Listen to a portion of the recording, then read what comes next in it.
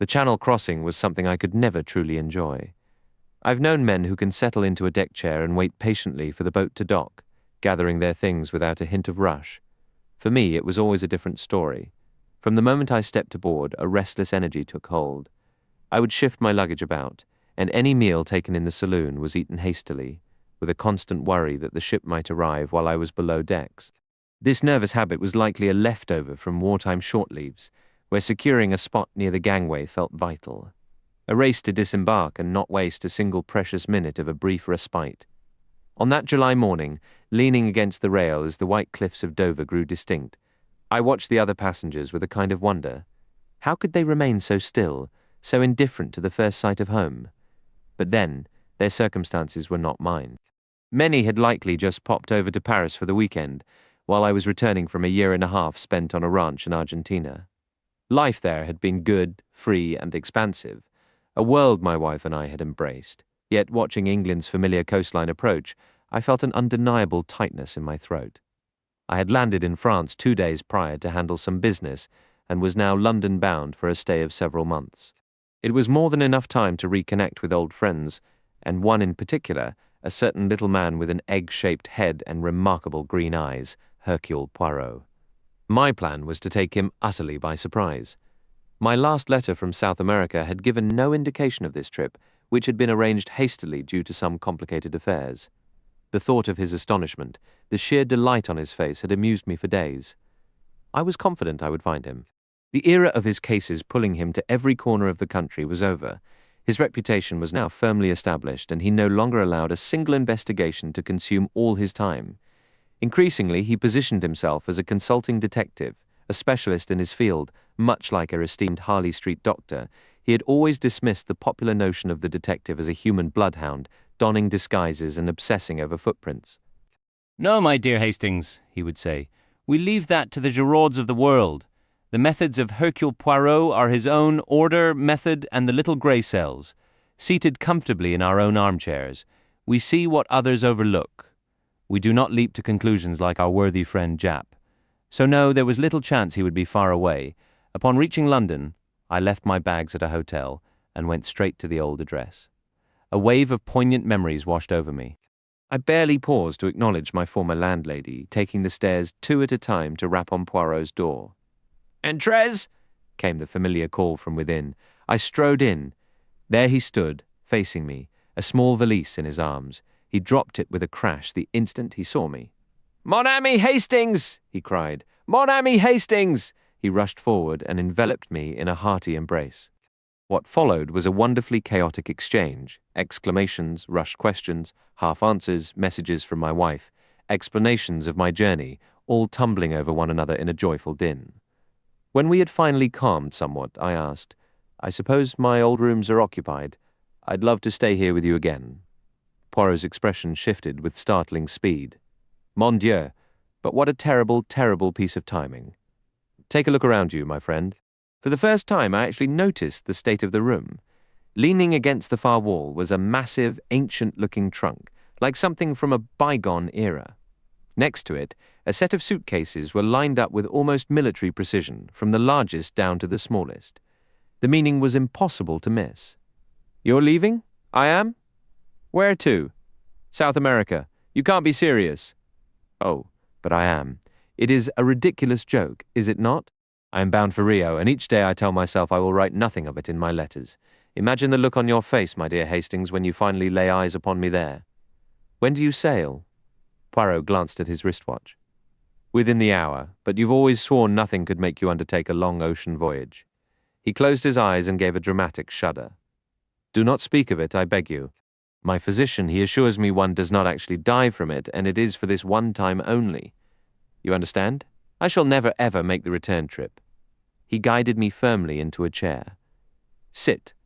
I will explain how this madness came to pass. Tell me who is the richest man in the world, even richer than your Rockefellers." "Abe Ryland."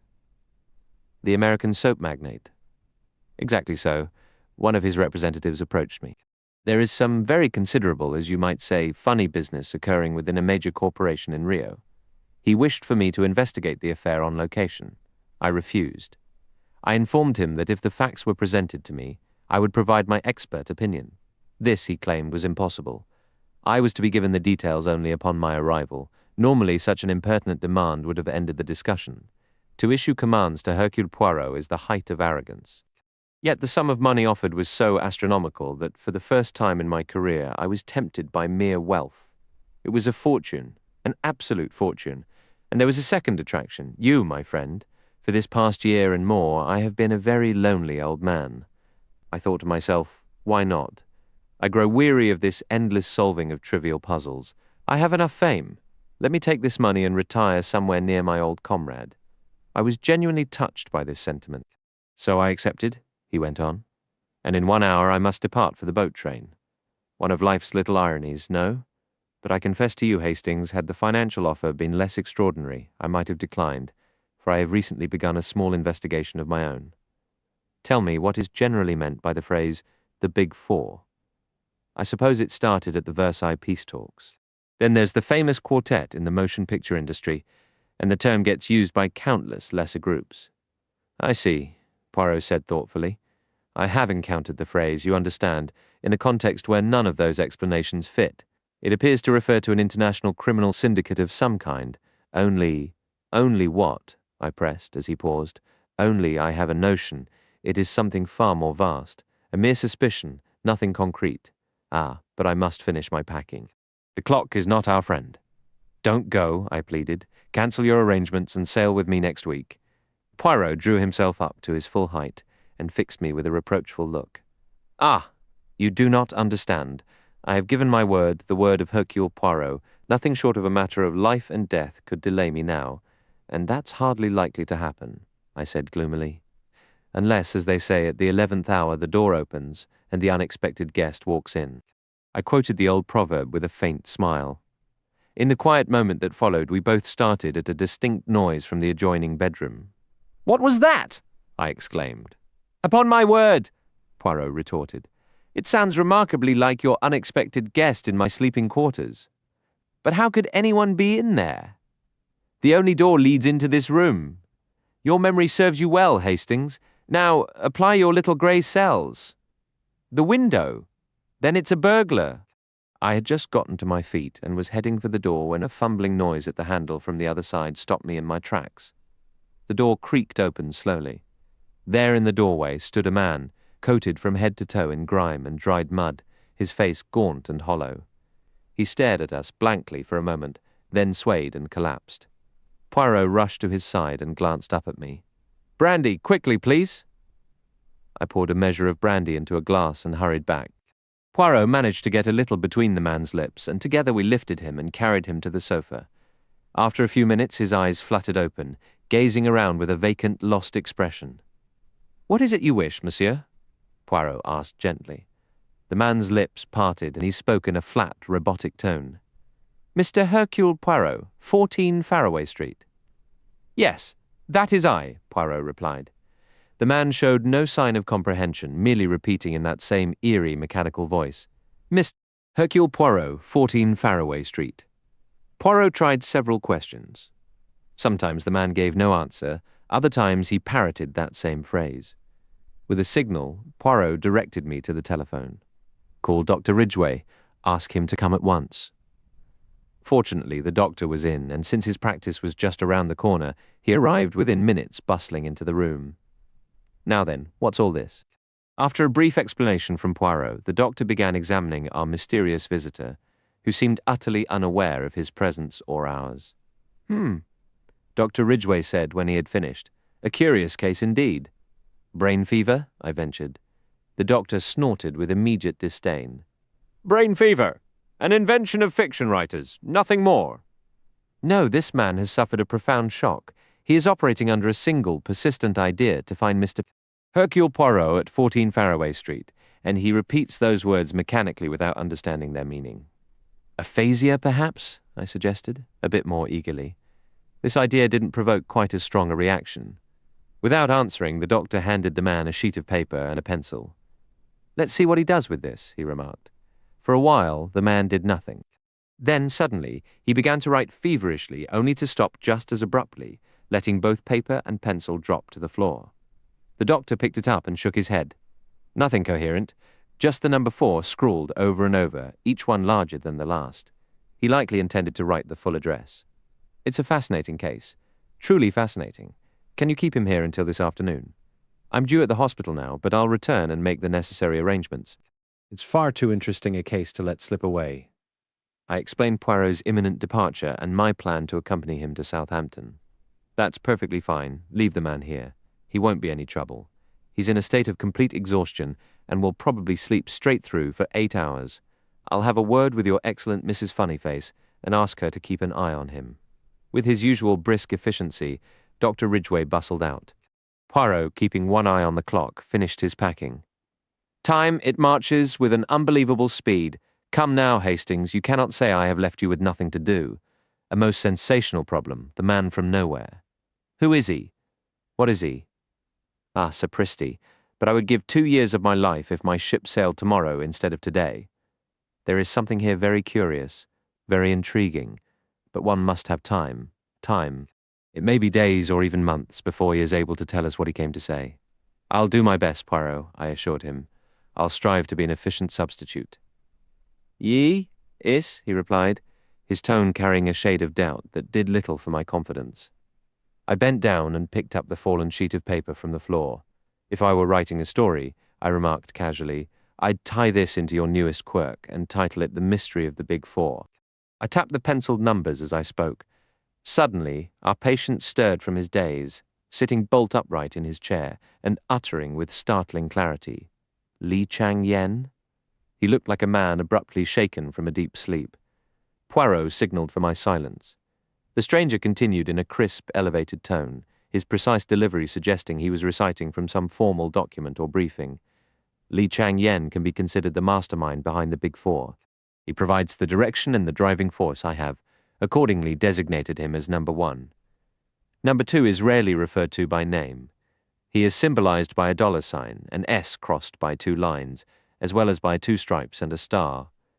One may reasonably infer he is an American citizen, representing the power of immense wealth. There is little doubt that number 3 is a woman and her nationality is French. She could be one of the celebrated enchantresses of the Parisian underworld, though nothing is confirmed. Number 4. His voice wavered and broke. Poirot leaned in eagerly. Yes, number 4? His eyes were fixed intently on the man's face. An overwhelming terror seemed to take hold. The man's features contorted grotesquely. The destroyer, he choked out then. With one final convulsive shudder, he collapsed back, unconscious. Mon Dieu, Poirot whispered. I was correct. I knew it. You believe? He cut me off. Help me carry him to the bed in my room. I haven't a moment to spare if I'm to catch my train. Not that I wish to catch it. If only I could miss it with a clear conscience. But I gave my word. Quickly, Hastings. Leaving our mysterious guest in Mrs. Pearson's care, we rushed off and barely made the train. Poirot was a study in contrasts, alternately silent and talkative. He would stare out the window as if in a trance, seemingly deaf to anything I said. Then, snapping back to life, he would bombard me with urgent instructions and emphasize the need for constant telegrams. We had just passed Woking and lapsed into another prolonged silence when the train, though not scheduled to stop before Southampton, was halted by a signal. Ah, sacré mille tonnerre! Poirot exploded suddenly. What an imbecile I have been! It is clear to me now. Undoubtedly the blessed saints themselves have stopped this train. Jump, Hastings!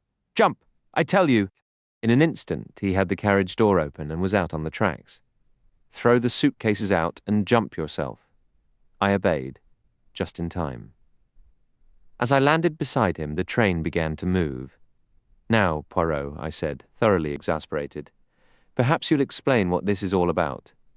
It is, my friend, that I have seen the light. That, I replied, dryly, is enormously illuminating for me.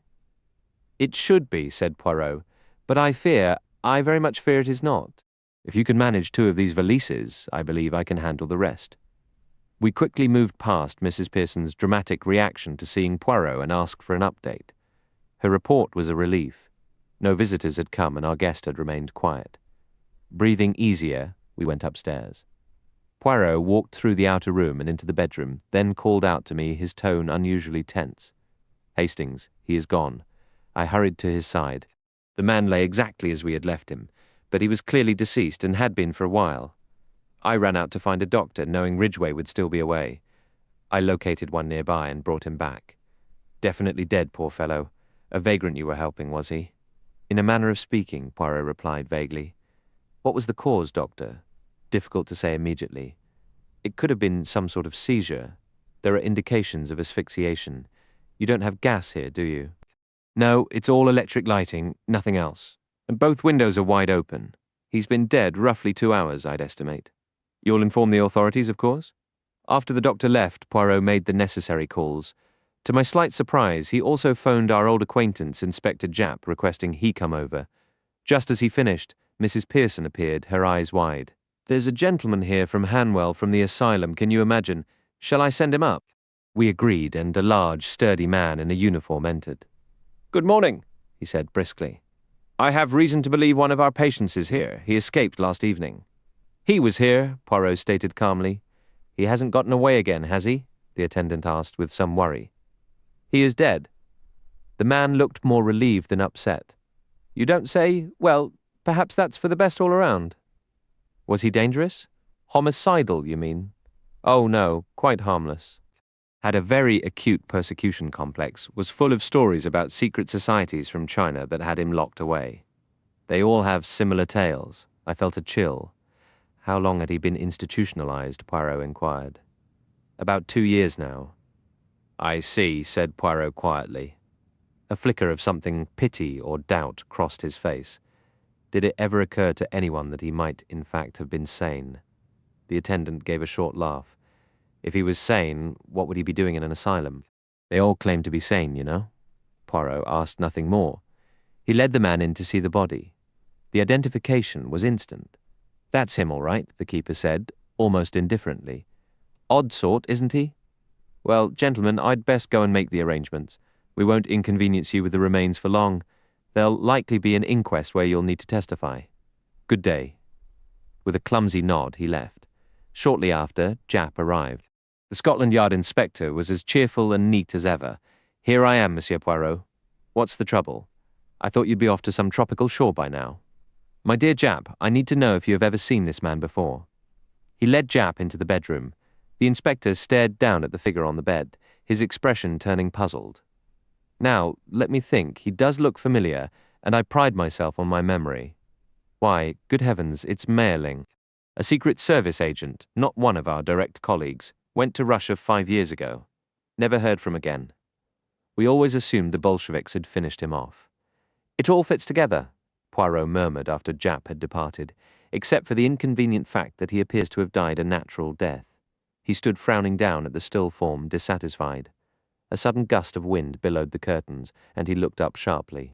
Hastings, did you open these windows when you placed him on the bed? No, I did not, I answered. As I recall, they were closed. Poirot's head snapped up. Closed then, and open now. What does that signify? Perhaps someone entered that way, I suggested. Possibly, Poirot agreed, but his voice was distant and lacked conviction, his mind already racing down a darker, more tangled path. After a brief pause, he responded, That's not quite the detail I was focusing on, Hastings. A single open window wouldn't be so unusual. It's the fact that both windows were left open that I find particularly odd. He quickly moved into the adjoining room. The sitting room window is also open. We definitely left that one shut as well. Interesting. He leaned over the deceased, carefully examining the corners of his mouth. Suddenly, he looked up. He was gagged, Hastings, gagged and then poisoned. My word, I exclaimed, deeply startled. I imagine the autopsy will reveal the full story. It will reveal very little. He was killed by inhaling concentrated prussic acid. It was forced directly under his nostrils. Afterward, the murderer opened all the windows before leaving. Hydrocyanic acid is highly volatile, but it carries a distinct scent of bitter almonds. With that odor completely gone and no immediate suspicion of a crime, doctors would likely attribute death to natural causes. So this man was indeed in the Secret Service, Hastings, and 5 years ago he vanished in Russia. He spent the last 2 years in the asylum, I noted. But what about the 3 years before that? Poirot shook his head, then suddenly gripped my arm. The clock, Hastings! Look at the clock! I followed his gaze to the mantelpiece. The clock had stopped at 4 o'clock. My friend, someone has interfered with it. It still had 3 days of runtime left. It is an 8-day clock, you understand. But why would they do that? To create a false lead, making it seem the crime occurred at 4 o'clock. No. Rearrange your thoughts, my friend. Engage your little grey cells. Put yourself in Mailing's place. He hears something, and he knows his fate is sealed. He has just enough time to leave a sign. 4 o'clock. Hastings. Number 4. The Destroyer. Ah! An idea strikes me. He dashed back to the other room and grabbed the telephone, requesting a connection to Hanwell. You're at the asylum, correct? I understand there was an escape today. What's that you say? 1 moment, please. Could you repeat that? Ah, perfectly clear. He hung up the receiver and turned to me. You heard Hastings? There has been no escape, but the man who came, the attendant, I said. I wonder. I very much wonder indeed. You mean? Number 4. The Destroyer. I stared at Poirot, utterly speechless. After regaining my composure, I managed to say, at least we'd recognize him anywhere. He had a very distinct presence. Did he, my friend? I think not. He appeared burly, bluff, and red-faced, with a thick moustache and a hoarse voice. By now, he will be none of those things. As for the rest, he had unremarkable eyes, unremarkable ears, and undoubtedly a perfect set of false teeth. Identification is not as simple as you believe. Next time. You believe there will be a next time? I interrupted. Poirot's expression turned very serious. It is a duel to the death, my friend. You and I on one side, the big 4 on the other. They have won the first round, but their plan to remove me has failed, and henceforth they must contend with Hercule Poirot. For a day or two after our encounter with the impersonator from the asylum, I held on to some hope that he might return. I refused to leave the apartment, even briefly. As far as I could tell, he had no reason to suspect we had seen through his disguise. I thought he might come back to remove the body, but Poirot dismissed my logic. My friend, he said, if you wish to stay in and try to catch your bird, by all means do so, but I will not waste my time that way. Then Poirot, I argued. Why did he take the risk of coming at all? If he planned to return later for the body, his visit would make some sense. He would at least be removing the evidence against himself. As it stands, he doesn't seem to have gained anything. Poirot offered his most expressive shrug. But you are not seeing through the eyes of number 4, Hastings, he replied, a new grim determination settling in his own gaze as he stared out the now closed window, as if already anticipating the next move in this dangerous game. You speak of evidence, yet what proof do we truly possess? We have a body, yes, but no definitive sign of murder. Prussic acid, once inhaled, vanishes without a trace. Furthermore, no one witnessed any visitor to the apartment in our absence, and we have uncovered nothing about the recent activities of our departed acquaintance, Mailing. No. Hastings, number 4, has covered his tracks completely, and he is well aware of it. His visit was a scouting mission. Perhaps he wished to confirm Mailing's death, but I believe his true purpose was to confront Hercule Poirot to measure the one adversary he must truly fear. My friend's logic seemed, as ever, tinged with self-importance, but I chose not to debate it. What of the inquest? I inquired. Will you not present the facts clearly there and provide the police with a full description of this number 4? To what purpose? Can we offer anything to sway a coroner's jury of your practical countrymen? Is our vague description of any real value? No! We shall let them record a verdict of accidental death. Perhaps, though I hold little hope, our cunning murderer will congratulate himself for having outwitted Hercule Poirot in this opening move. Poirot was, of course, correct. We had nothing more from the asylum official, and the inquest, where I gave a brief statement while Poirot did not bother to attend, passed without public notice. Having concluded his affairs prior to my arrival in anticipation of his South American trip, Poirot had no active cases.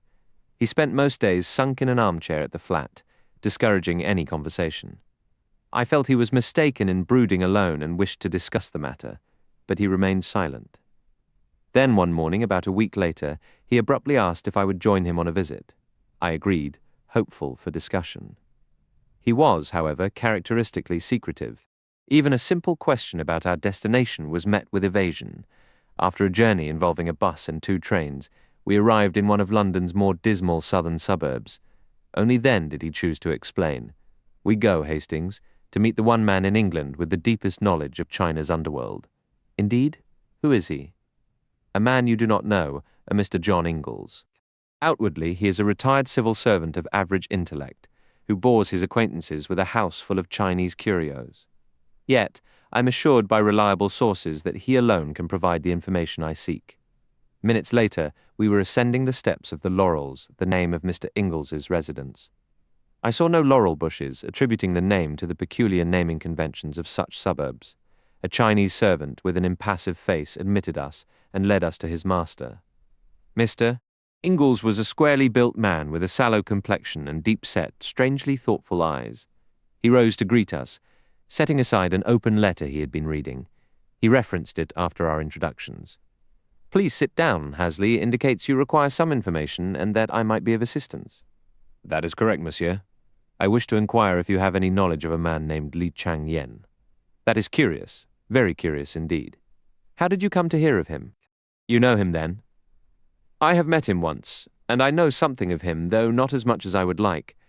It surprises me that anyone else in England should even be aware of his existence. He is a significant figure in his own sphere of the Mandarin class and so forth, but that is not the heart of the matter.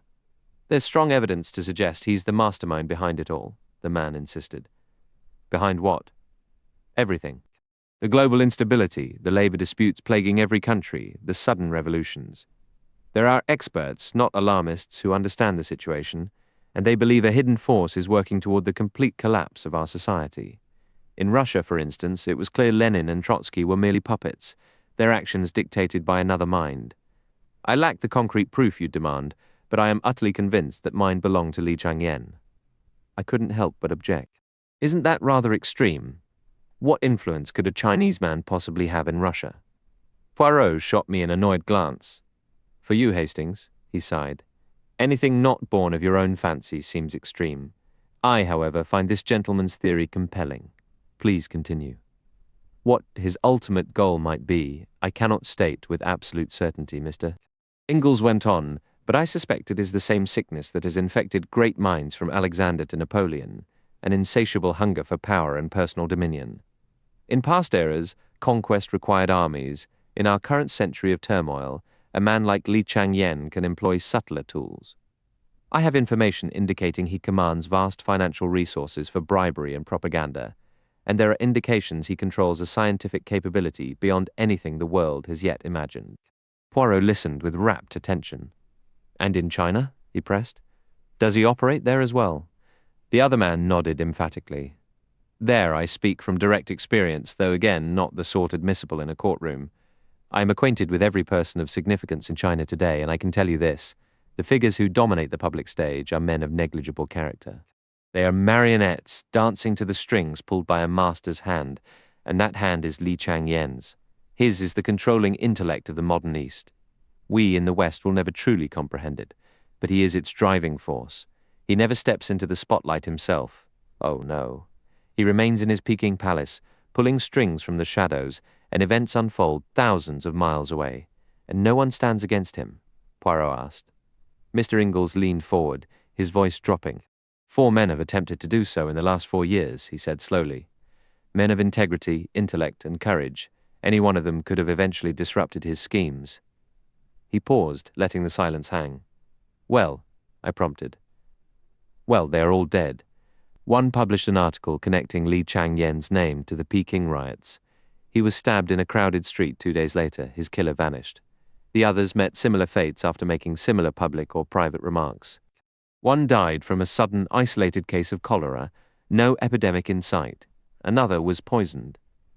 The last was discovered dead in his bed. The official cause was never determined, but a doctor who examined the body confided in me. It was, he said, burnt and withered, as if struck by a wave of electrical energy of unimaginable power." "And Li Chang-yen?" Poirot inquired. "Naturally, nothing leads back to him, but there are indications." Mr. Ingalls gave a weary shrug. "Indications, yes, always. Once I even found someone willing to talk. A brilliant young Chinese chemist, a protégé of Li Chang-yen's. He came to me one day, clearly on the edge of a complete nervous collapse. He hinted at experiments conducted under the Mandarin's direction in that Peking palace, experiments on unwilling coolies that showed a monstrous, revolting disregard for human life and suffering. His courage had utterly deserted him, leaving behind a man trembling in the most wretched fear. I settled him into a bedroom on the upper floor of my home, planning to speak with him in the morning, a decision I now recognize as profoundly foolish. How did they manage to take him? Poirot asked intently. That is something I shall never discover. I awoke that night to find my house engulfed in flames and was fortunate to escape with my life. The investigation revealed a fire of astonishing ferocity had erupted on that top floor, reducing the young chemist's remains to nothing but ash. It was clear from his intense manner that Mr. Ingalls was a man deeply possessed by his theory, and he seemed to realize he had gotten carried away, offering a self-conscious laugh. Naturally, he said, I possess no concrete evidence. You, like everyone else, will likely just say I have an obsession. On the contrary, Poirot replied calmly, we have every cause to believe your account. We ourselves have developed a considerable interest in Li Chang-yen. It's very strange that you know of him. I didn't think a soul in England had ever heard the name. I'd be curious to learn how you came by that information, if it's not too personal a question. Not at all. A man sought refuge in my apartment. He was severely shaken, yet he managed to tell us enough to capture our attention regarding this Li Chang-yen. He described a group of 4 individuals, the so-called Big Four, an organization beyond previous imagination. Number 1 is Li Chang-yen. Number 2, an unidentified American. Number 3, a similarly unknown Frenchwoman. And number 4 acts as the group's operative, its agent of destruction. My informant later died. Tell me, does that term mean anything to you? The Big Four. Not in relation to Li Chang-yen, no, but I have heard it, or read it, very recently, and in some odd context. Ah, I remember now. He stood and walked over to an exquisite inlaid lacquer cabinet, returning with a letter in hand. Here it is, a note from an old sailor I once encountered in Shanghai. A weathered old scoundrel, probably sentimental with drink by now, I should think. I took this to be the ramblings of a drunkard. He read it aloud. Dear sir, you may not recall me, but you showed me kindness once in Shanghai. Show me another now. I need money to leave the country. I'm well hidden here, I hope, but any day they may find me. The Big Four, I mean. It's life or death. I have funds, but I dare not access them, for fear of alerting them. Send me a couple hundred in notes. I'll repay it faithfully, I swear. Your servant, sir. Jonathan Whaley. It's sent from Granite Bungalow, Hopperton, Dartmoor. I'm afraid I dismissed it as a rather transparent attempt to part me from $200, money I can scarcely afford to lose. If it is of any use to you, he offered the letter. Poirot accepted it with a nod. I thank you, monsieur. I shall depart for Hopperton immediately. How extraordinarily interesting. What if I were to accompany you? Any objection? I would be delighted by your company, but we must leave at once. As it is, we will not reach Dartmoor until nearly nightfall. John Ingalls delayed us only briefly, and soon we were aboard a train departing Paddington, bound for the West Country. Hopperton was a tiny village nestled in a hollow right on the edge of the moor, reached by a 9-mile drive from Moretonhampstead. We arrived around 8 o'clock, but as it was July, the summer light still lingered. We turned into the village's narrow lane and stopped to ask directions from an elderly local. Granite Bungalow, the old man repeated thoughtfully. It be Granite Bungalow you're wanting, eh? We confirmed this was indeed our destination. The old man pointed to a small grey cottage at the lane's end. There be bungalow? Do ye want to see Inspector? What inspector? Poirot asked sharply. What do you mean? Haven't ye heard about murder, then? A shocking business 'twas, seemingly. Pools of blood, they say, the voice finished grimly. Mon Dieu, Poirot murmured under his breath. This inspector of yours, I must speak with him immediately. Within 5 minutes, we were shut away with Inspector Meadows. The man was initially rather formal, but at the mention of Inspector Japp from Scotland Yard, his manner softened considerably. Yes, sir. Murdered just this morning, a dreadful affair. They telephoned into Morton, and I came straight out. It seemed a proper mystery at first glance. The old fellow, about 70, I'm told, and rather fond of his drink, was found on the floor of the sitting room. He had a nasty bruise on his temple, and his throat was slit clean across. Blood everywhere, as you might imagine. His cook, a local woman named Betsy Andrews, informed us her employer owned several small Chinese jade carvings he claimed were quite valuable, and those were missing. Naturally, that pointed toward a violent robbery, but the details made that theory rather awkward. Only 2 other people were in the house, Betsy Andrews herself and a rather coarse manservant called Robert Grant. Grant had gone to fetch the daily milk from the farm, and Betsy had slipped out for a 20-minute chat with a neighbour between 10 and 10:30 precisely. The crime must have occurred in that window. Grant returned first, entering through the unlocked back door. No one around here bothers locking up in broad daylight, placed the milk in the pantry, and went to his own room to read the paper and have a smoke. He claims he noticed nothing amiss. Then Betsy came home, walked into the sitting room, saw the horror, and let out a scream fit to raise the dead. So far it seems straightforward. Someone slipped in while both were out and did the poor old man in. But it struck me immediately that this intruder would have to be remarkably bold. He'd have to come right up the village lane or sneak through someone's garden. Granite Bungalow, as you can see, is surrounded by other houses. How did no one notice a stranger? The inspector paused for effect. "Ah, I perceive your difficulty," said Poirot. "Please continue." "Well, sir, it seemed fishy, I told myself, decidedly fishy. So I began looking closer. Those jade figures, for instance. Would your average tramp even know they were worth anything? And attempting such a thing in full daylight was madness. What if the old man had shouted for help?" "I assume, Inspector," Mr. Ingalls interjected, "the head injury was inflicted prior to death." "Exactly, sir. The murderer knocked him senseless first, then cut his throat. That much is clear. But how on earth did he come or go? Strangers are noticed instantly in a small place like this. Then it hit me. Perhaps nobody did come. I made a thorough examination. It had rained the previous night, and there were distinct footprints leading to and from the kitchen. In the sitting room, however, I found only 2 sets of prints. Betsy Andrews's stopped at the threshold. Mister? Wally's in his carpet slippers and another man's. This other man had stepped directly in the blood, and I followed his gruesome trail. "I do beg your pardon, sir." "Not at all," said Mr. Ingalls with a slight smile. "The adjective is entirely apt. I traced them to the kitchen, but no further." That was point 1. On the lintel above Robert Grant's door was a faint smudge, a smudge of blood. Point 2. Point 3 came when I secured Grant's boots, which he had removed, and matched them perfectly to the impressions. That settled it. It was an inside job. I cautioned Grant and took him into custody, and what do you suppose I discovered packed in his suitcase? The missing jade figures and a ticket of leave. Robert Grant was also Abraham Biggs, convicted for felony and housebreaking 5 years ago. The inspector concluded with a triumphant air. "What do you make of that, gentlemen?" "I think," Poirot replied, his tone dry and subtly edged, "that it presents a remarkably clear case, indeed, of a clarity that is almost suspiciously convenient. This Grant, or Biggs, must be a remarkably foolish and uneducated man, wouldn't you agree?" "Oh, absolutely. A coarse, common sort of individual. He has no conception of what a footprint might reveal. Evidently, he does not read detective stories. Well, Inspector, my congratulations. May we examine the scene of the crime? I'll take you there immediately. I want you to see those footprints for yourself." "I should very much like to see them."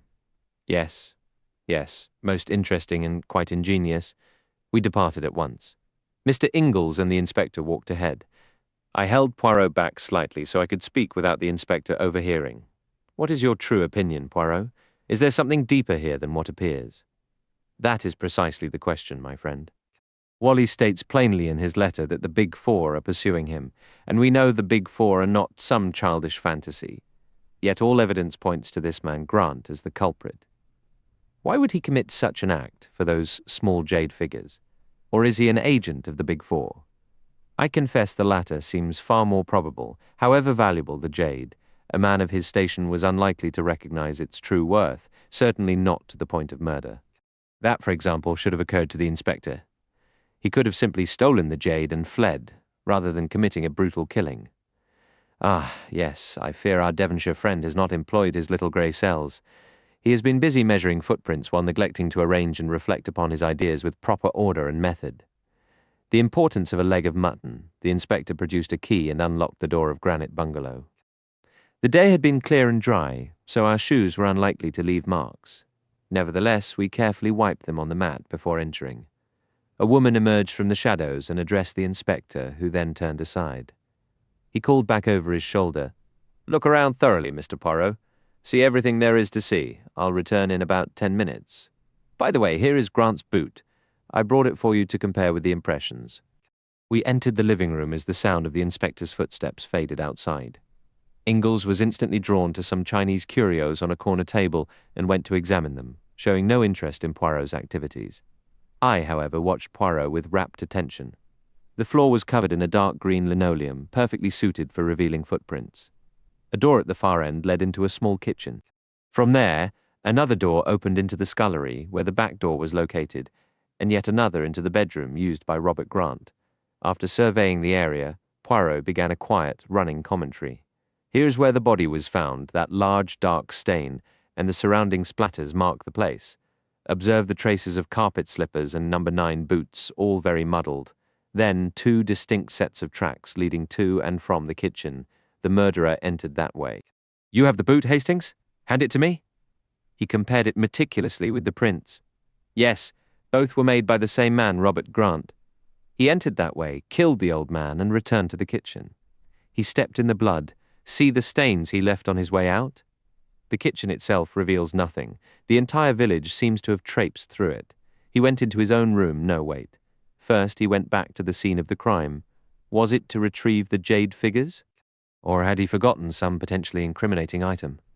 Perhaps he killed the old man during that second visit, I offered. But no, you do not observe carefully. One of the outgoing footprints, stained with blood, has an incoming print superimposed upon it. I wonder what he returned for, the jade figures as an afterthought. The whole affair is absurd, utterly stupid. Well, he's incriminated himself quite hopelessly. Is that not so? Though sometimes, my friend, the most obvious trail is laid precisely to be followed. A man who leaves such clumsy evidence either possesses the cunning of a simpleton or wishes us to believe he does. Consider for a moment the leg of mutton reported missing from the icebox. A trivial detail, perhaps, but why would a fleeing murderer pause to steal cold meat? It suggests a mind thinking of practicalities of a journey, or perhaps a deliberate act of misdirection. The local constable dismissed it as petty theft, but I find it curiously significant. I tell you, Hastings, it simply does not add up. It is an insult to my little grey cells. Let us examine his bedroom. Ah, here we are. The smear of blood on the doorframe and just a faint trace of footprints stained with blood. Robert Grant's footprints, and his alone, near the body. Robert Grant, the only man who approached the house. The evidence seems to point in one direction. But what about the housekeeper? I interjected. She was alone inside after Grant left for the milk. She could have done it and then stepped outside. If she never went into the yard, her shoes would leave no trace. Well reasoned, Hastings. I wondered if that possibility would cross your mind. I had considered it myself and dismissed it. Betsy Andrews is a local woman, known to everyone here. She cannot possibly be tied to the Big Four. Besides, by all accounts, old Wally was a strong man. This was the work of a man, not a woman. Is it possible the Big Four rigged some infernal device in the ceiling? I pressed. Something that lowered automatically, cut the old man's throat, and retracted afterward. Like some mechanical angel of death? Hastings, your imagination is, as ever, remarkably fertile, but I must beg you to restrain it. I fell silent, suitably chastened. Poirot continued to move through the rooms, peering into corners and opening cupboards with a deeply troubled air. All at once he let out a sharp, excited cry, rather like a small dog that has discovered a treasure. I hurried over to find him standing dramatically in the pantry, brandishing a leg of lamb. "My dear Poirot," I exclaimed, "what on earth is wrong? Have you lost your senses? Observe, I beg you, this lamb. Observe it carefully." I looked as closely as I could, but it appeared perfectly ordinary, just a standard cut of frozen meat. I said so. Poirot shot me a withering look. "But do you not see this, and this, and this, with each this?" He jabbed a finger at the harmless joint, knocking loose tiny slivers of ice. Only moments before, he had accused me of an overactive imagination. Yet here he was, behaving as though those ice crystals were fragments of some rare poison. That was the only explanation I could muster for his bizarre excitement. "It's imported frozen meat," I said patiently, "probably from Australia or New Zealand." He stared at me for a long moment, then broke into an odd, hollow laugh. "How remarkable is my friend Hastings! He knows all things, absolutely all things. What is the phrase, inquire within upon everything? That is my friend Hastings." He tossed the lamb back onto its dish and strode from the pantry. Glancing out the window, he remarked, "Here comes the inspector. Good. I have seen what I needed to see." He drummed his fingers absently on the table, as though working through a complex calculation, then asked abruptly, "What day is it today, my friend?" "Monday," I replied, puzzled. "Why does that matter?" "Ah, Monday. An unlucky day. To commit a murder on a Monday, that is always a mistake." Returning to the sitting room, he tapped the barometer on the wall and glanced at the thermometer. Set fair, and about 70 degrees. A perfectly ordinary English summer day. Ingalls was still quietly examining a collection of Chinese porcelain. "You do not involve yourself deeply in this investigation, monsieur?" Poirot inquired. The other man offered a slow, knowing smile. "It's not my field. I have an eye for certain artifacts, but not for this sort of thing. So I keep my distance and practice patience, a virtue I acquired in the East." The inspector bustled back in, full of apologies for his delay. He insisted on walking us through much of the scene again, but at last we made our exit. "I must thank you for your many courtesies, Inspector," said Poirot as we walked down the village lane. "There is just one more small favor to ask." "You'd like to view the body, sir?" "Oh, goodness, no. I have not the slightest interest in the body. I need to see Robert Grant. You'll have to come back with me to Morton to do that, sir." "Very well, I will, but I must be able to speak with him privately."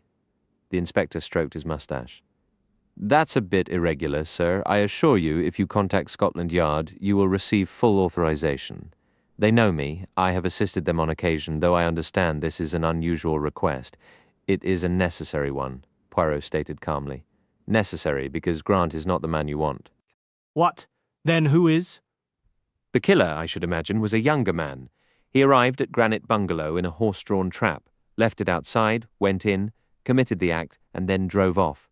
He was without a hat, and his clothes bore traces of blood, but the entire village would have seen him, not under specific conditions. Not unless it was dark, and this happened in daylight." Poirot offered only a faint smile. "And the trap, sir?" "How could you possibly know that? Dozens of wheels have passed that road. There's no particular mark to be seen. Not with the physical eyes, perhaps, but with the eyes of the mind, it is clear." The inspector tapped his own forehead with a meaningful glance in my direction. I was completely lost, yet my confidence in Poirot remained unshaken. After more discussion, we all drove back to Morton. Poirot and I were allowed to see Grant, though a constable remained in the room. Poirot wasted no time. "Grant, I'm convinced of your innocence. Tell me, in your own words, exactly what occurred."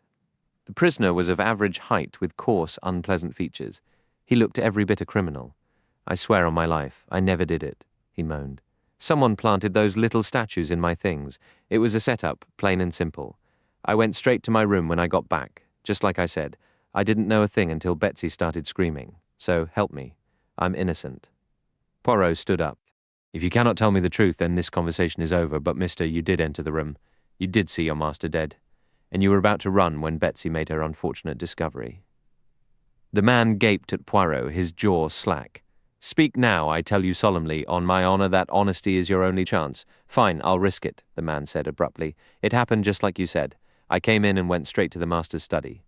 There he was on the floor with all that blood. I panicked. They'd find out about my record, and for sure they'd pin it on me. My only thought was to get away, immediately, before anyone found the body." "And the jade figures?" the man faltered. "Well, you see, you took them almost on impulse, didn't you? You'd heard they were valuable, and figured you might as well make the most of a bad situation. I understand that. Now, answer this. Did you take them the second time you went into the room?" "There was no second time. Once was more than enough." "You're certain?" "Absolutely." "Good. Now, when were you released from prison? 2 months ago. How did you get this job?" "Through one of those aid societies for former inmates. A fellow met me right when I got out." "What did he look like?" "Not quite a clergyman, but he dressed like one. Soft black hat, a bit of a prissy walk, had a broken front tooth. Wore spectacles. His name was Saunders. Said he hoped I was reformed, and that he'd find me honest work. He sent me to Old Wally." Poirot rose again. "Thank you. I know everything now. Be patient." He paused at the cell door and added, almost as an afterthought, "Saunders gave you a pair of boots, didn't he?" Grant looked utterly shocked. "Why, yes, he did. But how could you know that?" "It is my business to know things," Poirot replied gravely, after a brief exchange with the inspector. The three of us headed to the White Hart to talk over eggs, bacon, and some Devonshire cider. Any breakthroughs yet? Ingalls asked with a smile. The picture is clear enough, Poirot replied, but proving it will be another matter. Whaley was killed on the orders of the Big Four, though not by Grant. A very clever man secured Grant that job and carefully set him up to take the blame, which was simple given Grant's prison record. He gave him one pair of boots from 2 identical sets, keeping the other for himself. The plan was straightforward. While Grant was away from the house and Betsy was off chatting in the village, something she likely did every single day, this man drove up wearing the duplicate boots. He walked into the kitchen, moved to the living room, struck the old man down, and then cut his throat. After that, he returned to the kitchen, changed out of the boots, put on a different pair, carried the first set out to his cart, and drove away. Ingalls stared steadily at Poirot. There's still a catch. Why didn't anyone see him? Ah, that is where the genius of number 4 reveals itself. Everyone saw him, and yet, in a way, no one truly noticed.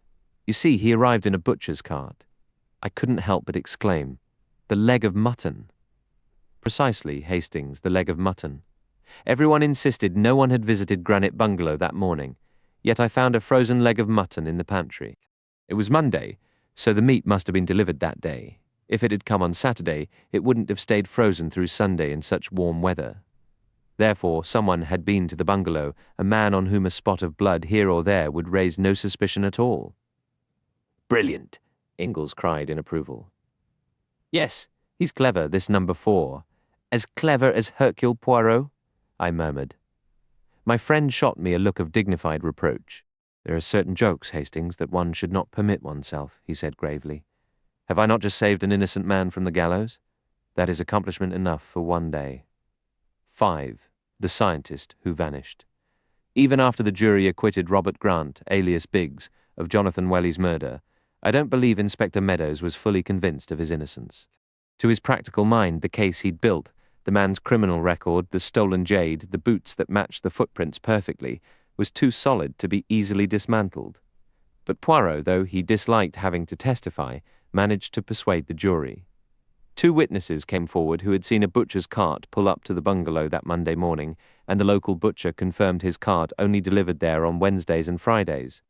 They even found a woman who recalled seeing the butcher's man leave the bungalow, though she couldn't give a useful description. The only impression he left was that he was clean-shaven, of average height, and looked exactly like what you'd expect a butcher's man to look like. Poirot merely shrugged philosophically at this. "It is as I told you, Hastings," he said to me after the trial. "This one is an artist. He doesn't rely on false beards or coloured spectacles. He changes his features, yes, but that is the least of it. For the time he is playing the part, he becomes that man. He lives inside the role. I had to admit the man who visited us from Hanwell had matched perfectly my idea of an asylum attendant. I would never have dreamed of doubting he was genuine. It was all rather discouraging. Our experience on Dartmoor didn't seem to have moved us forward. When I said as much to Poirot, he refused to accept we'd gained nothing. "We are progressing," he insisted. "We progress. With every encounter we learn a little more about this man's mind and his methods. He knows nothing about us or our intentions," Poirot concluded. I couldn't help but object, and on that point, Poirot, he and I appear to be in the same situation. I don't see any plan from you at all. You just sit here waiting for him to make a move. My old friend gave a familiar smile. "My dear Hastings, you never change. Always the same impulsive fellow, ready to charge headlong into the fray." A knock at the door interrupted us. "Perhaps," he added with a twinkle in his eye, "your opportunity has arrived. It may be our adversary now." He chuckled at my obvious disappointment when the door opened to reveal Inspector Japp, accompanied by a stranger. "Good evening, monsieur," said Japp. "Let me introduce Captain Kent from the United States Secret Service." Captain Kent was a tall, lean American whose face held the rigid, expressionless quality of carved wood. "A pleasure," he stated flatly, offering a brisk handshake. Poirot stoked the fire with another log and arranged more comfortable chairs while I fetched glasses and the whiskey. The captain took a long drink and nodded in approval. "Your country's laws regarding spirits remain sensible," he remarked. "Now to business," Japp announced. Monsieur Poirot had asked me to inform him if I ever came across mention of an organization called the Big Four in my official work. I didn't think much of it at the time, but I remembered, when the captain here arrived with a rather unusual story, I said immediately, "We're going to see Monsieur Poirot." Poirot turned his gaze to the American, who began his account. You may recall, Monsieur Poirot, reading about several U.S. torpedo boats and destroyers that were wrecked upon the rocks off our coast. This was right after the Japanese earthquake, and the official explanation blamed a tidal wave. Recently, however, we rounded up a network of criminals and gunmen. Among their captured papers was information that cast the incident in a new light. The documents referenced an entity named the Big Four and included fragmented details about a powerful, unprecedented wireless installation, a device capable of concentrating wireless energy into an intense beam directed at a specific location. The claims seemed ludicrous, but I submitted them to headquarters. One of our top scientists examined the material and noted that a British researcher named Halliday had presented a similar paper to the British Association. His colleagues dismissed it as far-fetched, but Halliday insisted he was on the verge of a breakthrough in his own experiments. "Eh bien?" Poirot prompted with keen interest. My orders were to come to England and interview this Halliday. He's the leading expert. I needed to determine if the described technology was even remotely feasible. "And is it?" I asked impatiently. "That's just it. I don't know. I haven't seen Mr. Halliday, and from what I hear, I'm not likely to." "The plain fact is," Jap cut in bluntly, "Halliday has vanished." "When?" 2 months ago. "Was it reported?" "Of course." His wife was distraught. We did what we could, but I knew it was pointless from the start. "Why? It always is with these kinds of disappearances." Jap gave a knowing look. "What kind?" "The Paris kind." "He disappeared in Paris?" "Yes. Went over on supposed scientific business, had to say something, of course. But you know what it means when a man vanishes there. Either it's underworld trouble, and that's that, or it's a voluntary disappearance. And let me tell you, the second option is far more common. The allure of Paris, the escape from domestic routine. It happens Halliday and his wife had argued just before he left, which only adds to the mystery of his disappearance. Poirot considered this thoughtfully. The American studied him with curiosity. "So, what's this Big Four business all about?" he asked, his tone casual. "The Big Four," Poirot explained, "is a secret international organization. Its leader, number 1, is a Chinese man. Number 2 is an American. Number 3 is a Frenchwoman. Number 4, known as the Destroyer, is an Englishman."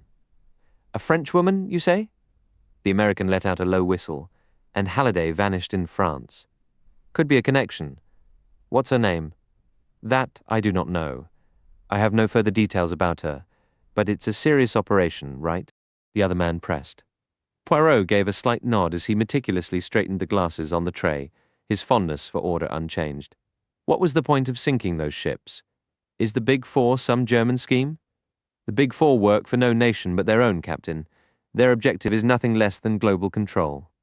The American laughed, but the sound died in his throat when he saw Poirot's grave expression. "You find it amusing, monsieur?" Poirot said, wagging a finger. "You do not think you do not employ the little grey cells? Who are these individuals who would casually destroy a part of your navy merely to demonstrate their capability?" "That was the sole purpose, a test of this new magnetic force they command." "Come now, sir," said Jap in a friendly manner. "I've read about master criminals in stories, but I've never actually met one." "Well, you've heard Captain Kent's account. Is there anything else I can do for you?" "Indeed, my friend. You can provide me with Mrs. Halliday's address and perhaps a brief letter of introduction, if you would be so kind." Consequently, the next day found us travelling to Chetwynd Lodge, near the village of Chobham in Surrey. Mrs. Halliday, a tall, fair-haired woman with a nervous, earnest demeanour, received us immediately. Her young daughter, a lovely child of about 5, was with her. Poirot outlined the reason for our visit. "Oh, M. Poirot, I am so relieved. I have, of course, heard of you. You will not be like those Scotland Yard inspectors who refuse to listen or understand. And the French police are just as bad, perhaps worse. They are all certain my husband ran off with another woman. But he wasn't like that. His work was his entire life. It was the cause of many of our disagreements. He cared for it more than he cared for me." "Englishmen are often like that," Poirot said soothingly. "If it is not their profession, it is their sports and games. They take such things very seriously. Now, madame, please recount for me, as precisely and methodically as you can, the exact circumstances of your husband's disappearance." "My husband travelled to Paris on Thursday, July 20th. He had appointments with several people connected to his research, including Madame Olivier, Poirot nodded at the mention of the renowned French chemist, whose brilliance had at times overshadowed even Madame Curie. Decorated by the French government, she was one of the most celebrated figures of the time. He arrived in the evening and went directly to the Hotel Castiglione on the Rue de Castiglione. The next morning, he kept an appointment with Professor Bourgognot. His behavior was completely normal and agreeable. The two men had a fascinating discussion, and it was arranged for him to observe some experiments in the professor's laboratory the following day. He lunched alone at the Café Royal, took a walk in the Bois de Boulogne, and then visited Madame Olivier at her home in Passy. There, too, his manner was perfectly ordinary. He left around 6 o'clock. Where he dined is unknown, likely alone at a restaurant. He returned to the hotel about 11, inquired at the desk about any letters, and went straight up to his room. The next morning, he left the hotel and simply vanished. What time did he depart? Was it his usual hour for the appointment at Professor Bourgognot's laboratory? We cannot be certain. No one observed him leaving. However, he did not order breakfast, which suggests an early start. Or perhaps he went out again after returning the previous night. I doubt that. His bed had been slept in, and the night porter would have recalled anyone exiting at such a late hour. A very sound point, madame. We may therefore assume he left early the following morning, which is somewhat reassuring. The streets are less perilous at that time. What of his luggage? Was it all left behind? Mrs. Halliday hesitated before replying. Not entirely. It appears he took one small suitcase with him. Interesting, Poirot murmured thoughtfully. I wonder where he spent that evening. If we knew that, the mystery would be half solved. Whom did he meet? That is the essential question. Madame, I do not automatically share the police's perspective. For them, it is always look for the woman. Yet clearly, something happened that night to change your husband's plans. You mentioned he asked for letters upon returning to the hotel. Did he receive any? Only one, which must have been the letter I posted the day he left England. Poirot fell silent for a full minute, then rose briskly. Well, madame, the answer lies in Paris, and to find it I must go there at once. But it was so long ago, monsieur. True, true. Nevertheless, that is where we must look. He turned to leave, but paused at the door. One more thing, madame. Do you ever recall your husband mentioning the phrase, the Big Four? The Big Four, she repeated, considering. No, I cannot say that I do. That concluded all we could learn from Mrs. Halliday. We hastened back to London, and the following day found us bound for the continent. With a wry smile, Poirot remarked, This Big Four, they forced me to bestir myself, my friend. I rush here and there, scouring the ground, much like our old acquaintance, the human bloodhound. Perhaps you'll encounter him in Paris, I suggested, knowing he referred to a certain Detective Giraud of the Sûreté. Poirot made a face. I devoutly hope not. He cherished no affection for me. But won't it be exceedingly difficult, I pressed, to trace the movements of an unknown Englishman on a single evening 2 months past? Exceedingly difficult, my friend. Yet, as you well know, difficulties delight the heart of Hercule Poirot. You believe the Big Four took him? Poirot gave a solemn nod. Our inquiries in Paris inevitably retraced old steps, yielding little beyond what Mrs. Halliday had already shared. Poirot had a lengthy interview with Professor Bourgognot, attempting to discover whether Halliday had mentioned any personal plans for that fateful evening. But we drew a complete blank. Our next hope was the illustrious Madame Olivier. I felt a thrill of anticipation as we ascended the steps of her villa in Passy. It always struck me as remarkable that a woman could ascend so high in the scientific world. I had imagined such work required a purely masculine intellect. The door was opened by a youth of about 17, whose solemn, almost ritualistic manner put me in mind of an acolyte. Poirot had arranged our appointment beforehand, as Madame Olivier was deeply immersed in research and never received visitors without one. We were shown into a small sitting room, and shortly thereafter the mistress of the house joined us. Madame Olivier was an exceptionally tall woman, a stature made even more pronounced by the long white laboratory coat she wore and the severe nun-like coif that framed her face. Her features were long and pale, dominated by remarkable dark eyes that held an almost fanatical intensity. She seemed less a contemporary Frenchwoman and more like an ancient priestess. A noticeable scar marred one cheek, a permanent reminder of the laboratory explosion 3 years prior that had claimed her husband and collaborator and left her terribly burned. Since that tragedy, she had withdrawn from society, channeling a fierce, relentless energy into her scientific pursuits. She greeted us with a frosty courtesy. Gentlemen, the police have questioned me extensively. I doubt I can assist you, as I was unable to assist them. Madame, my inquiries may differ from theirs, Poirot began. To start, what was the nature of your conversation with Mr. Halliday? She appeared slightly taken aback. His work, of course, and my own. Did he discuss the theories from his recent paper before the British Association? Naturally. That was our primary topic. His ideas were considered rather fanciful by some, were they not? Poirot inquired with deliberate casualness. Some have thought so. I do not share that view. You believe them workable? Entirely practicable. My own research has followed a parallel, though not identical, path. I have been studying the gamma radiation from radium-C, and in doing so I've observed fascinating magnetic phenomena. I have developed a theory regarding the fundamental nature of magnetism itself, but it is not yet time to reveal these findings. Mr. Halliday's experiments and perspectives were profoundly interesting to me. Poirot nodded. Then he posed a question that surprised me. Madame, where did these discussions take place? Here in this room? No, monsieur. In the laboratory. Might I see it? Certainly. She led us through the door by which she had entered, down a short passage, and into a large laboratory filled with an array of beakers, crucibles, and equipment whose purposes I could not guess. 2 individuals were occupied with an experiment. Madame Olivier presented them. Mademoiselle Claude, one of my assistants, a tall, serious young woman, nodded to us, and Monsieur Henri, a trusted friend of long standing. The short, dark young man offered a jerky bow. Poirot's gaze swept the room, noting 2 other doors. One, Madame explained, led to the garden, the other to a smaller research chamber. After absorbing the layout, Poirot indicated he was ready to return to the salon. Madame, were you and Mr. Halliday alone during your talk? Yes. My assistants were in the adjoining room. Could your conversation have been overheard by them or anyone else? Madame considered, then shook her head. I think not. The doors were closed. Could someone have been concealed in the room? There is a large cupboard in the corner, but the idea is preposterous. Not entirely, Madame. One final point. Did Mr. Halliday mention his plans for the evening? He said nothing at all on the subject, monsieur. I thank you, and I apologize for the intrusion. Please, do not trouble yourself. We can see ourselves out. As we stepped into the hall, a woman was just entering the front door. She moved quickly up the stairs, leaving me with a fleeting impression of the deep, sombre black worn by a French widow. A most unusual type of woman, that Poirot remarked as we walked away.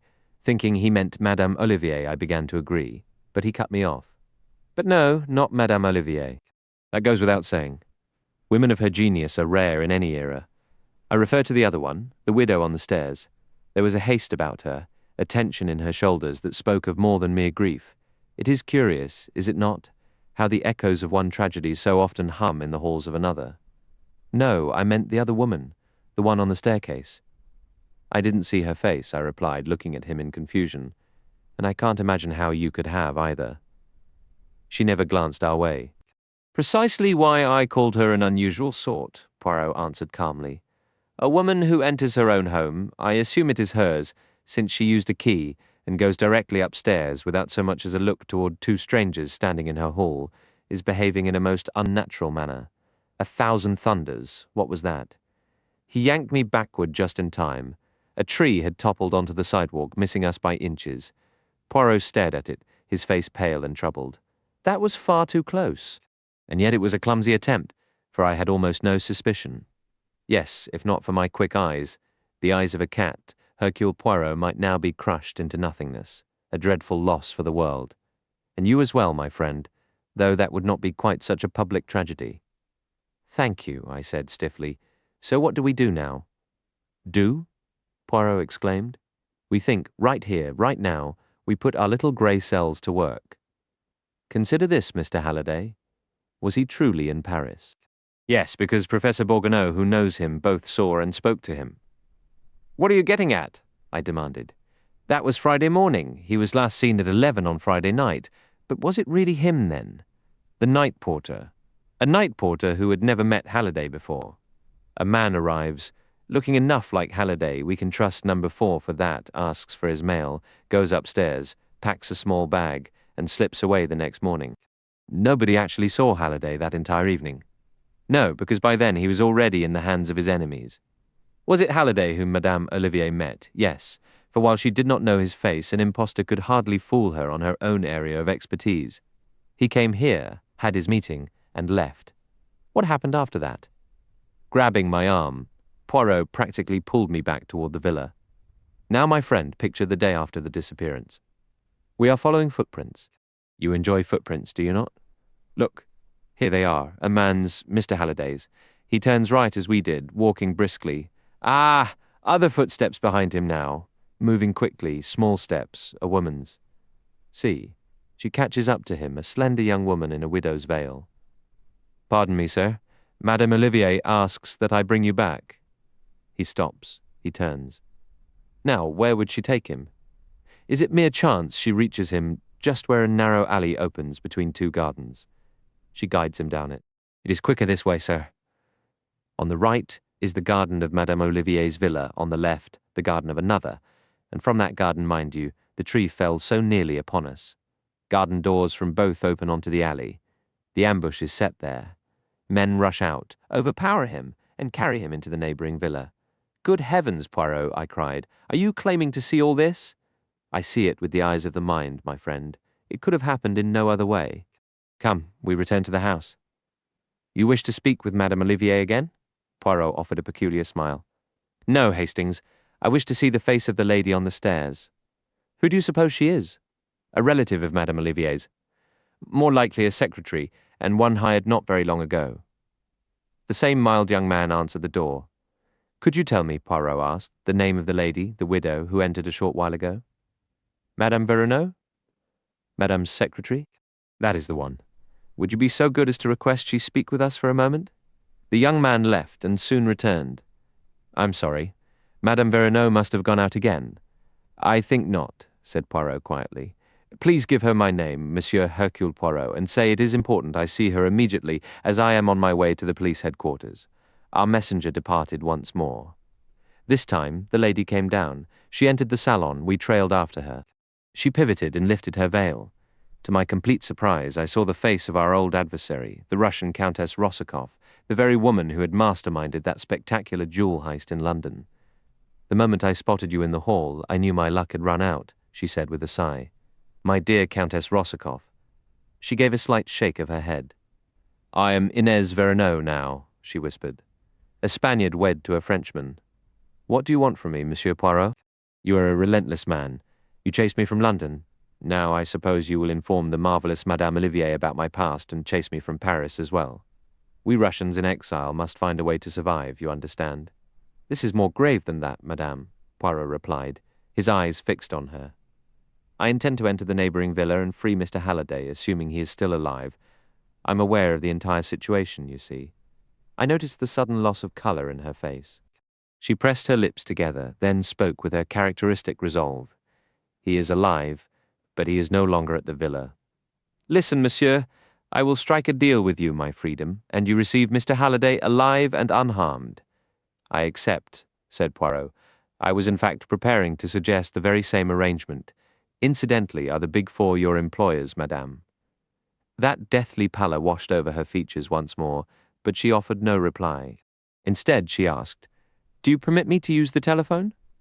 Crossing to the instrument, she dialed a number. The number for the villa, she explained, where our friend is currently being held. You may give it to the police. The place will be empty by the time they arrive. Ah, I am connected. Is that you, André? It is Inez. The little Belgian knows everything. Have Halliday delivered to the hotel immediately and then clear out. She hung up the receiver and walked back toward us with a faint smile. You will accompany us to the hotel, madame. Naturally, I anticipated that. I hailed a taxi, and we rode together. I could tell by Poirot's expression that he was deeply puzzled. The entire resolution felt suspiciously straightforward. We arrived at our hotel. The porter approached us. A gentleman has arrived for you. He is upstairs in your rooms. He appears quite unwell. A nurse brought him, but she has already departed. That is perfectly fine, Poirot assured him. He is a friend. We went up together. Slumped in a chair by the window was a gaunt, exhausted young man who looked utterly spent. Poirot approached him. Are you John Halliday? The man gave a weary nod. Show me your left arm. John Halliday has a small mole just below the left elbow. The man extended his arm. The mole was there. Poirot gave a courteous bow to the Countess. Without a word, she turned and exited the room. A glass of brandy brought some life back into Halliday. "My God," he muttered hoarsely, "I have been through an absolute nightmare, a living hell. Those creatures are demons in human form. My wife, where is she? What must she think? They kept telling me she would believe the worst. She does not," Poirot stated firmly. "Her faith in you has never faltered. She is waiting for you, she and your child. Thank God for that. I can scarcely believe I'm free again." He took another shaky sip, his hands trembling slightly, as he recalled the endless, windowless room where he'd been held. "Now that you are somewhat recovered, monsieur, I would like to hear the entire story from the beginning." Halliday looked at him with an expression of pure dread.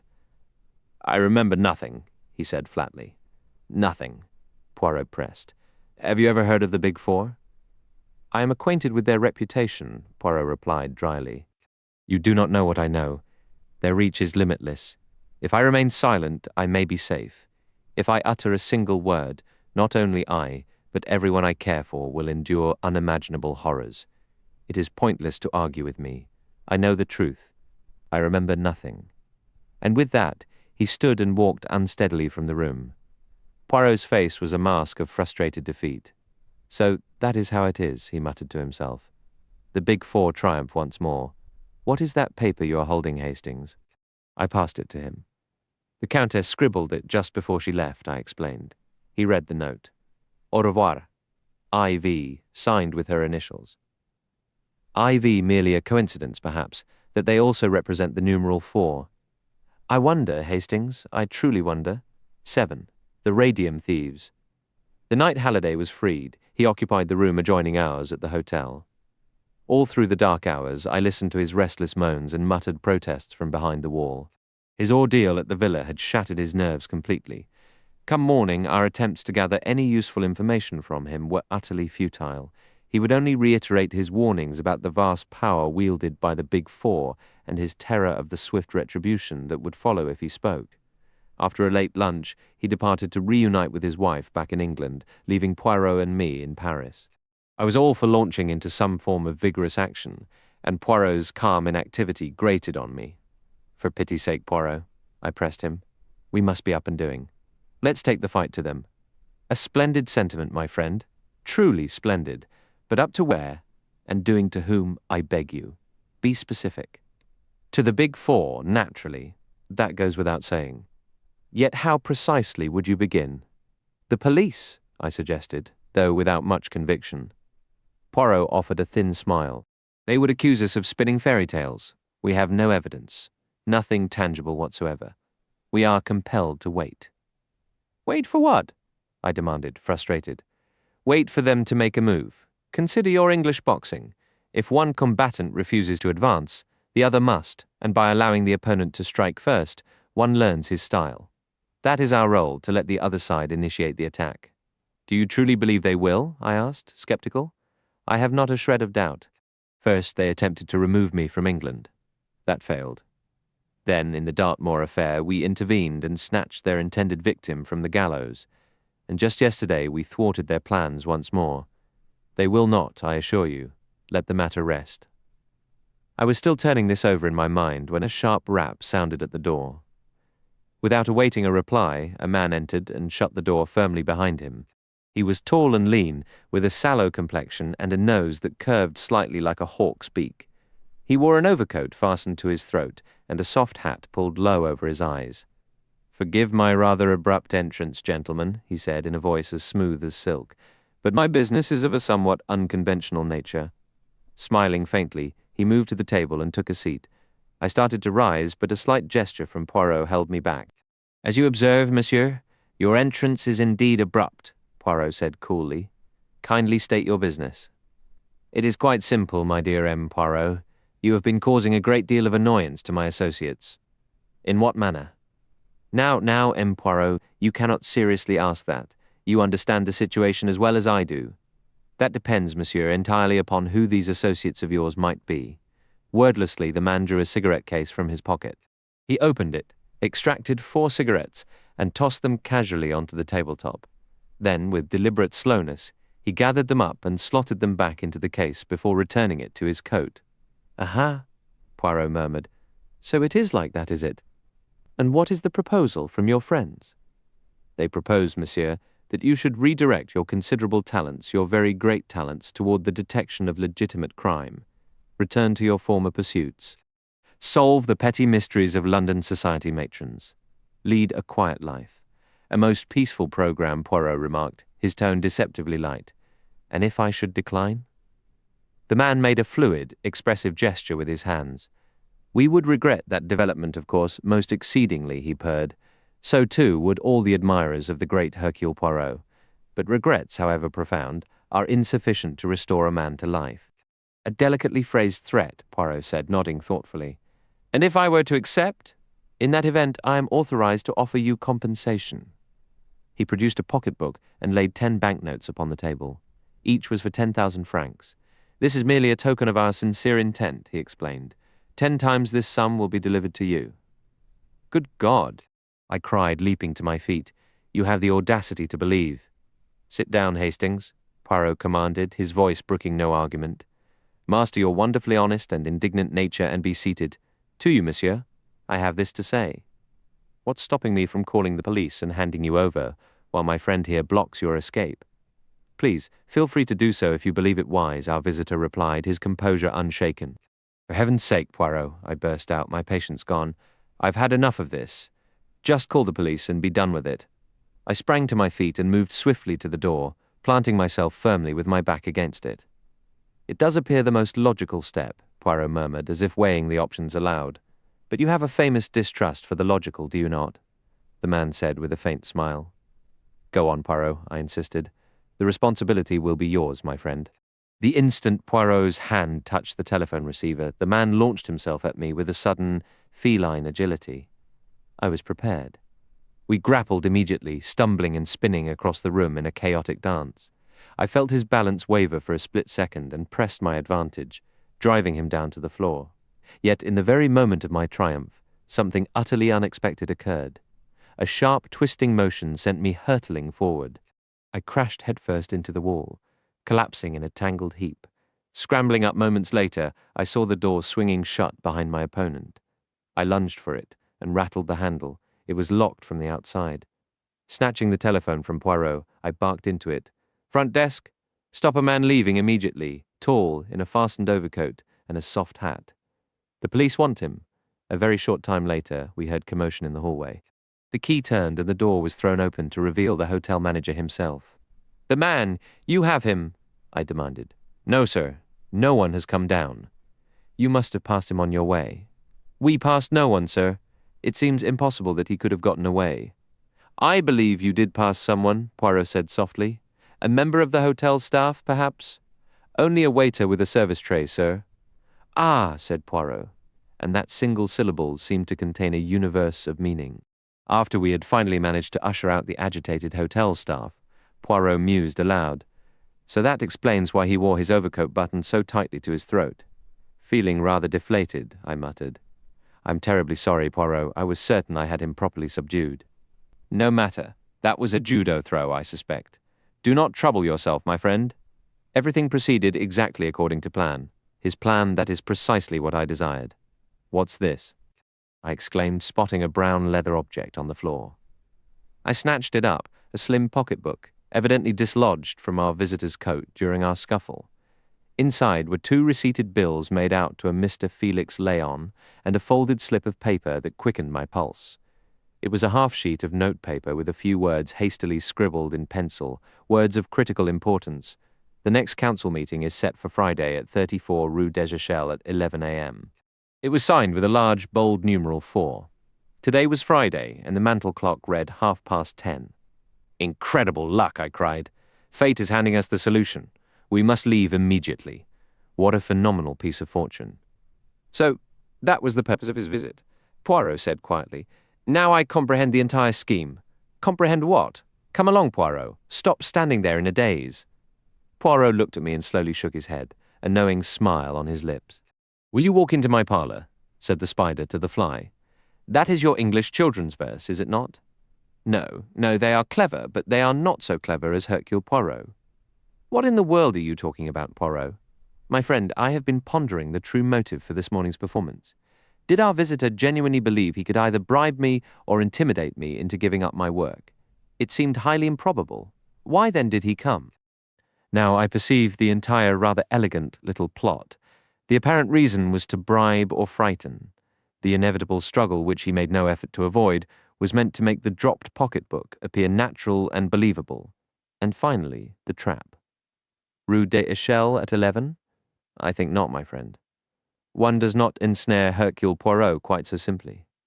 Good heavens, I gasped.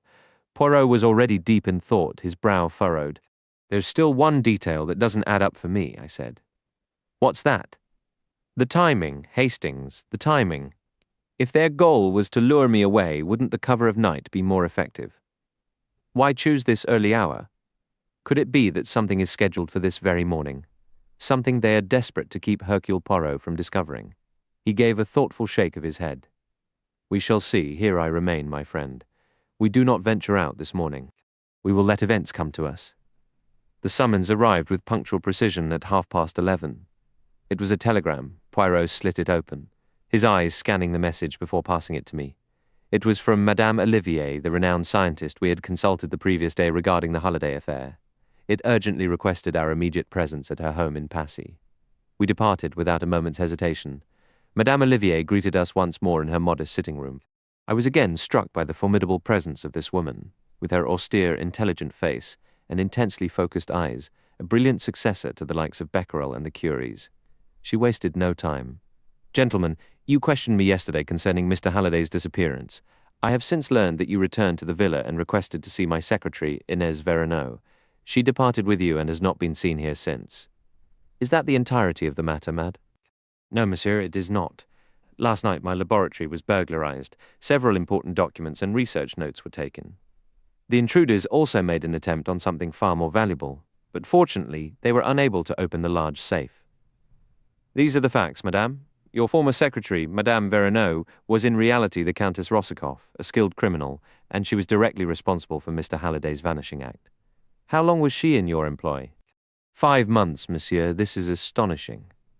It is, nevertheless, the truth. Regarding these papers, were they in an obvious location, or does their theft suggest insider knowledge? It is peculiar that the thieves knew precisely where to look. You believe Inez? Undoubtedly, they acted on her information. But tell me, what is this more precious item they failed to acquire? Jewelry. Madame Olivier offered a faint, knowing smile and shook her head. Something of infinitely greater value, monsieur. She glanced around and leaned forward, her voice dropping to a whisper. Radium, monsieur? Radium? Indeed. My current experiments have reached a critical phase.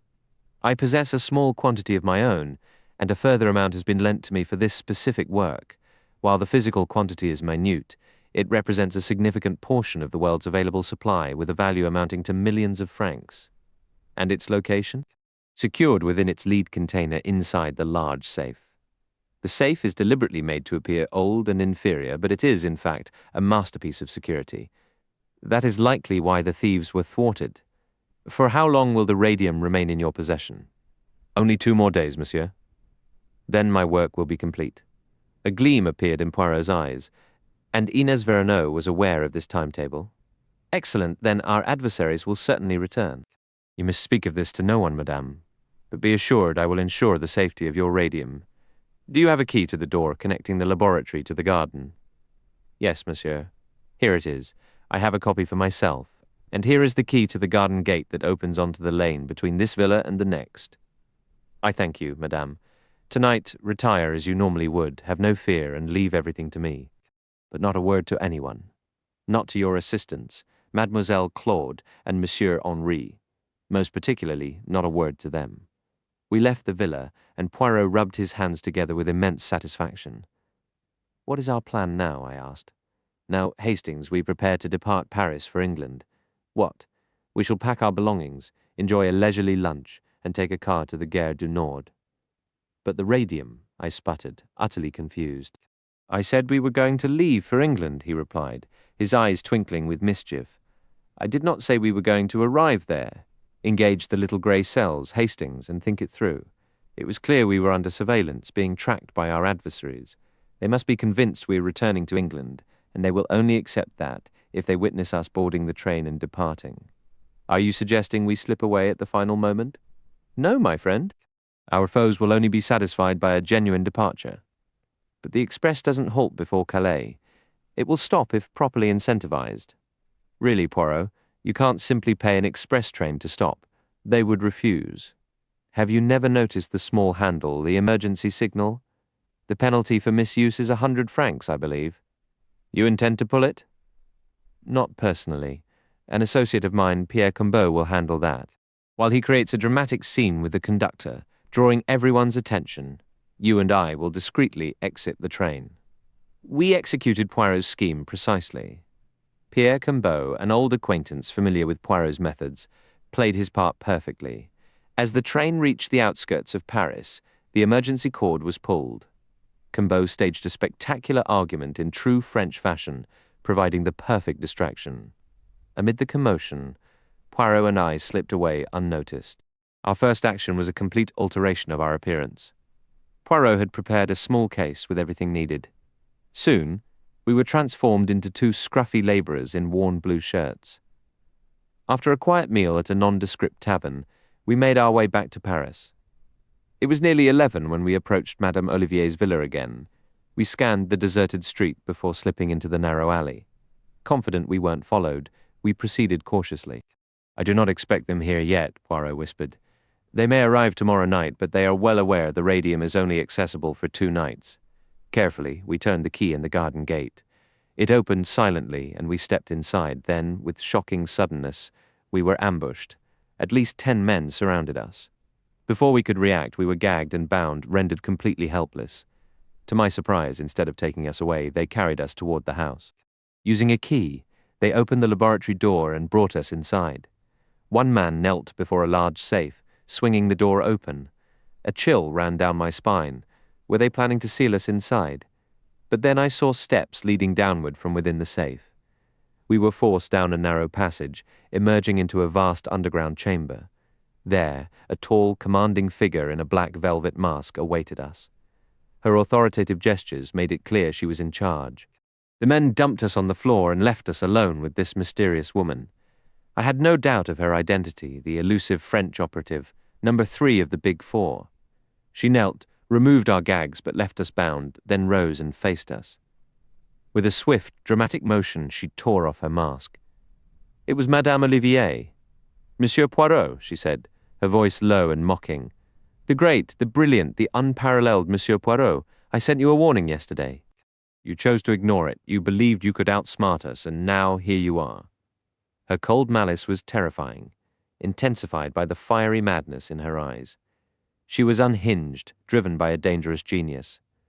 Poirot remained silent, his jaw slack with astonishment as he stared at her. Well, she continued softly, this is the conclusion. We cannot allow our plans to be disrupted. Do you have any final wish? She asked. I have never felt death so close before or since. Poirot was magnificent. He did not flinch or turn pale, but simply regarded her with undiminished curiosity. Your psychology fascinates me, madame, he said calmly. It is a shame I have so little time to study it. Yes, I do have a request. A condemned man is traditionally granted a last cigarette, I believe.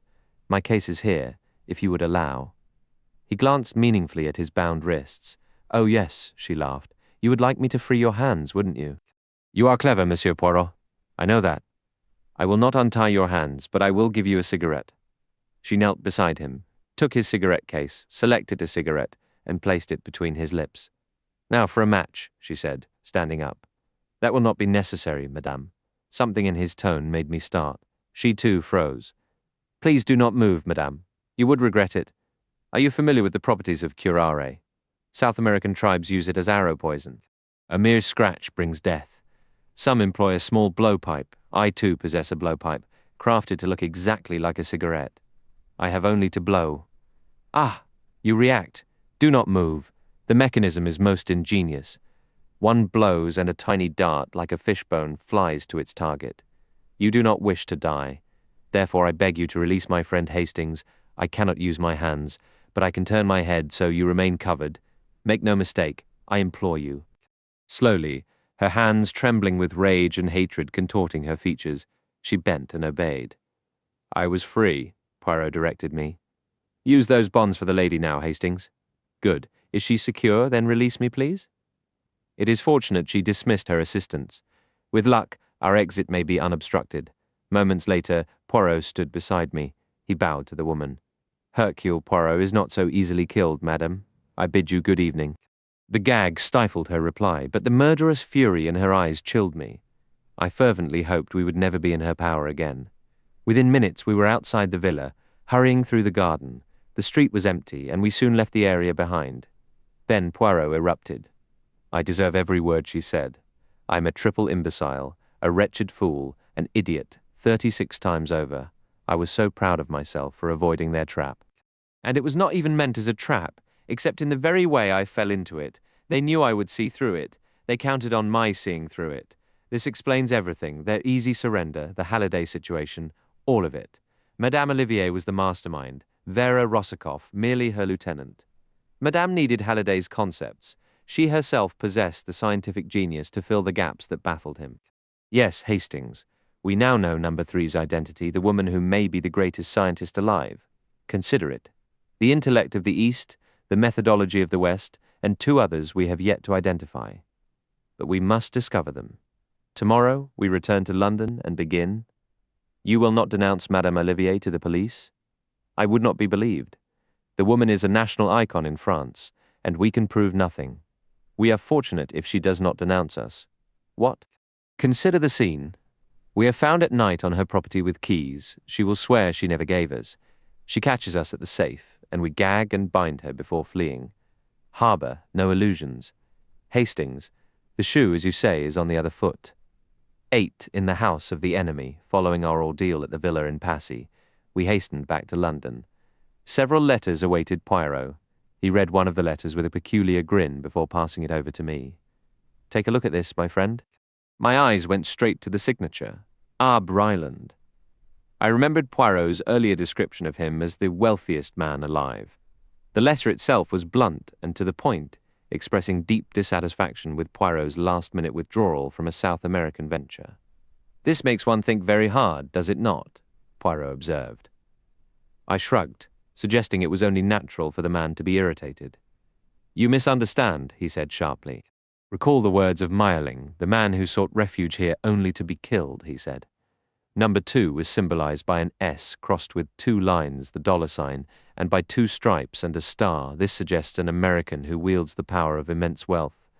Combine that with Ryland's enormous offer to lure me out of England. What do you make of it, Hastings? You can't mean, I said, stunned, that you suspect Abe Ryland, the famous multimillionaire, is actually number 2 of the Big Four. Your keen mind has seized the notion, Hastings. Precisely. Your tone when saying multimillionaire was revealing. But consider this. This organization is led by men at the very pinnacle of influence. Mr. Ryland is notorious for his ruthless business tactics. He is a brilliant, unscrupulous man who already possesses vast fortune and now hungers for limitless power. There was certainly logic in Poirot's theory. I asked him when he had become certain. Ah, that is the trouble. I am not certain. I cannot be, my friend. I would give anything to know. If I could definitively identify Abe Ryland as number 2, we would be a significant step closer to our goal. I tapped the letter. It says here he's just arrived in London. Will you go and apologize in person? Perhaps. 2 days later, Poirot burst into our rooms in a state of extraordinary agitation.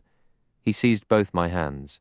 My friend, a monumental, unprecedented opportunity has arisen, but it carries grave danger. I should not even consider asking you to undertake it. If his aim was to scare me, he was going about it all wrong, and I told him so. Calming slightly, he laid out his scheme. Ryland, it seemed, was seeking an English secretary with polished social graces. Poirot proposed that I should apply for the position. I would do it myself, he explained, almost sheepishly.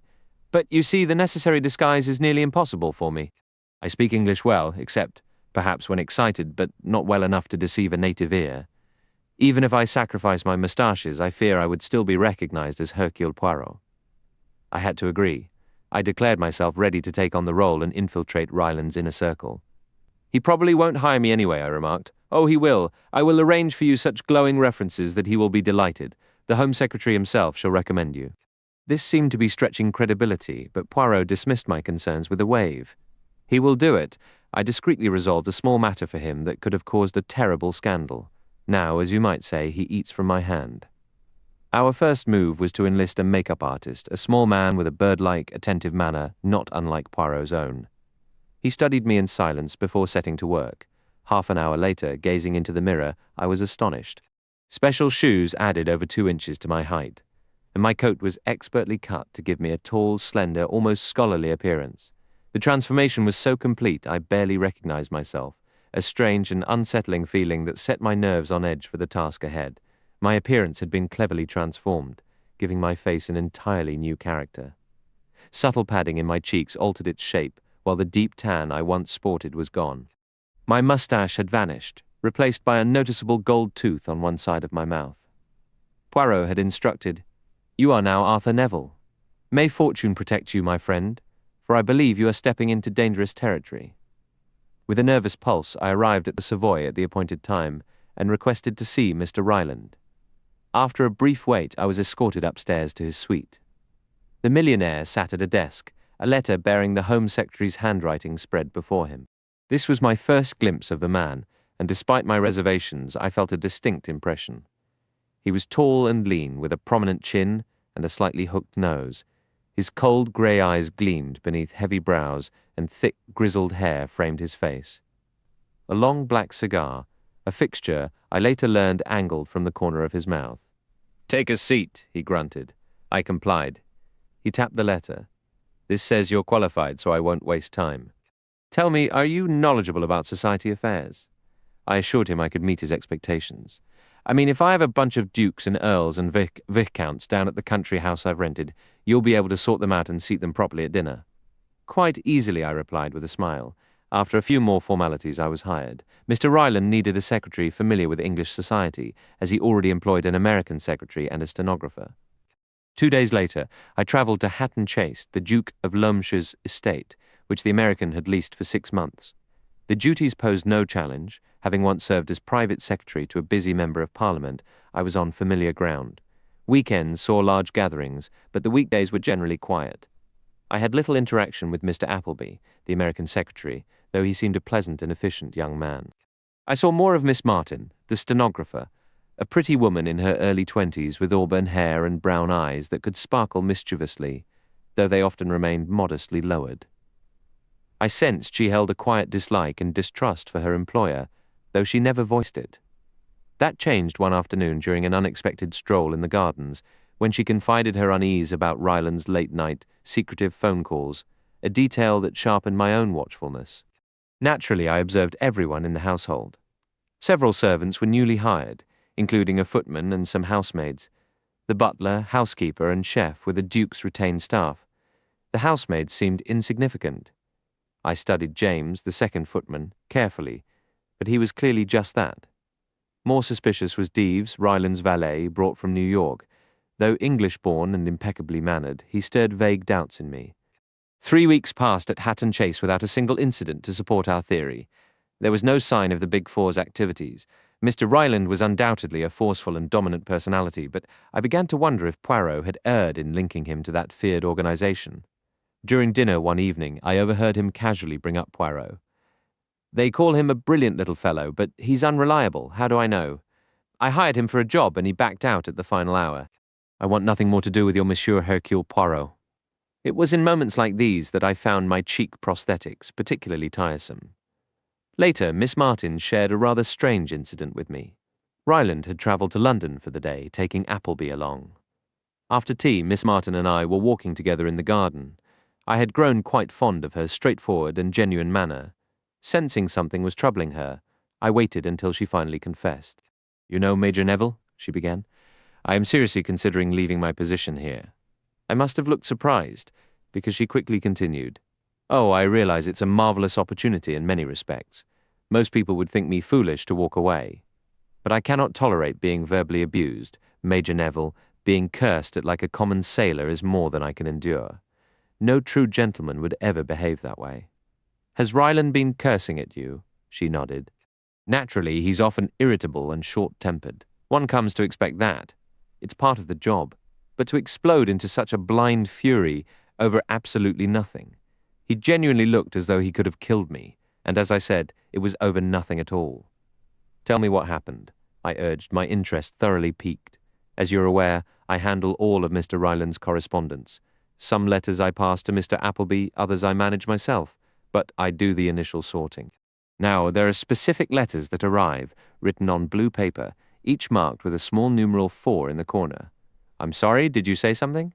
I had failed to suppress a slight, startled sound, but I quickly shook my head and motioned for her to go on. Well, as I was saying, these letters come with strict instructions never to be opened. They are to be given directly to Mr. Ryland, and I always follow that rule. However, yesterday morning's mail was unusually heavy, and I was opening letters in a great rush. By accident, I opened one of these special letters. The instant I realized my error, I took it to Mr. Ryland and explained. To my complete shock, he flew into a terrifying rage. Honestly, I was quite frightened. I wonder what was in the letter to upset him so. Absolutely nothing. That's just the odd part. I had read it before noticing my mistake. It was very brief. I can still recall every word, and there was nothing in it that could possibly upset anyone. You can repeat it? I prompted. Yes, she said. After a brief pause, she recited slowly while I discreetly noted the words. Dear Sir, the priority now, in my opinion, is to view the property. If you insist the quarry be part of the deal, then 17,000 seems fair. An 11% commission is excessive. 4% is more than sufficient. Yours truly, Arthur Leversham. Miss Martin continued. It was clearly about some property Mr. Ryland was considering purchasing. But truly, I feel a man who can rage over such a trivial matter is, well, unhinged. What do you think I should do, Major Neville? You have more worldly experience than I do. I calmed the young woman, suggesting that Mr. Ryland had likely been suffering from that common affliction of his type, indigestion. In the end, I sent her away feeling somewhat reassured, yet I myself was far from satisfied. Once she had left and I was alone, I retrieved my notebook and reviewed the letter I had copied. What was the meaning of this seemingly harmless message? Did it relate to some confidential business transaction Ryland was conducting, one he wished to keep secret until it was finalized? That was one plausible explanation. But I remembered the small figure 4 marked on the envelopes, and I felt a surge of conviction. I was finally nearing the truth we had been searching for. I spent the entire evening and most of the following day turning that letter over in my mind. Then in a flash the answer struck me, and it was absurdly simple. The number 4 was the key. By reading every fourth word, a hidden instruction was revealed. Essential should see you quarry 1711-4. The meaning of the numbers was clear. 17 meant the 17th of October, which was tomorrow. 11 was the hour, and the 4 was the signature, either pointing directly to the infamous number 4 or serving as the calling card of the entire Big Four organization. The quarry reference was also obvious. There was an old, abandoned stone pit on the estate, about half a mile from the house. It was a secluded spot, perfect for a clandestine meeting. For a brief, glorious moment, I was tempted to handle this alone. Imagine the satisfaction of presenting a solved case to Poirot for once, but I quickly dismissed the notion. This was too important. We finally had the advantage over our adversaries, and I had no right to risk it all on a solo venture. Let's be honest, Poirot's mind was the sharper instrument. I wrote to him immediately, detailing everything and stressing the urgency of eavesdropping on that meeting. I offered to manage the affair myself, if he preferred, but included precise directions from the station to the quarry, should he decide to come. I took the letter to the village post office myself to ensure it was sent. Throughout my assignment, I had been able to send messages to Poirot, but we had agreed he would not write back to avoid any intercepted mail.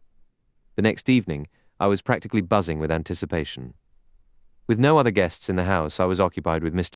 Ryland in his study all night. I had expected this, which meant I couldn't possibly meet Poirot's train. I was confident, however, that I'd be free well before 11. Right on cue. Just after 10:30, Ryland glanced at the clock and declared he was finished. I took the hint and made my exit. I went upstairs as if retiring for the night, then quietly slipped down a servant's staircase and out into the garden. I'd had the foresight to throw on a dark overcoat to conceal my evening clothes. I was some distance down the path when I happened to glance back. There was Ryland himself stepping out from his study, French doors, into the night. He was on his way to the appointment, I quickened my pace, wanting a good head start. I reached the quarry, a little winded. The place appeared deserted. I hid myself in a dense thicket of bushes and waited. 10 minutes later, precisely at 11, Ryland strode into view, his hat pulled low and the usual cigar clamped between his teeth. He cast a swift look around and then descended into the depths of the quarry. Soon I heard the low murmur of conversation. The other party had evidently arrived first. Cautiously I crept from the bushes. Moving with painstaking slowness to avoid any sound, I inched my way down the steep path. A large boulder was now all that stood between me and the voices. Concealed by the deep shadow, I peered around its edge and found myself staring directly into the barrel of a sinister black automatic pistol. "Hands up," said Mr. Ryland, his tone clipped and cold. "I've been expecting you." He was seated in the shadow of the rock, his face obscured, but the threat in his voice was palpable. Then I felt the icy circle of a gun barrel press against the back of my neck, and Ryland lowered his own weapon. "Well done, George," he drawled. "Bring him over here." Seething with fury, I was marched to a shadowy recess where the unseen George, whom I strongly suspected was the ever-proper Deeves, efficiently gagged me and tied my hands and feet. Rayland's voice cut through the darkness, colder and more menacing than I had ever heard it. "This is the end for both of you. You've interfered with the Big Four once too often. Remember the landslide that happened near here 2 years ago? There's going to be another one tonight, and I've arranged every detail. By the way, your friend isn't very punctual, is he?" A chill of pure dread washed over me. Poirot? At any moment he would walk directly into their trap, and I was utterly helpless to stop him. I could only hope he had decided to leave the matter in my hands and had stayed safely in London. If he were coming, he should have been here by now. With each passing second, my hope grew until it was brutally shattered by the sound of careful footsteps on the gravel path. I strained against my bonds in silent agony. The steps paused, and then Poirot himself emerged, his head tilted slightly as he peered into the shadows. Ryland gave a low, satisfied growl, raising a heavy automatic pistol. "Hands up," he barked. At the same moment, Deeves moved from behind and seized Poirot, completing the ambush.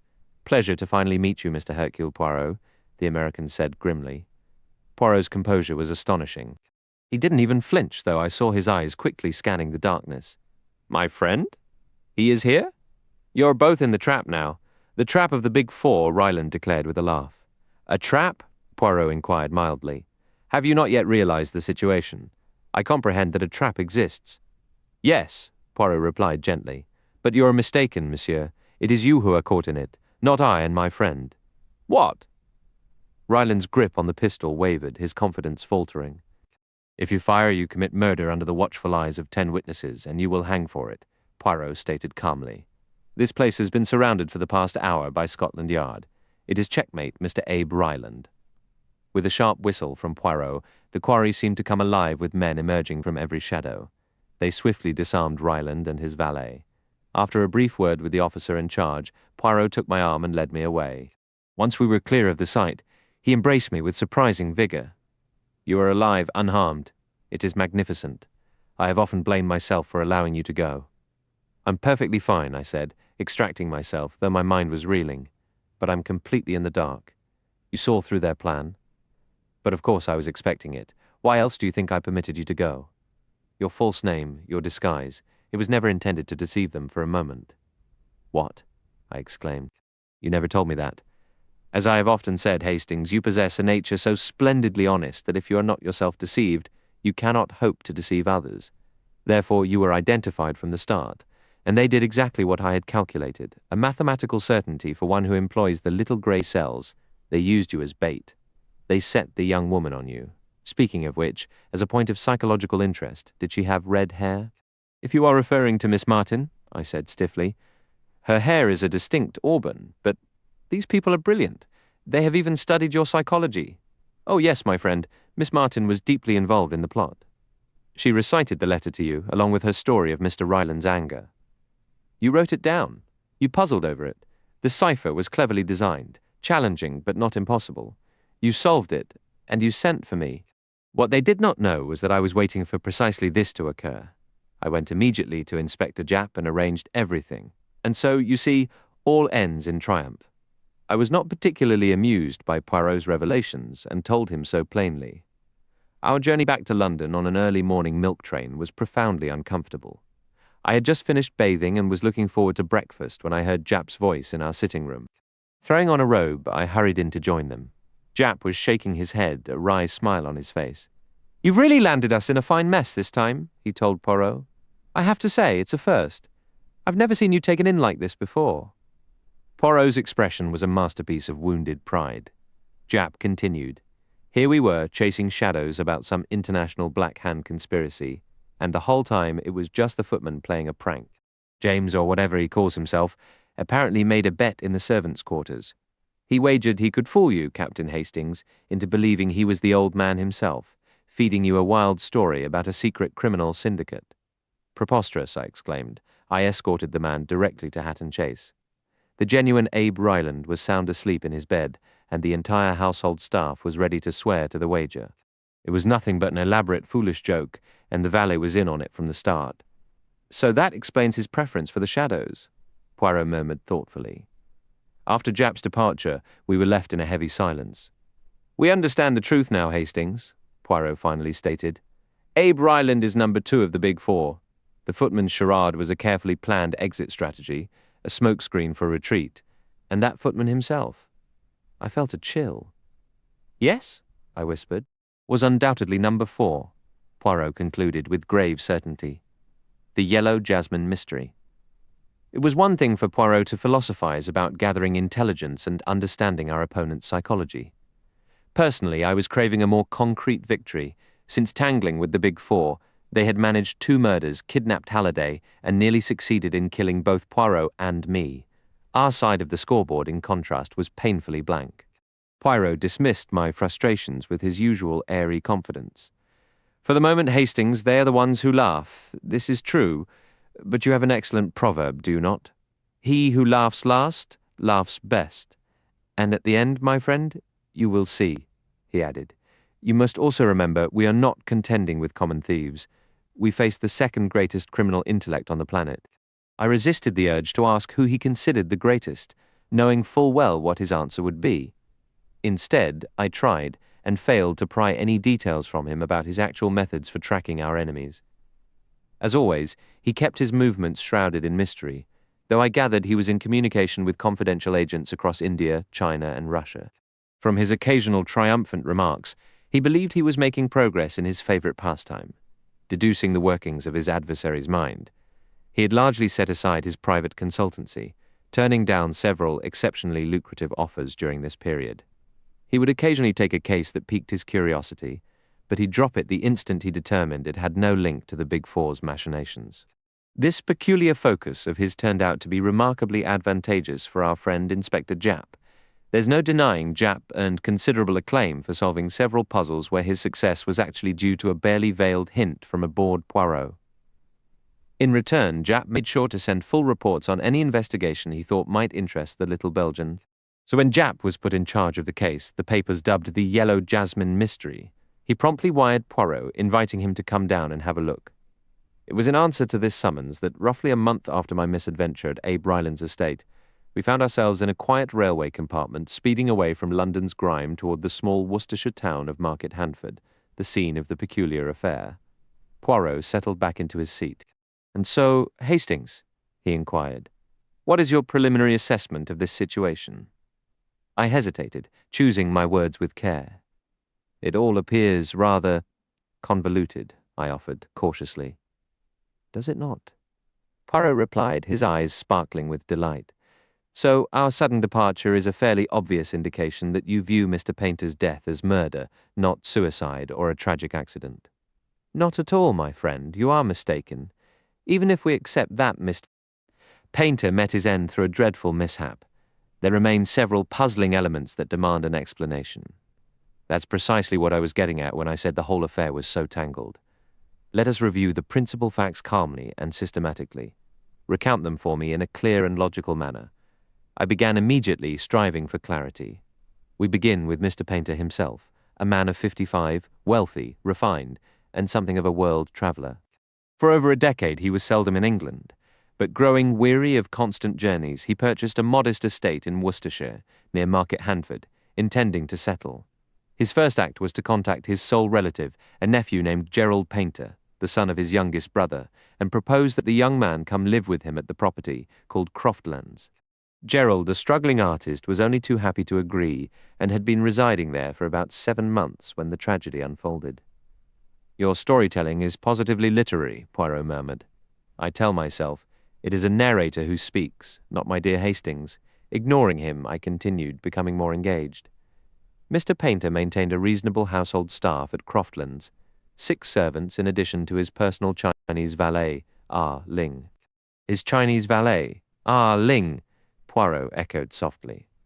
On Tuesday evening, Mr. Painter complained of feeling ill after dinner, and a servant was sent for the doctor. Mr. Painter insisted on receiving Dr. Quentin in his study, refusing to retire to bed. The details of their conversation were unknown at the time, but before departing, the doctor asked to speak with the housekeeper. He mentioned he had administered a hypodermic injection due to his patient's dangerously weak heart, advised that Mr. Painter not be disturbed, and then posed some rather odd questions regarding the servants, their tenure, their previous positions, and so forth. The housekeeper answered as best she could, though she was perplexed by the line of inquiry. The horrifying discovery came the next morning. A housemaid coming downstairs was met by a nauseating smell of burned flesh emanating from the study. The door was locked from within. With the help of Gerald Painter and the valet, it was forced open to reveal a gruesome sight. Mr. Painter had collapsed forward into the gas fireplace, his face and head burned beyond recognition. Naturally, the initial assumption was that this was nothing more than a horrific accident. If anyone was to blame, it was Dr. Quentin for sedating his patient and leaving him in such a perilous situation. But then a rather strange detail emerged. A newspaper lay on the floor where it had slipped from the old man's lap. When turned over, 2 words were found feebly scrawled across it in ink. A writing desk stood near the chair, and the forefinger of the victim's right hand was stained with ink up to the second joint. Clearly too feeble to hold a pen, Mr. Painter had dipped his finger in the inkwell and managed to trace these words on the newspaper he held. Yet the message itself seemed utterly bizarre. Yellow jasmine, nothing more. Croftlands is covered with a considerable growth of yellow jasmine on its walls, so it was assumed this dying message referred to them, a sign the poor man's mind was wandering in his final moments. A peculiar footnote, however, was that the doctor had been seen earlier that week examining that very same jasmine with unusual intensity, a detail the gardener mentioned in passing, but nobody thought significant at the time. Of course, the newspapers, always hungry for an unusual story, seized upon it with great enthusiasm.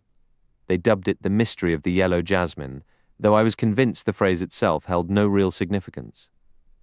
"You believe the words are unimportant?" Poirot asked. "Well, if you say so, it must be true." I studied him, searching for a hint of sarcasm, but found none in his expression. Then, I went on, came the drama of the inquest. "Ah, I see you are savouring this part," he observed. Public sentiment at the inquest turned sharply against Dr. Quentin. For one, he wasn't the family's usual physician, merely a temporary replacement, while Dr. Bolitho was on a much-deserved vacation. Many felt his negligence had directly led to the tragedy. Yet his testimony proved startling. He revealed that Mr. Painter's health had been declining since his arrival at Croftlands. While Dr. Bolitho had been treating him, Dr. Quentin found some of the symptoms puzzling when he first examined the man. He had only seen him once prior to being summoned after dinner on that fateful night. Once alone with his patient, Mr. Painter shared an astonishing account. He insisted he wasn't actually feeling unwell, but the taste of his curry at dinner had struck him as odd. Creating an excuse to dismiss his servant, Ah Ling, for a few moments he had discreetly emptied his plate into a bowl. He then handed it to the doctor, urging him to determine if the food had been tampered with. Despite his claims of feeling fine, I continued, the doctor noted the shock of his suspicion had visibly affected him, straining his heart. Accordingly, Dr. Quentin administered an injection, not a sedative, but of strychnine.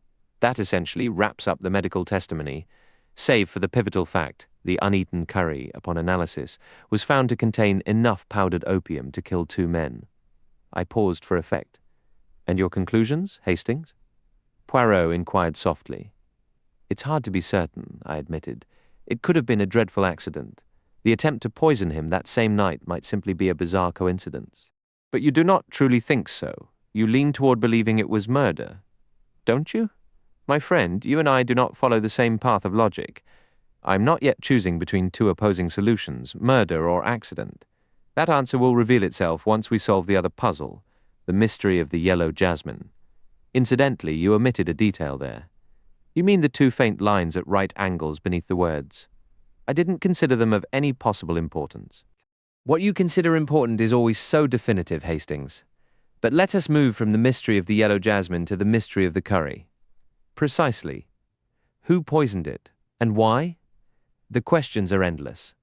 Ling, of course, prepared the dish, but what motive would he have to kill his employer? Is he part of some secret society? A tong, perhaps? One reads of such things. The tong of the yellow jasmine, maybe. Then, of course, there is Gerald Painter. I stopped abruptly. Yes, Said Poirot, nodding slowly.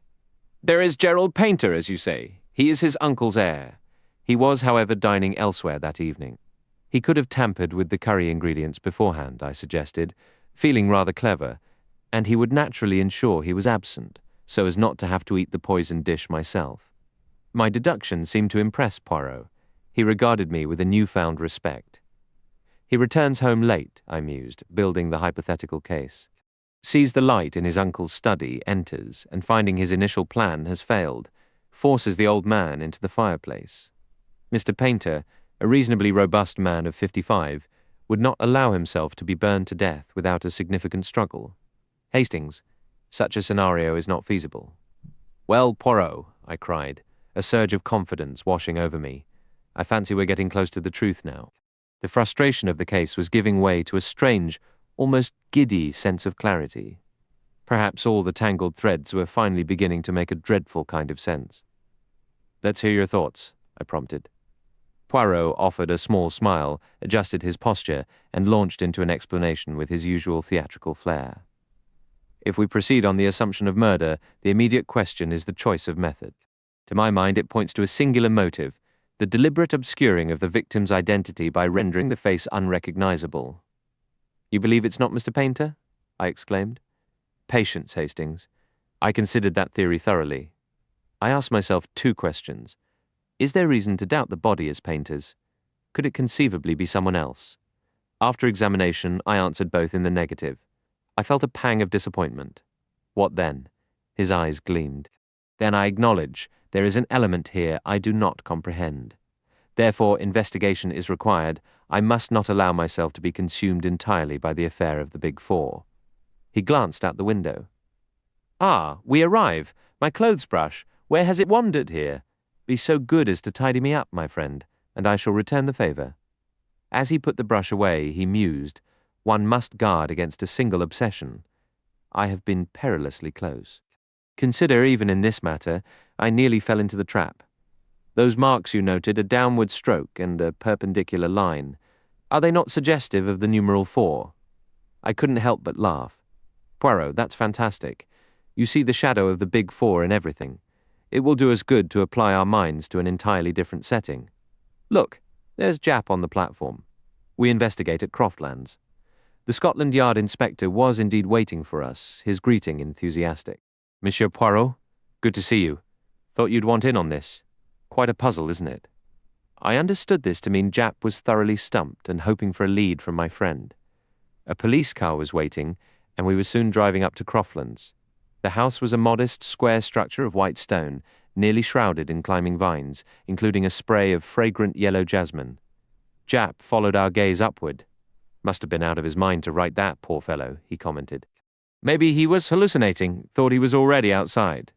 Poirot smiled at him. Which is it, my good Japp? Accident or murder? The inspector shifted uncomfortably. Well, if not for the business with the curry, I'd say accident every time. It makes no sense to hold a living man's head in a fire. He'd have raised an unholy racket. Ah! Poirot's voice dropped, a look of sudden chagrin crossing his face. Fool that I am, a triple imbecile. You are a cleverer man than I, Japp. Japp, unaccustomed to such praise from Poirot, who was usually his own greatest admirer, flushed and muttered a modest denial. He then led us through the house to the scene of the tragedy, Mr. Painter's study. It was a comfortable, low-ceilinged room lined with books and furnished with deep leather chairs. Poirot's attention went immediately to the window overlooking a gravelled terrace. The window, he asked. Was it latched? This is, of course, the crucial point. When the doctor departed, he simply pulled the door shut. By morning it was found locked. Who turned the key, Mr. Painter? Ah, Ling insists the window was both closed and bolted. Dr. Quentin, however, has a vague recollection it was shut, but not secured, though he will not swear to it. Certainty on this point would change everything. If this was murder, someone gained entry either by the door or the window. The door suggests an insider, the window, anyone. When they forced the door, the first act was to fling the window open. The housemaid who did it believes it wasn't fastened, but she is a notoriously unreliable witness. She'll remember whatever you suggest she should. And the key? I asked. There you have it again. Japp sighed. His frustration evident, the object lay on the floor amidst the splintered wood of the door. It could have tumbled from the keyhole, been accidentally dropped by someone entering, or perhaps been slid under the door from the hallway outside. So everything is a matter of could have, Poirot observed. You've got it exactly, Monsieur Poirot. That's the situation in a nutshell. Poirot surveyed the room, his expression troubled. I cannot see the light, he murmured.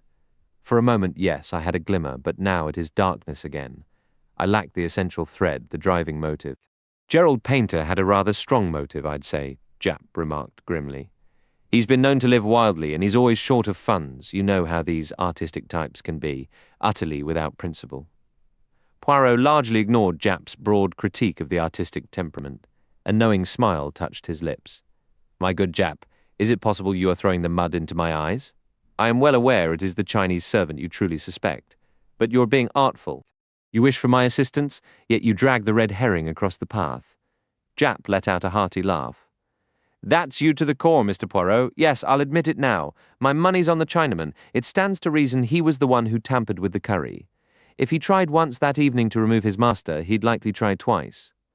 I wonder if he would, Poirot said softly. But it is the motive that defeats me. Some form of heathen revenge, I suppose. Perhaps, Poirot mused again. There has been no theft? Nothing is missing? No jewelry, money, or important papers? Not exactly, no. Both Poirot and I leaned in with interest. There's been no robbery, to be clear, Japp explained. But the old gentleman was writing a book of some kind. We only learned of it this morning when a letter arrived from his publishers inquiring about the manuscript. It seems he had just finished it. Young Painter and I have turned the place upside down, but we can't find a single page of it. He must have hidden it away somewhere. Poirot's eyes began to gleam with that familiar, intense light. What was the title of this book, he asked. The Hidden Hand in China, I believe it was called. Aha! Poirot exclaimed, nearly gasping. Then he said swiftly, Let me see the servant, Ling, at once. The Chinese man was summoned. He entered with a shuffling gait, eyes downcast, his long braids swaying. His face was a mask of complete impassivity. Ah! Ling, Poirot began. Are you sorry your master is dead? I welly sorry. He good master. Do you know who killed him? I not know. I tell policeman if I know. The questioning continued. With the same unreadable expression, Ling described preparing the curry. He insisted the cook had no part in it. No hand but his own had touched the dish. I wondered if he realized how damning this admission was. He also maintained that the garden window had been bolted that evening. If it was found open in the morning, his master must have opened it himself. Finally, Poirot dismissed him. That will do. Ling. Just as the man reached the door, Poirot called him back. And you know nothing, you say, of the yellow jasmine? No. What should I know? Nor of the symbol that was written beneath it. As he spoke, Poirot leaned forward and swiftly traced a shape in the dust atop a small table. I was close enough to see it before he wiped it away. A vertical stroke, a line at a right angle, and then a second downstroke completing a large numeral 4. The effect on Ling was electric. For a single fleeting moment, his face contorted into a mask of pure terror. Then, just as suddenly, it was blank and impassive once more. Repeating his grave denial, he withdrew. Japp left to find Gerald Painter, leaving Poirot and me alone. The Big Four, Hastings, Poirot cried. Once again, the Big Four. Painter was a great traveller. His book undoubtedly contained vital information concerning the activities of Number 1, Li Changyen, the head and the brains of that organization. But who, how? Quiet, they are coming. Gerald Painter entered, an amiable but somewhat weak-chinned young man who seemed genuinely bewildered by the entire affair, his hands nervously fiddling with the cuff of his shirt. The man had a neatly trimmed brown beard and wore an unusual flowing necktie. He responded to Poirot's inquiries without hesitation. "I was dining with neighbours, the Wycherley family," he stated. "I returned around 11 using my own key. The house was quiet. The staff retired, and I assumed my uncle had also gone to bed. I might have glimpsed that silent servant, Ah Ling, slipping around the hall corner, but it was likely just a trick of the light. When was your last encounter with Mr. Painter before coming to reside here?" Poirot pressed. "Not since I was a boy of 10, the nephew replied. "There was a long-standing rift between him and my father." "Yet he located you with apparent ease after so many years." "Pure chance, really. I happened to see the solicitor's notice." Poirot concluded the interview, and we proceeded to call upon Dr. Quentin. His account matched his inquest testimony closely, offering little new. He greeted us in his surgery after his final appointment. The doctor appeared competent, his formal manner accentuated by his pince-nez, yet I suspected his medical approach was quite contemporary. "I truly wish I could recall the state of the window," he admitted candidly. "But memory is treacherous. One can become convinced of details that never occurred. That's basic psychology, isn't it, M. Poirot? I've followed your methods and consider myself an admirer. While it seems probable the Chinese cook introduced the opium into the curry, he'll never confess, and the motive may remain obscure. However, forcibly holding a man in a fire seems entirely out of character for him, in my opinion." As we strolled down Market Handford's main street, I mentioned this to Poirot. Could he have admitted an accomplice, I wondered? Is Inspector Japp ensuring he's watched? Japp had stepped into the police station on some errand. Agents of the Big Four are notoriously swift. Japp has both individuals under close surveillance, Poirot said sharply. They have been shadowed continuously since the discovery. Well, at least we can be certain Gerald Painter is not involved. You consistently perceive clarity where I see only fog, Hastings. It is a most exhausting trait, I chuckled. You old fox, you never wish to reveal your hand. To be frank, the outline of this case is now apparent to me, save for the phrase, yellow jasmine. I am beginning to share your view that it may be irrelevant. In such matters one must decide who is being deceptive. I have reached my conclusion. And yet, he abruptly veered away and ducked into a nearby bookstore, emerging minutes later clutching a small parcel. Japp rejoined us shortly after, and we secured rooms at the local inn. The next morning I awoke late. Descending to our private sitting room, I found Poirot in a state of visible distress, pacing the floor. "Do not speak to me," he exclaimed with a frantic wave. "Not until I am certain all is resolved that the arrest is made. My psychological reasoning has been flawed. Hastings, when a man leaves a dying message, it is because the content is vital. Everyone dismissed it. Yellow jasmine. It grows on the house. It signifies nothing." How foolish. Then what does it signify? Precisely what it says. He brandished a small volume. It occurred to me that research was warranted. What in fact is yellow jasmine? This book provides the answer. Listen, he read aloud. Gelsomini radix, yellow jasmine. Composition. Alkaloids including gelsominin, a potent poison similar to coniine. Gelsomin, which acts like strychnine, gelsemic acid, and others. Gelsomium is a powerful depressant of the central nervous system. A sudden, grim realization settled over his features. The quaint botanical detail was not a floral note, but a deadly clue, shifting the entire investigation toward a more calculated domestic malice. At a certain point in its progression, the substance immobilizes the motor nerve endings, and in significant quantities, it induces dizziness and a failure of muscular control.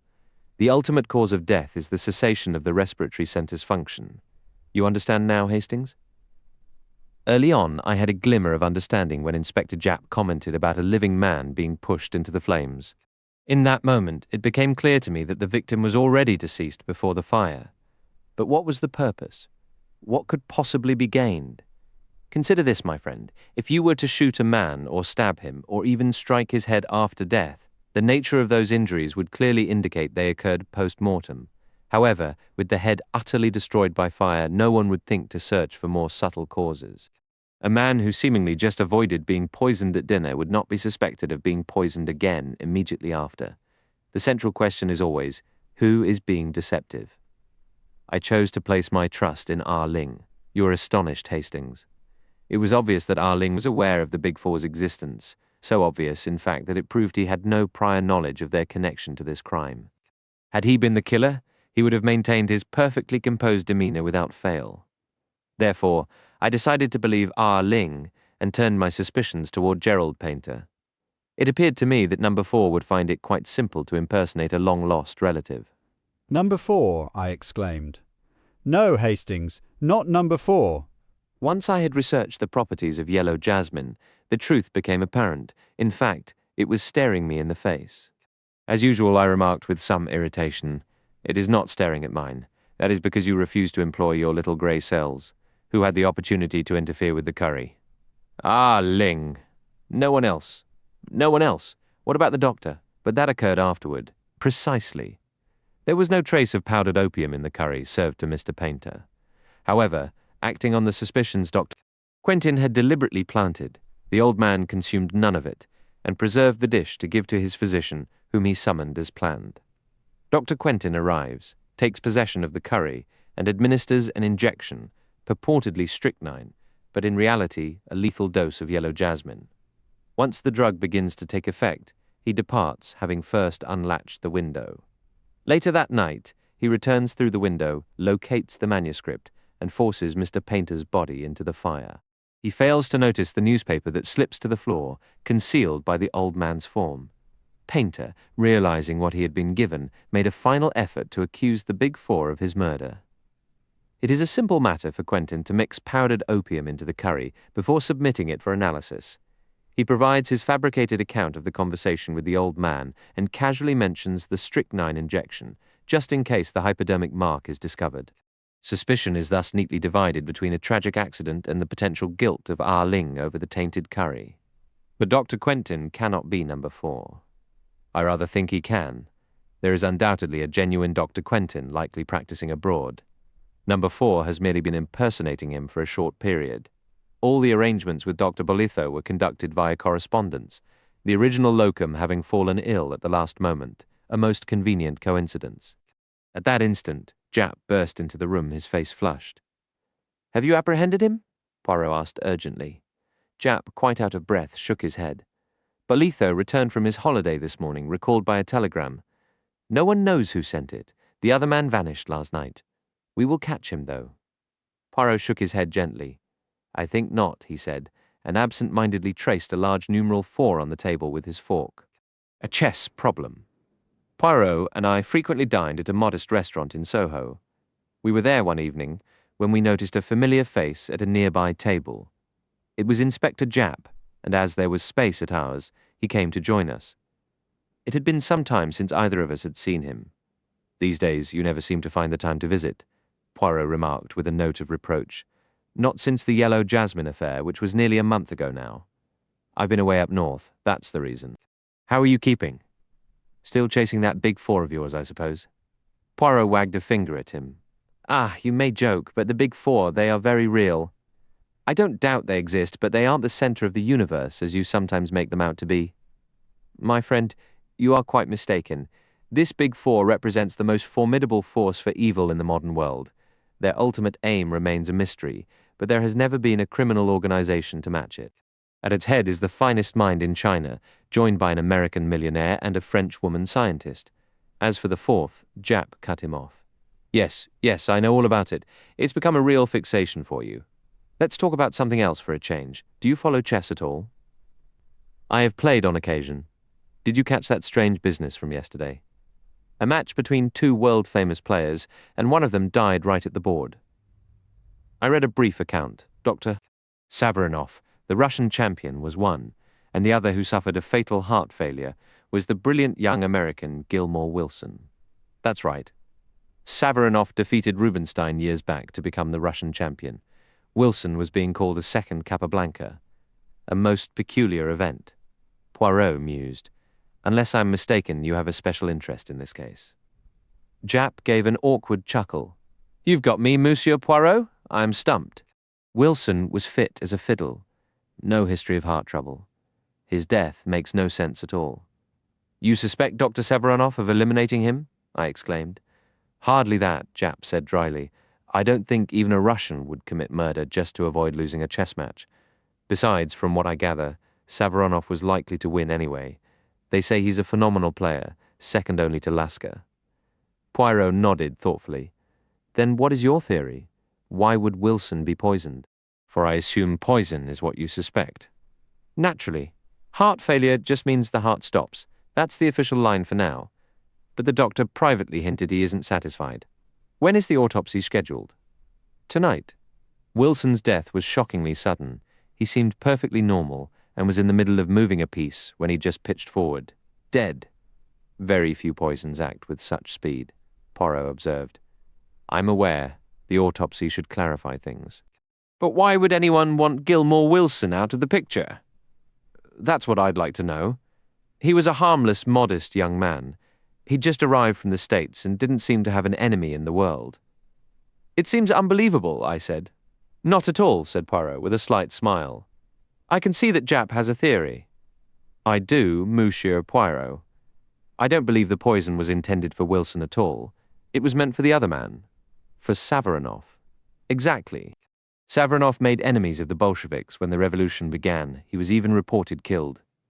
In truth, he escaped and spent 3 years surviving incredible hardships in the Siberian wilderness.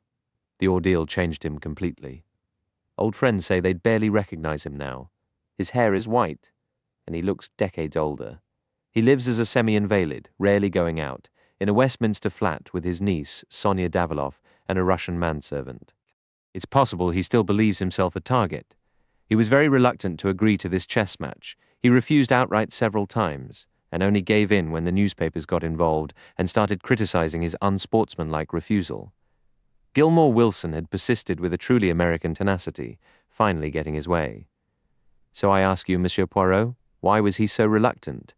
Because he didn't want any extra attention. He was afraid someone might pick up his trail. That's my theory.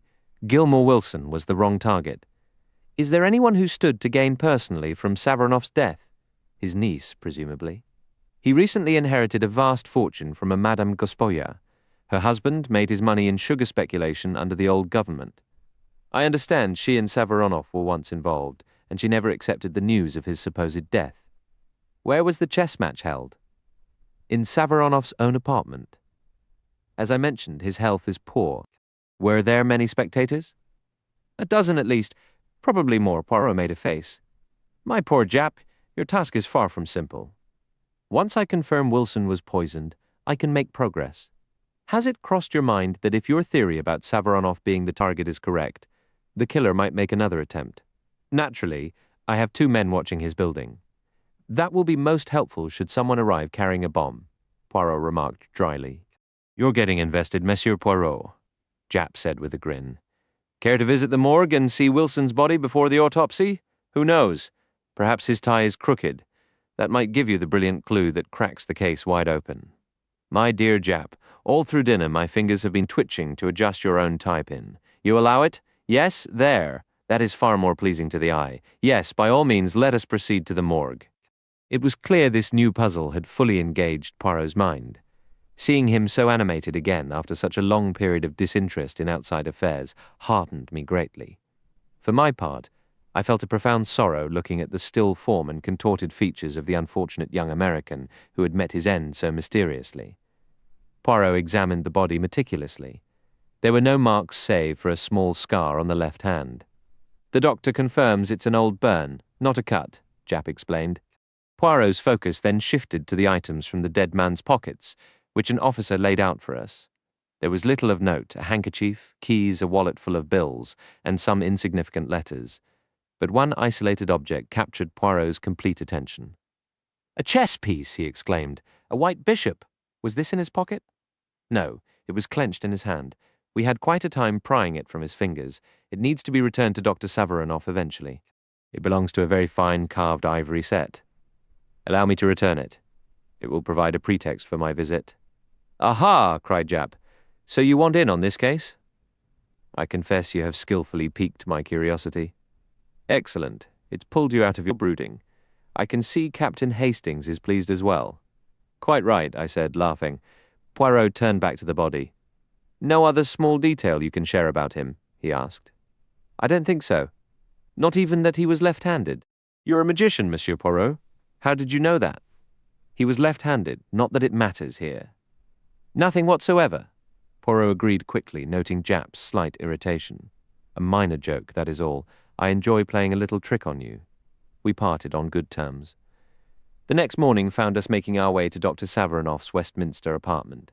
During the ride, I found myself contemplating the niece. Sonia Daviloff, I mused aloud. It's a rather charming name. Poirot halted and cast me a look of utter despair. Always searching for romance. You are hopeless. It would serve you right if this Sonia Daviloff turned out to be our old adversary, the Countess Vera Rossikoff.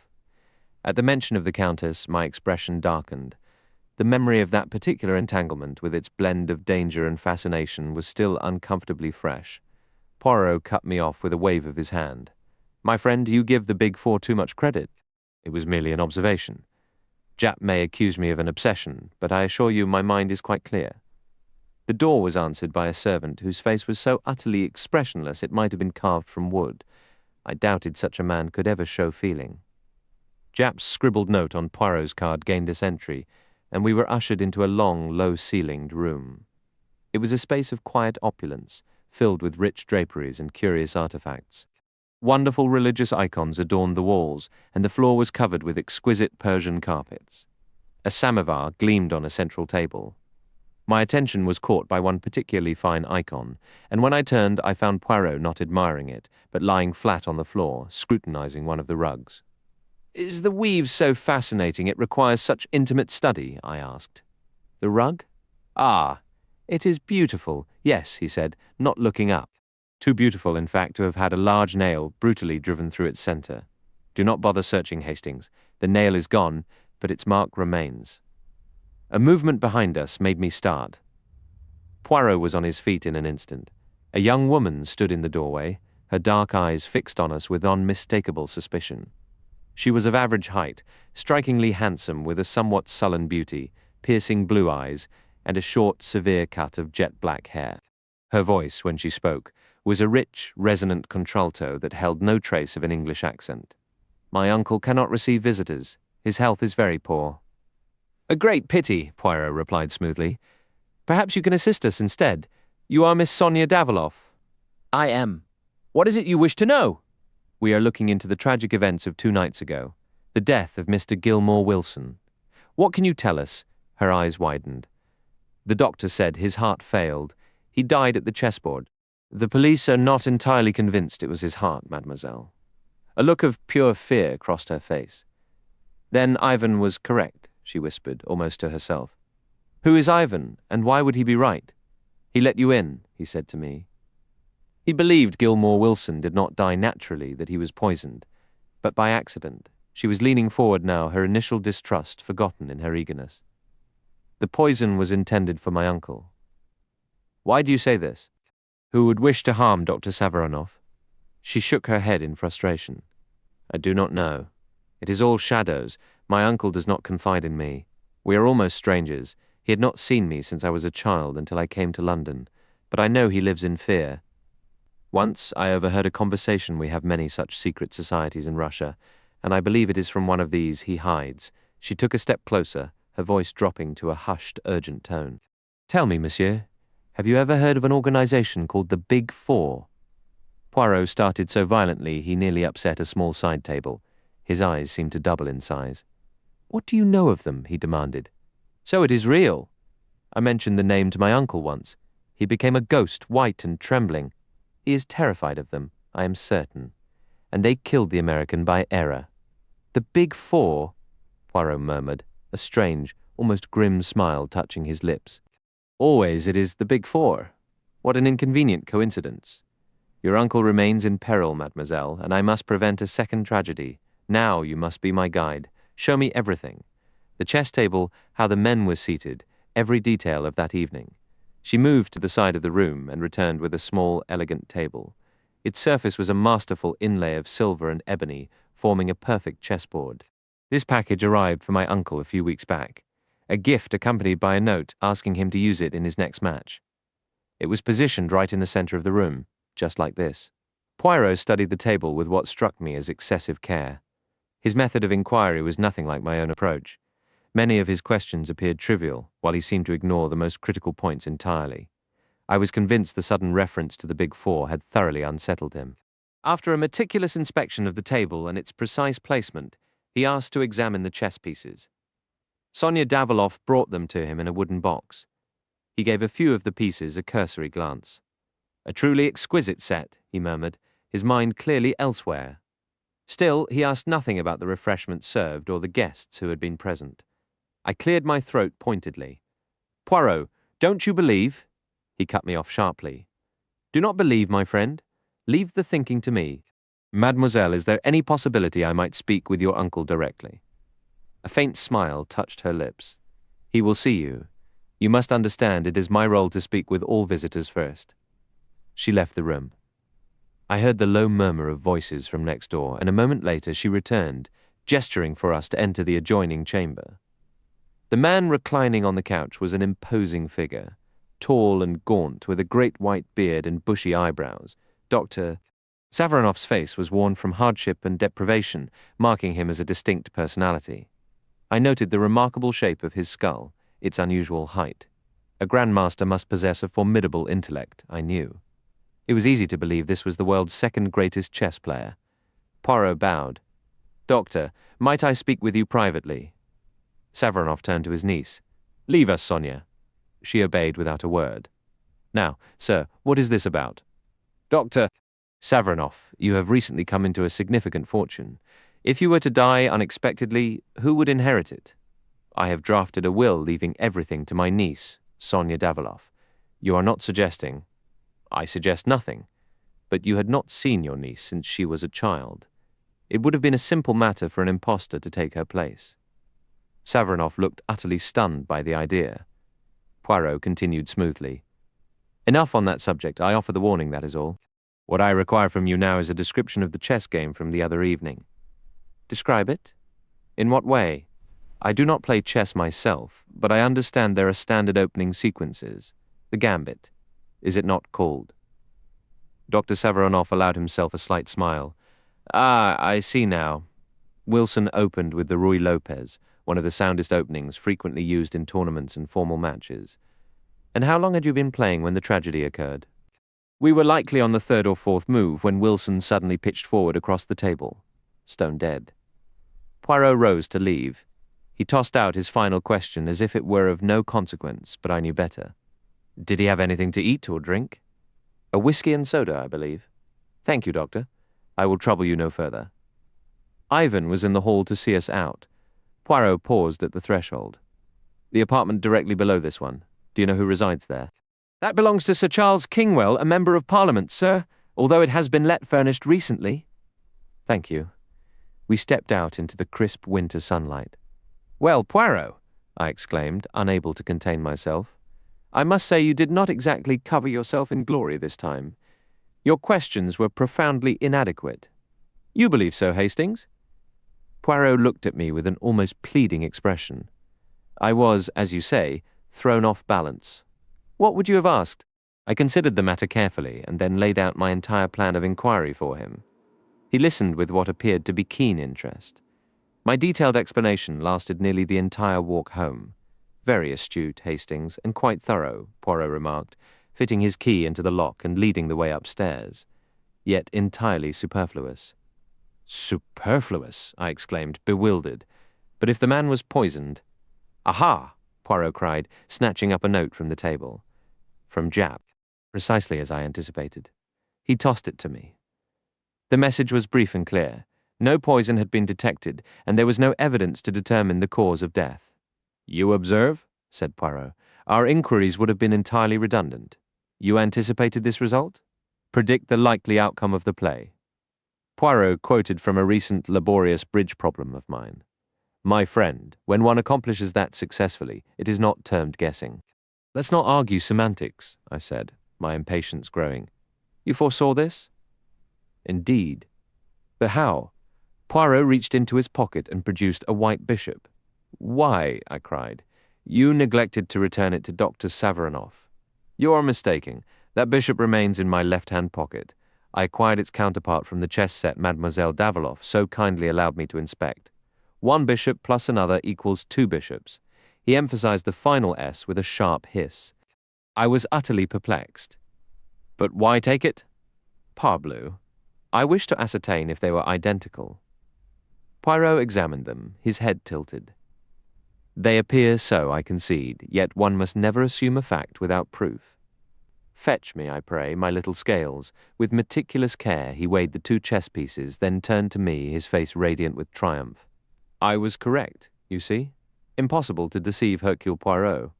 He hurried to the telephone, waiting impatiently. Jap? Ah, Jap, it is I, Hercule Poirot.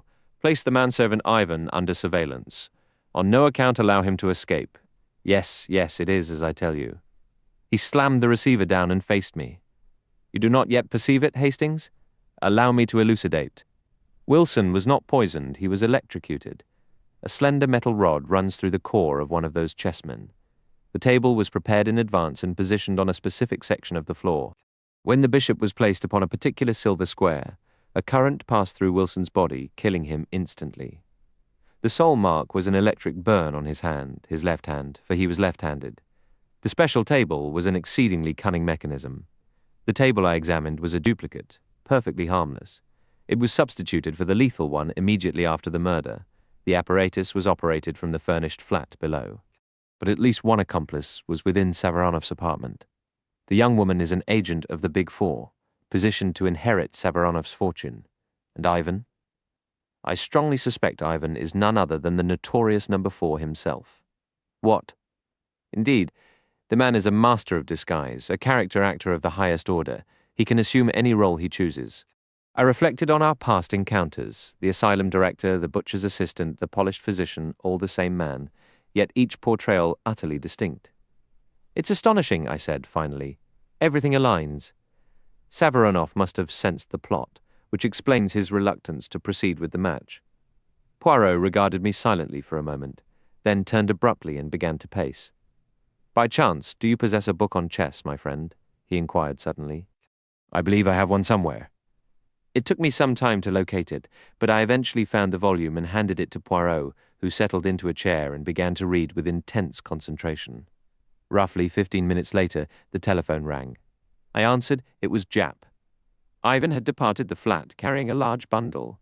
He had leapt into a waiting taxi, initiating a pursuit. He was evidently attempting to shake his followers and, apparently believing he had succeeded, had driven to a sizable vacant house in Hampstead. The house was now surrounded. I relayed all this to Poirot. He simply stared at me, as if my words were barely registering. He extended the chess manual toward me. Hear this, my friend. The Ruy Lopez opening. 1 PK4, PK4, 2 KTG B3, KTQ B3, 3 BKT5. Then Black faces a decision for his best third move, selecting from several defenses. It was White's third move that ended Gilmore Wilson, 3 BKT5. Merely the third move. Does that not speak to you? I confessed. I had no clue what he was implying. Imagine, Hastings, you're sitting right here and you hear the front door open and close. What would you assume? I'd assume someone left, I suppose. Precisely. Yet there are always 2 perspectives. Someone departed or someone arrived. 2 entirely different events. But if you cling to the wrong assumption, sooner or later a small inconsistency will appear and reveal your error. What are you driving at, Poirot? With a burst of energy, Poirot leapt to his feet. It means I have been a threefold fool, quickly to the Westminster flat. We may still be in time. We dashed out and hailed a taxi. Poirot offered no reply to my frantic questions. Racing up the stairs, we pounded on the door.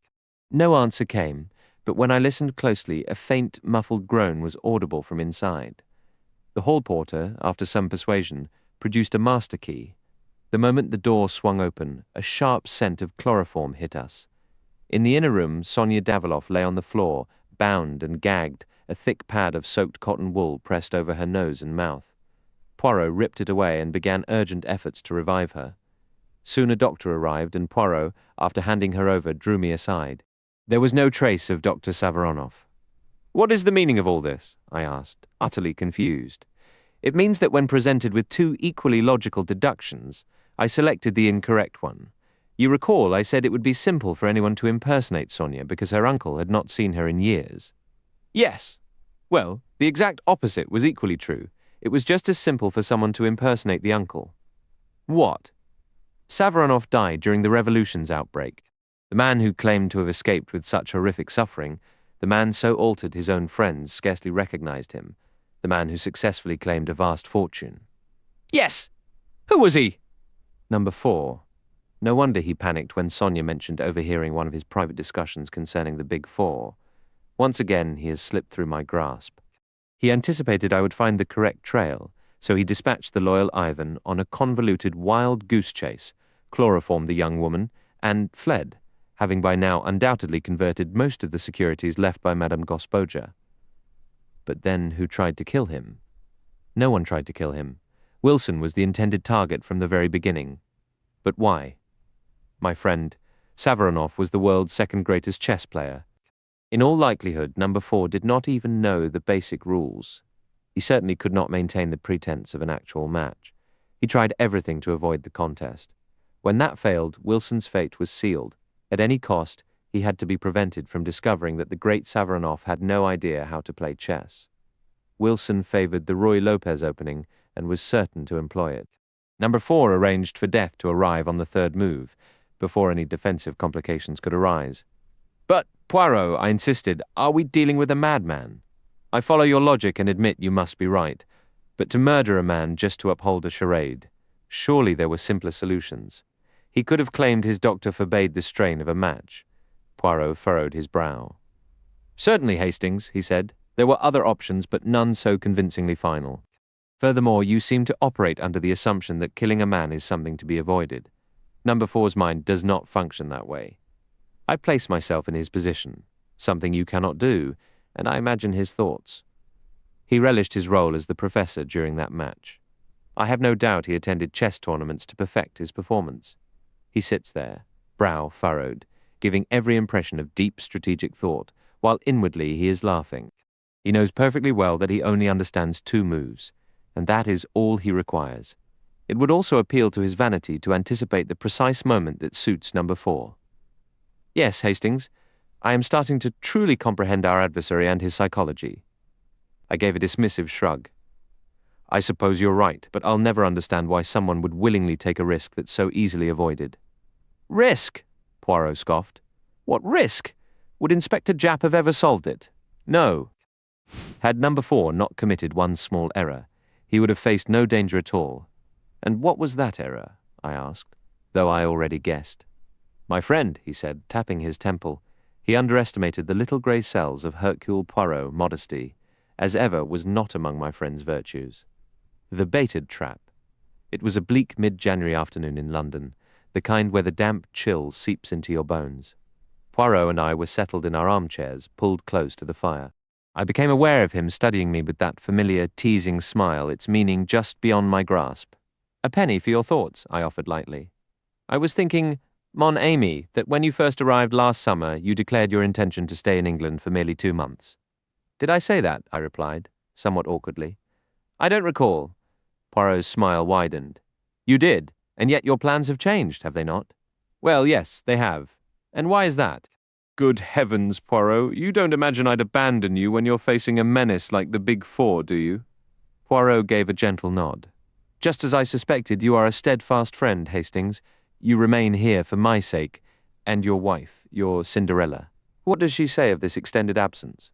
I haven't burdened her with all the details, naturally, but she understands. She would be the last person to want me to desert a friend.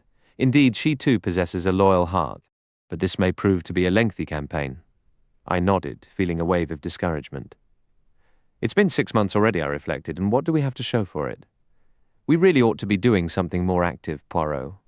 Always so vigorous, Hastings, and what precisely would you have me do?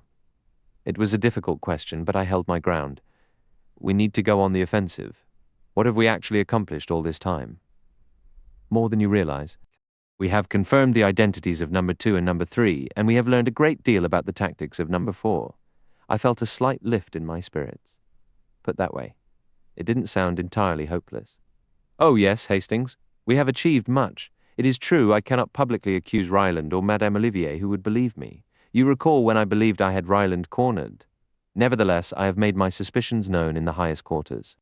Lord Aldington, who enlisted my aid with the stolen submarine plans, is fully apprised of all my intelligence regarding the Big Four, while others may doubt, he believes, Ryland, Madame Olivier, and even Li Chang-yen himself may continue their schemes, but a very bright light is now shining on all their activities. And number 4, I pressed. As I mentioned earlier, I am beginning to know his methods. You may smile, but to penetrate a man's character, to predict exactly what he will do under any given circumstance, that is the foundation of success. This is a duel between us, he constantly revealing his mentality to me, I striving to remain an enigma in the shadows. I tell you, Hastings, each day my deliberate inaction makes them more uneasy. They grow increasingly fearful of what I might be planning. At least they've left us alone, I noted. There have been no further attacks on you, no ambushes of any sort. True, Poirot replied thoughtfully, and that in itself is somewhat surprising. There are 1 or 2 rather straightforward methods to reach us which I would have expected to cross their minds. Do you follow my meaning? Some sort of explosive device, I guessed. Poirot clicked his tongue in clear annoyance. But no, I ask for your imagination, and you offer me nothing more inventive than a bomb in the grate. Very well, I require matches. I shall take a walk despite this dismal weather. Forgive me, my friend, but is it your habit to study the future of the Argentine, mirror of society, cattle breeding, the clue of crimson, and sport in the Rockies simultaneously? I laughed and confessed that only the clue of crimson held my interest. Poirot shook his head with sorrow. Then restore the others to their proper places on the shelf. Never shall I witness you embrace order and method. Mon Dieu, what is a bookshelf for, if not for this? After my humble apology, Poirot meticulously returned each volume to its designated spot before departing, leaving me to enjoy my book in peace. I must admit, I was nearly dozing when Mrs. Pearson's knock startled me. A telegram for you, Captain. I opened the orange envelope with little expectation.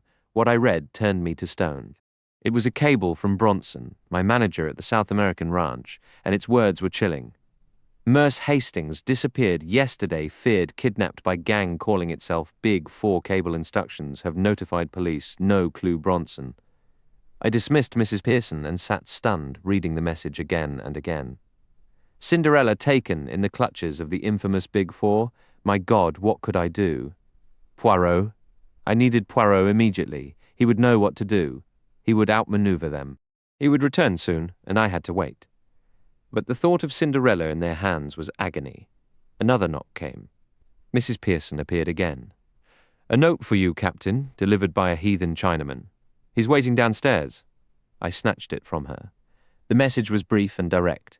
If you ever wish to see your wife again, go with the bearer of this note immediately. Leave no message for your friend, or she will suffer. It was signed with a large numeral 4. What would you have done in my place? I had no time to think rationally. I saw only one thing, Cinderella in the power of those monsters. I had to obey. I dared not risk a single hair on her head. I must go with this Chinaman wherever he led. It was a trap. Certainly, it meant my own capture and likely death, but it was baited with the person dearest to me in all the world. I could not hesitate. What tormented me most was leaving no word for Poirot. If I could only set him on the trail, all might not be lost. But did I dare? I seemed unwatched, yet I hesitated. It would have been simple for the Chinaman to come up and verify my compliance. Why didn't he? His very absence made me more wary. I had seen enough of the Big Four's reach to credit them with near superhuman awareness. For all I knew, even the weary-looking maid downstairs could be their agent. No, I dared not risk it. But I could leave the telegram. He would find it and know Cinderella was gone and who was responsible. All this raced through my mind in seconds. I clapped my hat on and was descending the stairs to meet my guide in little over a minute. The messenger was a tall, impassive Chinaman, dressed neatly but in clothes that had seen better days. I gave a slight bow in return as he addressed me. His English was flawless, though it carried a gentle, melodic lilt. "You're Captain Hastings?" "I am," I confirmed. He extended a hand, palm up. "You will give me the note, please?" I had anticipated this demand and silently handed over the crumpled slip of paper, but he wasn't finished. "You received a telegram today, yes? It arrived very recently, from South America, correct?"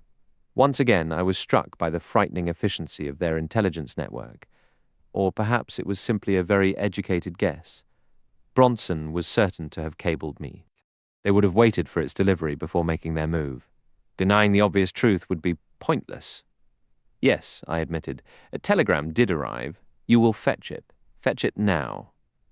I clenched my jaw, but what choice did I have? I turned and hurried back upstairs. As I climbed, I considered confiding in Mrs. Pearson, at least regarding Cinderella's vanishing. I saw her on the landing, but the young housemaid hovered just behind her, and I held my tongue. If that girl was a spy, the chilling words from the note flashed in my mind. She will suffer. I entered the sitting room without a word. Snatching up the telegram from the table, I was about to leave when a desperate idea struck me. Could I leave a signal that would be meaningless to my captors, but scream a warning to Poirot? I rushed to the bookcase and deliberately pulled 4 volumes onto the floor. Poirot would notice that, immediately, such disorder would offend his very soul, especially after his recent lecture on neatness. Surely he would find it profoundly odd. Next, I added coal to the fire and carefully knocked 4 lumps into the grate. It was all I could manage. I prayed Poirot would interpret the signs correctly. I hurried back downstairs. The Chinaman took the telegram, read it swiftly, and tucked it into his pocket. With a curt nod, he indicated I should follow. What followed was a long, disorienting trek. We boarded a bus for a stretch, then later rode a considerable distance on a tram, our path winding ever eastward. We passed through districts whose existence I had never imagined, a labyrinth of narrow streets that eventually told me we were near the docks. I understood then I was being led into the very heart of Chinatown. An involuntary shiver ran through me. My guide pressed on, turning through a maze of grimy alleys until he finally halted before a decaying house and rapped 4 times on the door. It was opened instantly by another Chinaman who stepped aside to let us enter. The door clanging shut behind me felt like the ceiling of my own tomb. I was well and truly in the enemy's grasp. I was transferred to the second man. He led me down a shaky flight of stairs into a cellar crammed with bales and casks, the air thick with the pungent scent of exotic spices. I felt completely enveloped by the east, a sensation that was intricate, shrewd, and deeply menacing. Abruptly, my guide shifted 2 large casks aside, revealing a low, tunnel-like opening in the wall. He gestured for me to go first. The tunnel was lengthy and so low I had to crouch. Finally, it widened into a proper passage, and soon we emerged into another cellar. My escort stepped forward and rapped 4 times on a section of the wall. To my amazement, a whole panel swung inward, creating a narrow doorway. I stepped through and found myself in a scene straight from a fable, a subterranean palace from the Arabian Nights.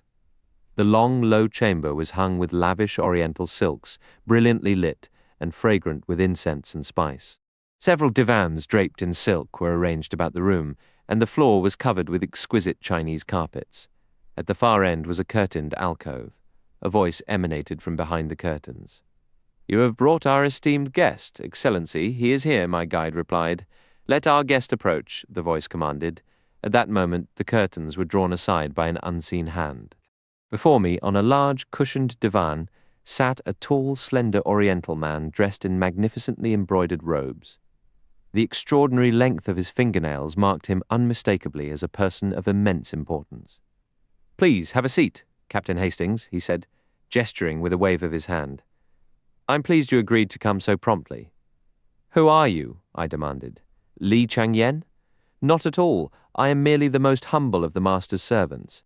I carry out his instructions, nothing more, just as his other servants do in other nations, in South America, for example." I took a step forward. "Where is she? What have you done with her?" "She is in a secure location where no one will find her. For now she remains unharmed." Notice I said, "for now." A chill ran through me as I faced this grinning fiend. "What do you want?" I shouted. "Money?" "My dear Captain Hastings, we have no interest in your modest savings, I assure you." That was not, forgive me, a particularly clever guess. Your associate would not have suggested it, I imagine. "I suppose," I said grimly. "You aimed to trap me." "Well, you've succeeded. I came here knowing the risk. Do whatever you want with me, but let her go. She knows nothing and is no use to you. You used her to capture me, you have me now, so that should end it." The smiling Easterner stroked his smooth chin, watching me sideways from his slitted eyes. "You are moving too quickly," he murmured. "That does not quite end it. In truth, capturing you, as you put it, is not our true goal. But through you we hope to reach your friend, Mr. Hercule Poirot." "I doubt you'll manage that," I said with a bitter laugh. What I propose is this, he continued, as if he hadn't heard me. You will write a letter to Mr. Hercule Poirot, a letter that will persuade him to hurry here and join you. I will do nothing of the sort, I replied angrily. The consequences of refusal will be most unpleasant.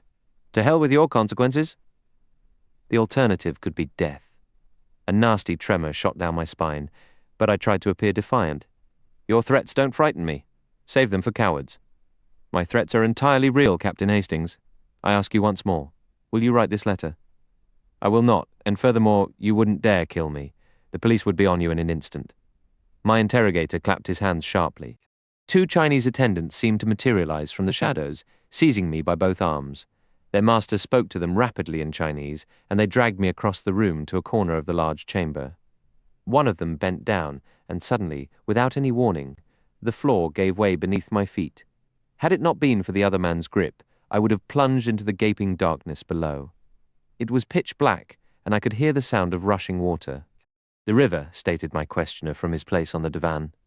Consider carefully, Captain Hastings. If you refuse again, you will fall headlong into eternity, to meet your death in the dark waters below.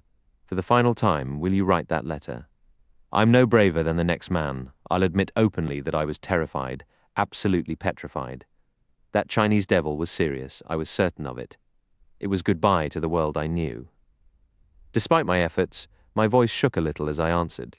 For the last time, no. Damn your letter. Then I closed my eyes involuntarily and uttered a brief, silent prayer. I was sure those were my final words on earth. I braced for the impact of the cold, rushing water and the horror of that suffocating drop. But to my astonishment, a soft laugh reached my ears. I opened my eyes. At a signal from the man on the divan, my 2 guards brought me back to face him. You're a brave man, Captain Hastings, he said. We in the East value courage. I must say, I anticipated you would act exactly as you have. This brings us to the second act of your little play. You have faced death for yourself. Are you prepared to face it for someone else? What are you talking about? I rasped, a dreadful chill seizing me.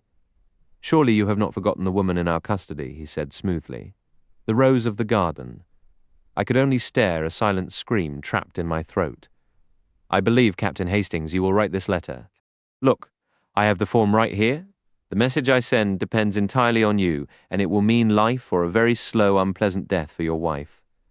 Cold sweat beaded on my forehead. My captor went on, his smile pleasant, his tone utterly calm. There you are, Captain. The pen is waiting. You merely have to write. If you refuse. If I refuse, I whispered. If you refuse, the lady you adore dies, and she will not die quickly. My employer, Li Chang-yen, finds a certain creative relaxation in designing new and particularly imaginative forms of suffering. My God, I shouted. You monster! You couldn't! Shall I describe a few of his favorite techniques to you? He paid no attention to my choked protest. His voice continued, steady and almost peaceful, describing horrors until I finally clapped my hands over my ears with a strangled cry. Stop! Enough! I understand! Then pick up the pen and write. You wouldn't dare carry it out. That is a childish thing to say, and you know it. Pick up the pen. And if I do, your wife goes free. The cable will be sent at once. How can I trust you to keep your word? I swear it on the sacred graves of my forefathers. Besides, use your head. What purpose would harming her serve once our goal is achieved? Her role in this will be over. What about Poirot? We will keep him comfortably detained until our business is concluded. Then he will be released. Will you swear to that as well, on those same graves? I have given you one oath. That should be enough. My spirit crumbled. I was about to betray my dearest friend to what fate? For a moment I wavered, but then the horrific alternative rose before me like a waking dream. Cinderella in the clutches of these merciless men, subjected to unspeakable agony. The image was so vivid I could almost hear her cries, a sound that would haunt me forever. A low moan escaped me. I grabbed the pen. Perhaps I thought desperately I could word the letter carefully, slip in some hidden warning. Maybe Poirot would see through it and avoid the snare. It was a thin, desperate hope, and it was dashed immediately. The Chinaman's voice cut through my thoughts, polite and firm. Allow me to dictate the text. He paused, glancing at some notes beside him, and then began. Dear Poirot, I believe I'm finally on the trail of number 4. A Chinese fellow came by this afternoon with a fake message, trying to draw me out. Fortunately, I spotted his game in time and gave him the slip. I even managed to turn the tables and do a bit of shadowing myself, rather neatly, if I do say so. I'm sending this note with a sharp local boy. Give him £0.50, would you? That's what I promised, for safe delivery. I'm watching the house now and can't leave my post. I'll wait for you until 6 o'clock. If you haven't arrived by then, I may attempt to get inside on my own. It's too good an opportunity to pass up, especially since the boy might not find you. But if he does, have him bring you here immediately. And for heaven's sake, do something about those famous moustaches of yours in case someone's watching from a window and might recognize you. Yours in haste, A.H. Each word I scrawled dragged me deeper into despair. The scheme was fiendishly clever. They knew the intimate details of our lives. This was exactly the sort of rushed, enthusiastic note I would write. By admitting the afternoon visitor had tried to lure me away, it completely invalidated any warning I might have tried to leave with my arrangement of 4 books.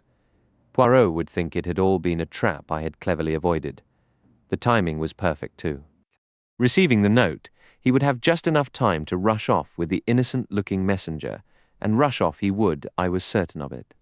My stated intention to enter the house alone would guarantee he came running. He never had any faith in my abilities, always treating me like I was stumbling into trouble without the sense to handle it. He'd swoop in to take over, convinced I couldn't manage on my own. But there was no arguing now. I wrote the message as instructed. The man across from me took the note, read it with a satisfied nod, and passed it to one of his quiet attendants, who slipped behind a silk curtain covering a hidden door. Smiling, my captor picked up a telegraph form, scribbled a few words, and handed it to me. It said, "Release the white bird immediately." A wave of relief washed over me.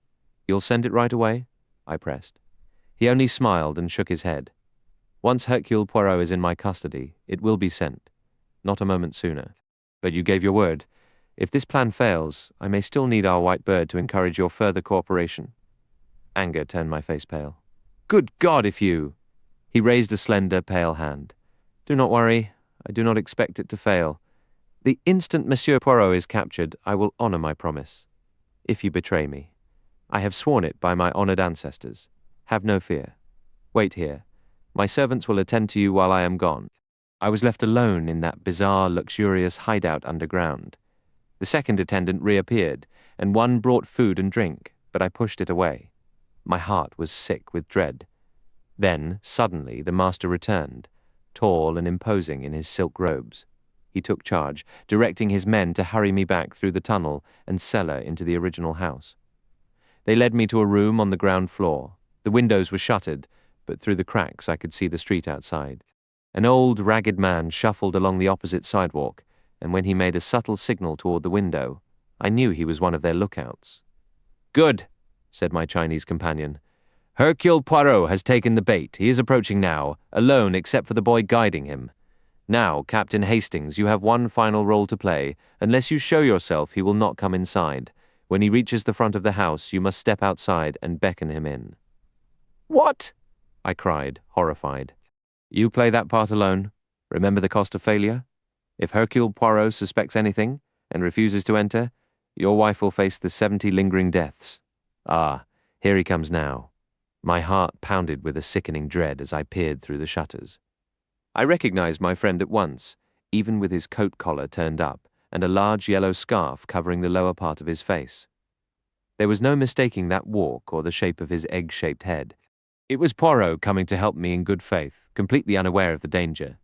Beside him ran a typical London street urchin, face smudged and clothes in tatters. Poirot paused, looking across at the house while the boy pointed eagerly. It was time for me to act. I walked into the hallway. At a signal from the tall Chinaman, a servant unlatched the door. "Remember the price of failure," my enemy whispered sharply. I stepped out onto the front steps and waved Poirot over. He hurried across. "Aha! So you are safe, my friend. I was growing concerned. You managed to get inside? Is the house empty, then?" "Yes," I said, forcing my voice to sound calm. "There must be a hidden exit somewhere. Come in and help me search." I moved back across the threshold. Poirot, utterly unsuspecting, began to follow, and then something inside me snapped. I saw with terrible clarity the part I was playing, the role of a traitor. "Back! Poirot!" I shouted. "Get back! It's a trap!" Don't worry about me. Run now. Even as I yelled the warning, strong hands seized me like a vice. One of the attendants lunged past me toward Poirot. I watched as he leaped back, his arm raised, and then a thick, acrid smoke billowed around us, filling my lungs and clouding my vision. I was choking, gasping. This was the end. I felt myself collapsing, consciousness slipping away into darkness. I awoke gradually, my mind foggy and every sense dulled. The first thing I saw was Poirot's concerned face peering at me from across the room. He let out a happy exclamation as my eyes focused. "Ah, you are back with us. All is well, my friend, my poor brave friend? Where are we?" I managed to ask, my voice strained. "Where? Why, in your own apartment, of course." I looked around slowly. It was true, I was surrounded by the familiar, worn furniture of my sitting room. Even the 4 lumps of coal I had earlier knocked into the grate remained exactly as I'd left them. Poirot followed my gaze. "Ah, that was a brilliant inspiration of yours, the coal and the books. If anyone ever suggests to me that you Hastings lack cleverness, I shall correct them most firmly. It was a magnificent idea, truly superb. So you understood my signal? Do you take me for a fool?" Naturally, I understood. It provided the precise warning I required, along with the necessary time to finalize my arrangements. Clearly, the organization had abducted you. But why? Not for your handsome face, certainly, and not because they viewed you as a genuine threat. No, their aim was transparent. You were the bait to lure the great Hercule Poirot into a trap. I have been anticipating such a move. I made my preparations, and soon enough, the messenger arrived, a seemingly innocent street child. I played along perfectly and hurried off with him. Fortunately, they allowed you to step outside, which was my one worry, that I might have to neutralize them before locating you, leaving you hidden and possibly lost. "Neutralize them?" I asked weakly. "By yourself?" "Oh, it was not so difficult. With proper preparation, everything becomes simple, much like the motto of the Boy Scouts, is it not? And an excellent motto it is." I was prepared. Not long ago, I assisted a distinguished chemist who worked extensively with wartime gases. He designed for me a compact device, easy to carry, simple to use. One merely throws it, and poof. The smoke induces immediate unconsciousness.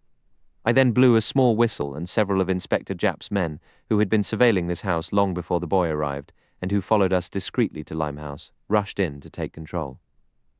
But how did you avoid being overcome as well? Another fortunate circumstance. Our friend, the one you call number 4, could not resist mocking my moustache. That little jest made it quite easy for me to adjust my respirator under the pretense of arranging a yellow scarf. "I remember," I said eagerly. Then, with that word, the full, ghastly memory I had pushed aside came crashing back. Cinderella. I groaned and fell back, darkness threatening to swallow me once more. I must have fainted again briefly. When I came to, Poirot was gently tipping brandy between my lips. "What is it, my friend? Tell me what troubles you so deeply." Haltingly, shuddering with the recollection, I recounted everything. Poirot cried out in sympathy. "My dear friend, what torment you have endured, and I knew nothing of it. But you must reassure yourself all is well. You mean you will find her? But she is in South America. By the time we could reach her, she would surely be dead, after horrors I cannot bear to imagine." No, you misunderstand. She is safe. She has never been in their clutches, not even for an instant. But I received a cable from Bronson." "You received a cable from South America signed with that name. That is an entirely different matter. Tell me, has it ever crossed your mind that a network this vast, with tendrils reaching across the globe, could easily target us through the little girl you adore, Cinderella?" "Never once," I answered. "Well, it crossed mine. I kept it from you to spare you needless worry, but I took my own precautions. While your wife's letters appeared to come from the ranch, she has actually been in a secure location of my own devising for more than 3 months now. I studied him for a long moment. You're certain of that?" "Absolutely, I know it for a fact. They tormented you with a fabrication." I turned away. Poirot placed a hand on my shoulder. His voice held a tone I had never heard from him before. "I am aware you do not care for embraces or overt displays of feeling. I shall be very British. I shall say nothing at all. Only this, in this final endeavor of ours, all the credit belongs to you, and fortunate indeed is the man who possesses a friend such as I have." 14. The Peroxide Blonde. The outcome of Poirot's gas bomb assault on the Chinatown location left me deeply unsatisfied. For starters, the gang's leader had gotten away. When Inspector Japp's men stormed in after Poirot's whistle, they found 4 Chinese men unconscious in the hallway, but the man who had threatened my life was not among them. I later recalled that when I was shoved onto the doorstep as a decoy, that particular individual had stayed well back in the shadows. He was likely outside the bomb's effective range and managed to flee through one of the numerous hidden exits we later found. The 4 men we captured revealed nothing. Despite the police's most thorough investigation, no evidence surfaced to link them to the Big Four. They were simply ordinary, low-level inhabitants of the area who claimed utter ignorance of the name Li Changyen. A Chinese gentleman had hired them to work in the Riverside house, and they knew nothing of his private dealings. By the following day, aside from a mild headache, I had fully recovered from the effects of Poirot's device. We returned together to Chinatown to comb through the house from which I'd been rescued. The property consisted of 2 dilapidated buildings connected by an underground tunnel. The ground floors and upper stories of each were empty and abandoned, their broken windows hidden behind rotting shutters. Japp had already been poking around the cellars and had uncovered the entrance to the subterranean room where I'd endured such a dreadful half-hour. A closer examination only reinforced the impression it made on me that night. The silk wall hangings, the divan, and the floor carpets were all of exquisite craftsmanship. Though my knowledge of Chinese art is limited, I could appreciate that every item in that room was a perfect example of its kind. With Japp and some of his officers, we conducted an exhaustive search of the apartment.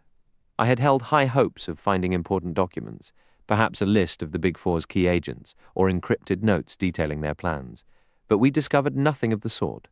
The only papers we found in the entire place were the notes the Chinaman had consulted while dictating the letter to Poirot. These contained a remarkably thorough record of each of our backgrounds, an assessment of our characters, and suggestions about the personal weaknesses through which we might best be approached. Poirot was absurdly, almost childishly, pleased with this find.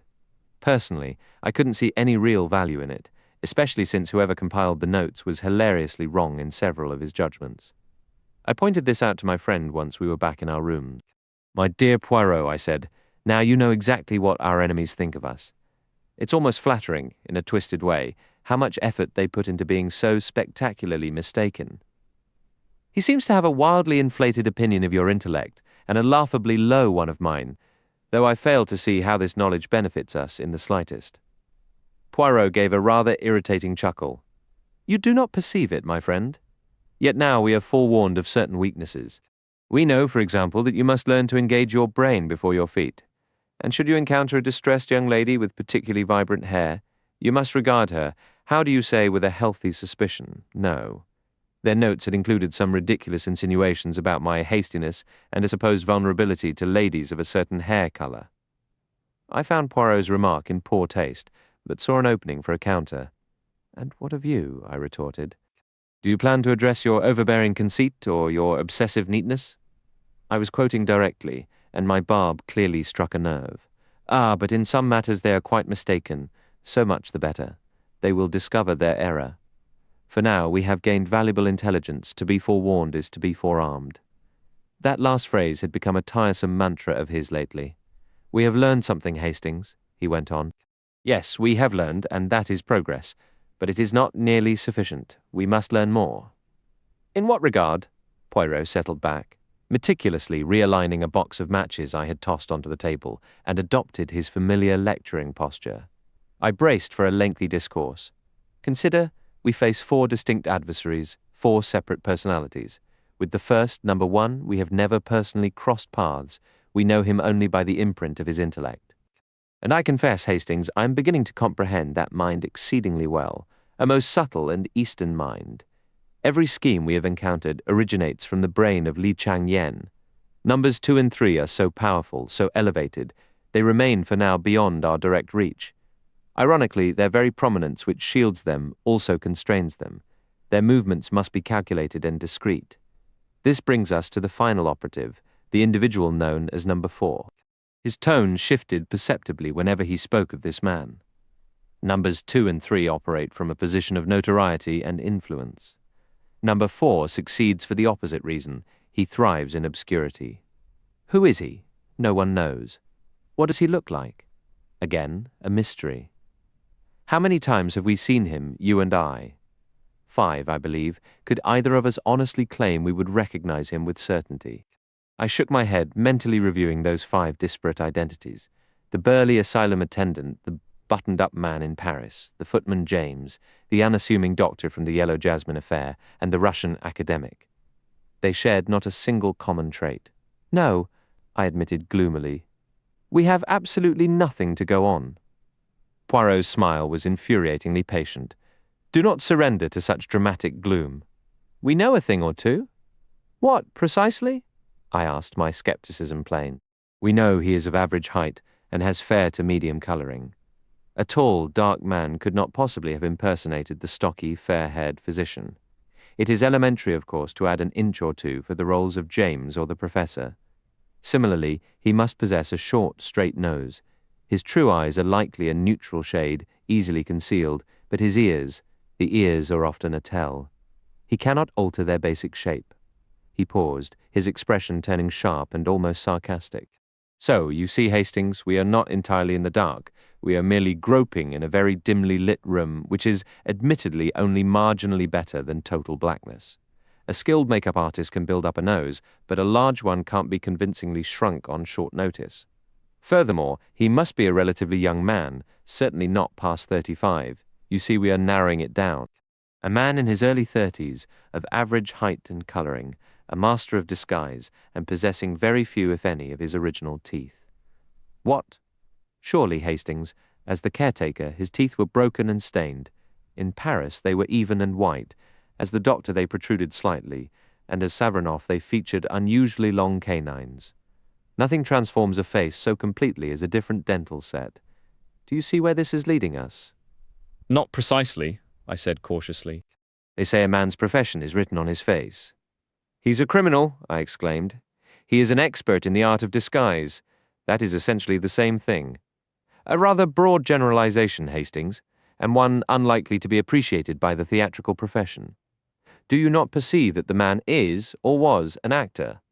An actor? But of course, he has the entire technique at his command.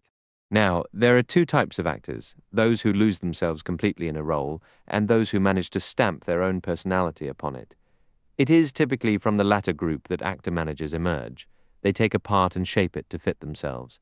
The former class is more likely to spend a career impersonating famous politicians in vaudeville or playing bearded old men in provincial repertory. It is within that first category we must search for our number 4. He is a supreme artist in how he vanishes into each character he portrays. My interest was now thoroughly piqued. So you believe you might trace his identity through his connection to the stage? Your reasoning is, as ever, quite sharp, Hastings. It might have been more useful, I remarked coolly, if the idea had occurred to you earlier. We have lost a great deal of time. You are mistaken, my friend. No more time has been lost than was absolutely necessary. For several months now, my associates have been engaged in precisely this task. Joseph Aarons is one of them, you recall him?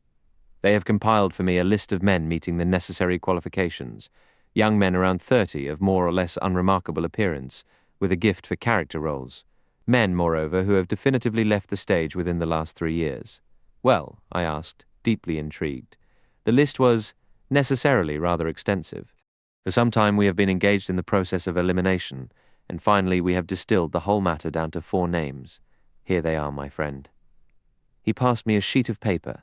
I read its contents aloud. Ernest Luttrell, son of a clergyman from the north of England, always exhibited some peculiar twist in his moral character, expelled from his public school, took to the stage at 23. A list of his roles, with dates and venues followed, addicted to narcotics. Believed to have departed for Australia 4 years ago. Cannot be traced after leaving England. Age 32, height 5 feet 10.5 inches, clean-shaven, brown hair, straight nose, fair complexion, grey eyes. John St. Marr, assumed name, true name unknown, thought to be of Cockney origin. On stage since childhood, specialised in music hall impersonations. Not heard from in 3 years. Age approximately 33, height 5 feet 10 inches, slim build, blue eyes, fair colouring. Austin Lee. Assumed name. Real name Austin Foley. Comes from a good family. Always had a flair for acting and distinguished himself in theatricals at Oxford. Brilliant war record. Performed in the customary list followed, including numerous repertory productions. An enthusiast for criminology, suffered a severe nervous breakdown following a motorcar accident 3.5 years ago and has not appeared on stage since. No clue to his present whereabouts. Age 35, height 5 feet 9.5 inches, fair complexion, blue eyes, brown hair, Claude Darrell, presumed to be his real name. Some mystery surrounds his origins. The notice detailed a performer who had worked in music halls and repertory theatre, a man seemingly without close companions. He had been in China in 1919, returning through America and taking a few roles in New York. Then, one evening, he failed to appear for a performance and vanished completely. A disappearance the New York police labeled deeply mysterious. He was approximately 33 with brown hair, a fair complexion, grey eyes, and stood 5 feet 10.5 inches tall. Fascinating, I remarked, setting the paper aside. And this is the culmination of months of inquiry. Just these 4 names. Which one draws your suspicion? Poirot gestured expressively. My friend, it remains an open question. I will merely observe that Claude Darrell's travels took him to China and America, a point of possible significance, yet we must guard against letting it prejudice us unduly. It could be mere coincidence. What comes next? I asked, my eagerness returning. Arrangements are already in motion. Carefully phrased advertisements will appear daily. Friends or relatives of these individuals are being asked to contact my solicitor. Even now we might. Ah, the telephone. It is likely, as usual, a wrong number, and they will apologize for the disturbance. But it could be, yes, it could be that something has developed. I crossed to answer the call. Hello? Yes, M. Poirot's residence. Captain Hastings speaking. Oh, Mr. McNeil! McNeil and Hodgson were Poirot's legal representatives. I'll inform him. Yes, we'll come immediately. Replacing the receiver, I turned to Poirot, my eyes alight. Poirot, there's a woman at the office. A friend of Claude Darrell's, a Miss Flossie Monroe. McNeil requests you come at once. Instantly, cried Poirot, vanishing into his bedroom and reappearing with his hat. A taxi soon delivered us to the solicitor's private office. Seated in the armchair was a lady of somewhat theatrical appearance, well past her youth. Her hair was an improbable yellow, arranged in abundant curls over each ear. Her eyelids were heavily darkened, and she had applied rouge and lip salve with a liberal hand. Ah. Here is M. Poirot, said Mr. McNeil. M. Poirot, this is Miss Monroe, who has kindly come to provide some information. Ah, but this is most gracious, Poirot exclaimed, advancing with great ceremony to shake the lady's hand warmly. Mademoiselle blooms like a rare flower in this dry-as-dust old office, he added, utterly indifferent to Mr. McNeil's sensibilities.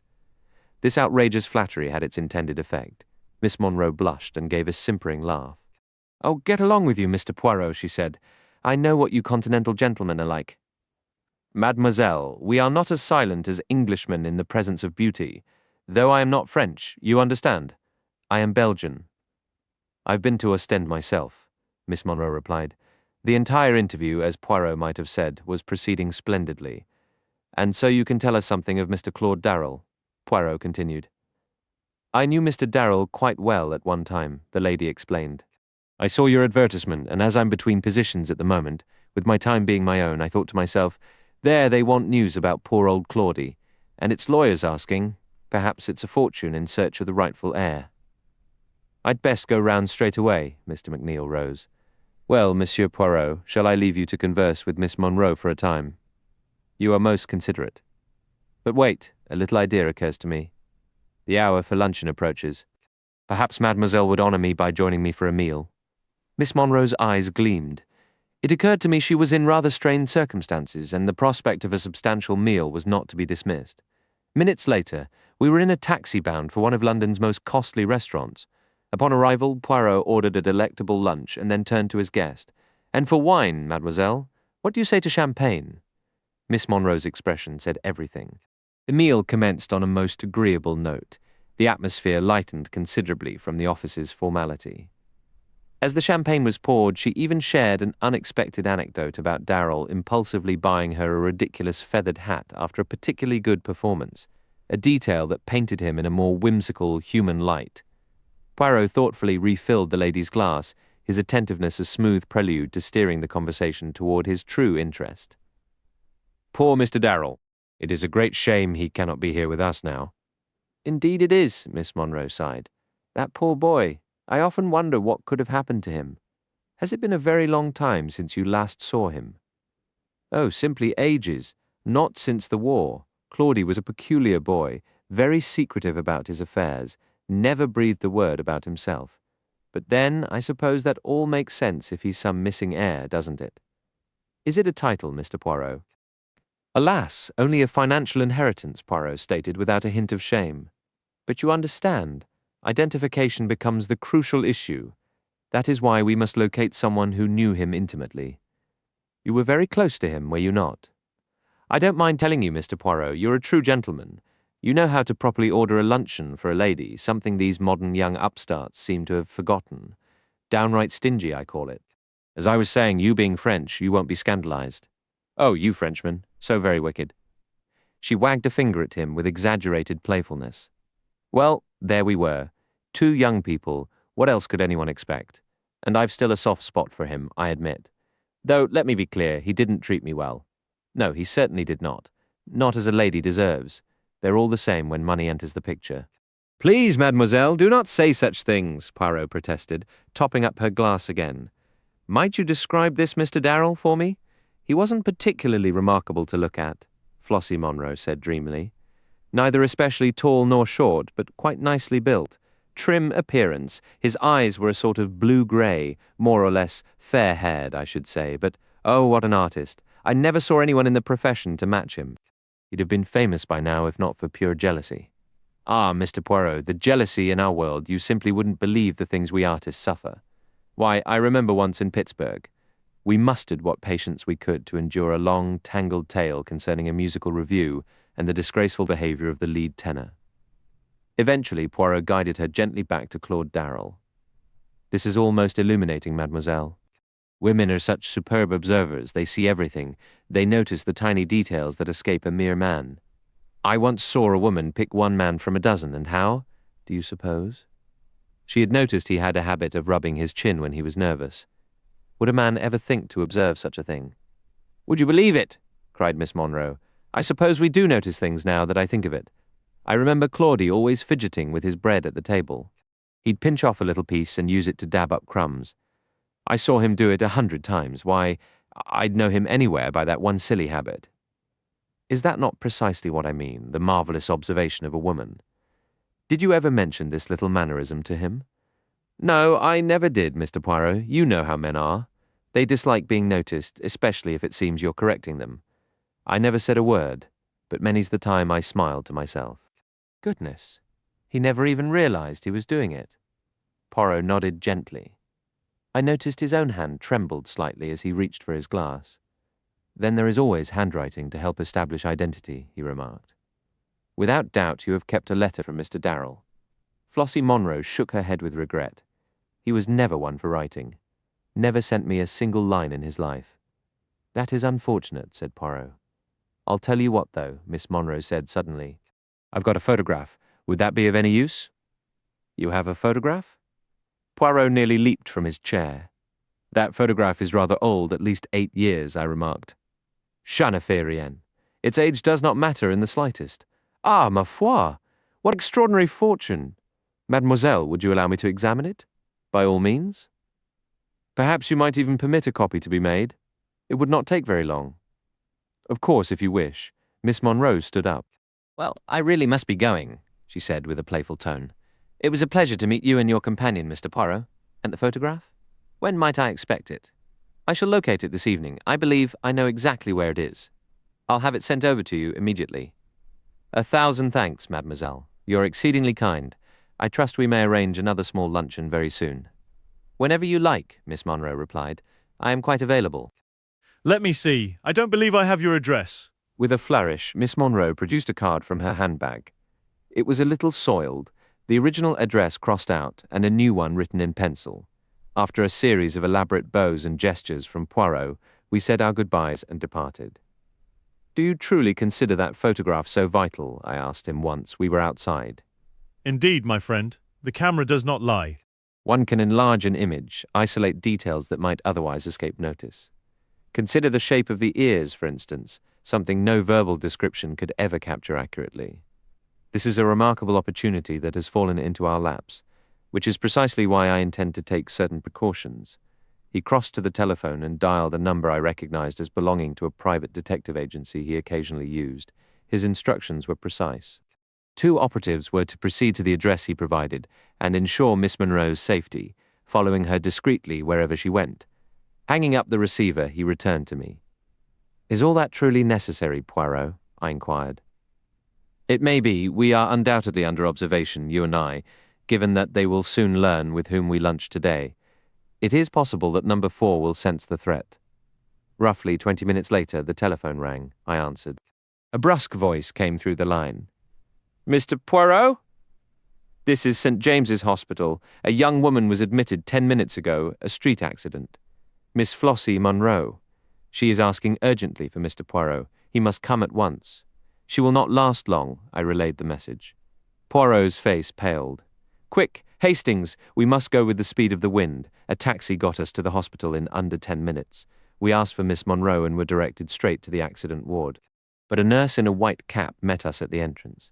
Poirot understood from her expression. It is over, yes? She passed away 6 minutes ago." Poirot stood motionless, as if stunned. Mistaking his silence for grief, the nurse spoke softly. "She did not suffer, and she was unconscious at the end. A motor car struck her. The driver didn't even stop. Appalling, isn't it? I hope someone noted the license number. The stars are fighting against us," Poirot murmured. Then, his voice hardening with a sudden, bitter edge, he added, "Or perhaps it is not the stars at all. Perhaps it is merely human wickedness, dressed up as fate. Would you like to see her?" the nurse asked. She led the way, and we followed. Poor Flossie Monroe, with her rouged cheeks and dyed hair, lay peacefully, a faint smile on her lips. "Yes," Poirot whispered. "The stars fight against us, but is it the stars?" He lifted his head sharply, as if struck by a thought. "Is it the stars, Hastings? If it is not, he turned to the nurse, his manner suddenly urgent. "I must see a list of the items found in her handbag. Immediately, please." After a brief delay, the list was provided. Poirot scanned it and let out a sharp, suppressed exclamation. "You see, Hastings? Do you see?" "See what?" "There is no mention of a latchkey, but she must have carried a key. No, this was a cold-blooded murder, and whoever found her first took that key from her purse. Yet we might still be ahead of him. He may not have located what he was after immediately.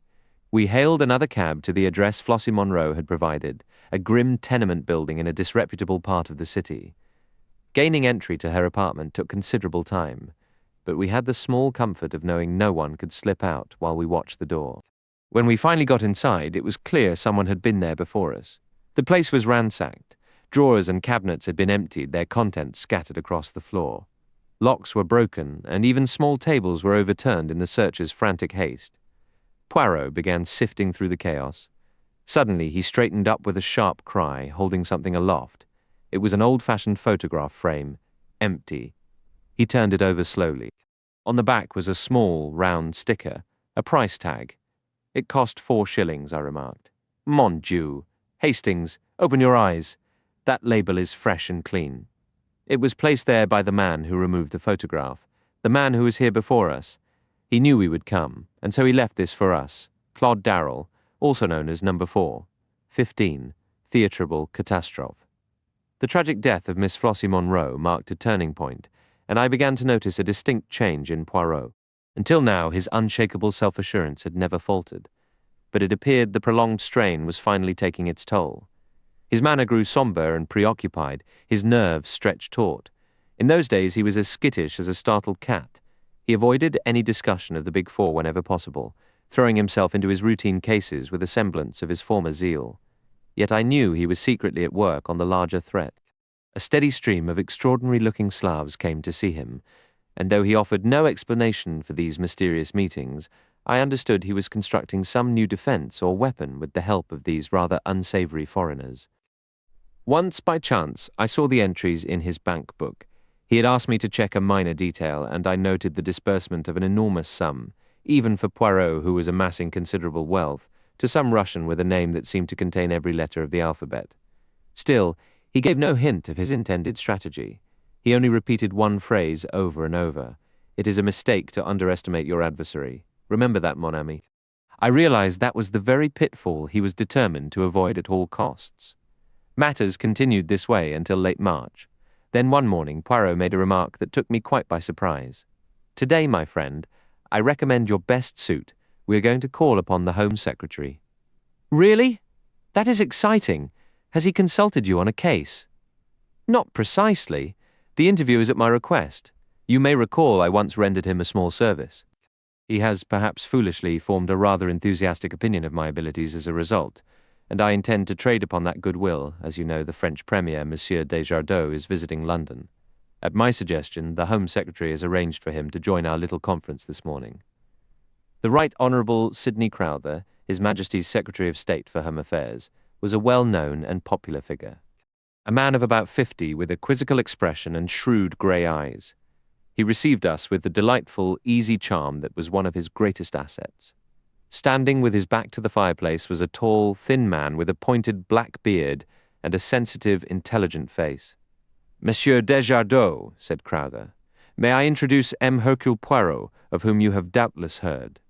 The Frenchman bowed and shook hands. "I am, of course, familiar with the name Hercule Poirot," the man said with a cordial smile. "Who isn't?" "You are most kind, sir," Poirot replied, giving a slight bow, though a flush of gratification coloured his cheeks. A calm voice then spoke from a shadowed corner near a towering bookshelf. "No greeting for an old friend?" It was our acquaintance, Mr. Ingalls, stepping forward. Poirot shook his hand with genuine warmth. "Now, M. Poirot," said Crowther, "we are listening. I believe you indicated you have a matter of the highest importance to discuss." "Indeed, monsieur. There exists in the world today a formidable criminal syndicate, directed by 4 principal figures known collectively as the Big Four. The first is a Chinese mastermind, Li Changyen. The second is the American industrialist Abe Ryland. Number 3 is a Frenchwoman of considerable standing. As for number 4, I'm increasingly convinced he is an English actor of minor repute named Claude Darrell. Their alliance aims to dismantle the established order, replacing it with a chaos they would then command as absolute rulers. "Preposterous," the Frenchman murmured. "Ryland involved in such a scheme, the notion is utterly fantastical." "Allow me, monsieur, to recount some of this group's activities," Poirot insisted. What followed was a gripping account. Though I knew every twist, hearing our perilous escapades laid out so starkly sent a fresh chill down my spine. When Poirot concluded, M. Desjardins cast a silent, questioning look at Mr. Crowther. The Home Secretary met his gaze. "I fear we must acknowledge the reality of this Big Four, M. Desjardins.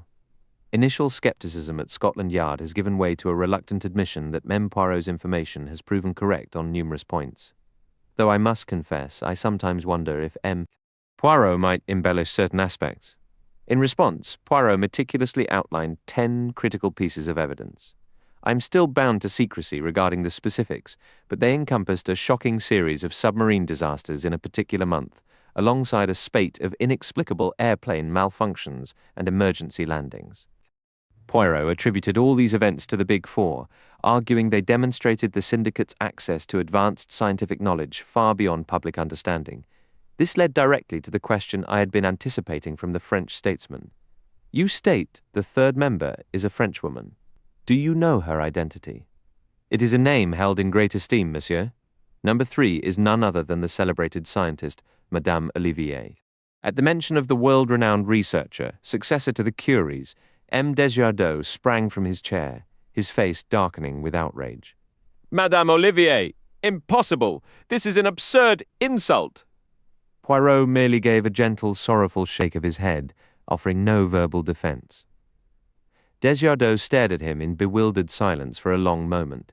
Then his expression shifted to one of patronizing comprehension, and he glanced meaningfully at the Home Secretary, tapping his own temple. "Poirot is a brilliant man," he declared. "But even geniuses, they can develop their little fixations, no? Seeing grand conspiracies in high places where none exist. It is a known phenomenon. You see my point, Mr. Crowther?" The Home Secretary was quiet for a time. "Upon my word, I simply don't know," he finally said, his voice heavy. "My faith in M. Poirot has always been and remains considerable, but this strains credulity." "And this Li Changyen," Desjardins continued dismissively. "Who has ever heard of him?" "I have," came the unexpected, placid voice of Mr. Ingalls. The Frenchman stared, and Ingalls stared placidly back. his expression more inscrutable than ever. Mr. Ingalls, Crowther explained, is our foremost authority on the internal affairs of China. And you have heard of this, Li Chang Yen? Until M. Poirot consulted me, I believed I was the only man in England who had. Make no mistake, Mem. Desjardins, there is only one power in China today that truly matters, and that power is Li Chang Yen. He may, I dare say perhaps, possess the most brilliant mind in the world today. Mem Desjardins sat as if struck. After a moment, he collected himself. There might be some truth in your words, M. Poirot, he replied stiffly. Concerning Madame Olivier, however, you are entirely mistaken. She is a loyal daughter of France, dedicated only to the pursuit of science. Poirot offered a shrug and remained silent. A brief pause followed before my small friend stood, an air of solemnity settling over his peculiar figure. That is all I have come to say, gentlemen, a warning. I anticipated not being believed. Yet you will now be watchful. My words will take root, and each new development will strengthen your doubt. It was essential I speak now, later I might have been prevented. You imply, asked Crowther, his scepticism giving way to the weight of Poirot's tone. I mean, monsieur, that having uncovered the identity of number 4, my life is measured in hours. He will stop at nothing to eliminate me, and he is called the Destroyer for good reason. Gentlemen, I bid you farewell. To you, M. Crowther, I entrust this key and this sealed envelope. I have compiled all my notes on the matter, along with my strategies to counter the threat looming over the world, and place them in a secure location. Should I die, M. Crowther, you are authorized to retrieve those documents and utilize them as you see fit. And now, gentlemen, I wish you good day. Desjardins offered only a cold nod, but Crowther rose and extended his hand. You have convinced me, M. Poirot. However fantastic it seems, I now believe completely in what you have told us. Ingalls departed with us. I am not displeased with the meeting, Poirot remarked as we walked. I did not expect to win over Desjardins, but I have ensured that if I perish, my knowledge does not, and I have gained an ally or two. Not so bad. You know I stand with you, said Ingalls. Incidentally, I'm leaving for China as soon as arrangements can be made. Is that prudent? Hardly, Ingalls said dryly. But it is necessary. One must do what one can. Ah, you are a courageous man, Poirot exclaimed with feeling. Were we not in public, I would embrace you. I suspected Ingalls was somewhat relieved. I doubt I'll be in greater peril in China than you are here in London, he muttered. That is possibly quite true, Poirot conceded. I only hope they do not manage to massacre Hastings as well. That would irritate me exceedingly. I cut into this grim exchange to state firmly that I had no intention of being massacred, and soon after Ingalls went his own way. We walked in silence for a while before Poirot broke it with a wholly unexpected statement. I truly believe, I may need to involve my brother in this affair. Your brother, I cried, amazed. I never knew you had a brother. You astonish me, Hastings.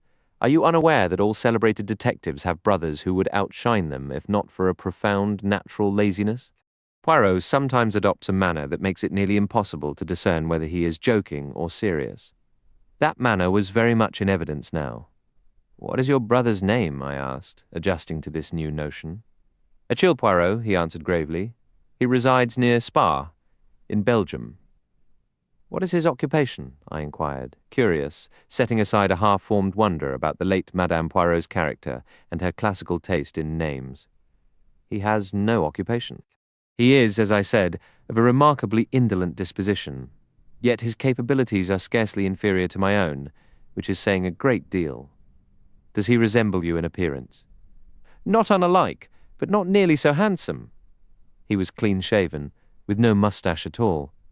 Is he older or younger than you? Strangely enough, we share the same birthday. A twin? I exclaimed. Precisely, Hastings. Your deductions are, as ever, unerring. But here we are back at our lodgings. We must now turn our attention to the small matter of the Duchess's missing jewels. Yet the Duchess's necklace was destined to be postponed. A case of an entirely different nature awaited us. Our landlady, Mrs. Pearson, met us to say a hospital nurse had called and was waiting to see Poirot. We discovered her seated in the large armchair by the window, a respectable middle-aged woman in a dark blue uniform. She seemed hesitant to state her business, but Poirot, with his usual tact, soon eased her mind, and she began her tale. You must understand, M. Poirot, I've never encountered a situation like this. I was assigned by the Lark Sisterhood to a case in Hertfordshire. The patient is an elderly gentleman, a Mr. Templeton. The house is agreeable, and the family seems pleasant enough. His wife, Mrs. Templeton, is considerably younger, and there is a son from the first marriage living at home. The young man and his stepmother don't always see eye to eye, I gather. He's not what you'd call sharp, not deficient exactly, but decidedly slow. From the start, Mr. Templeton's illness struck me as peculiar. At times he seemed perfectly well, and then he'd be struck by these violent gastric episodes with terrible pain and sickness.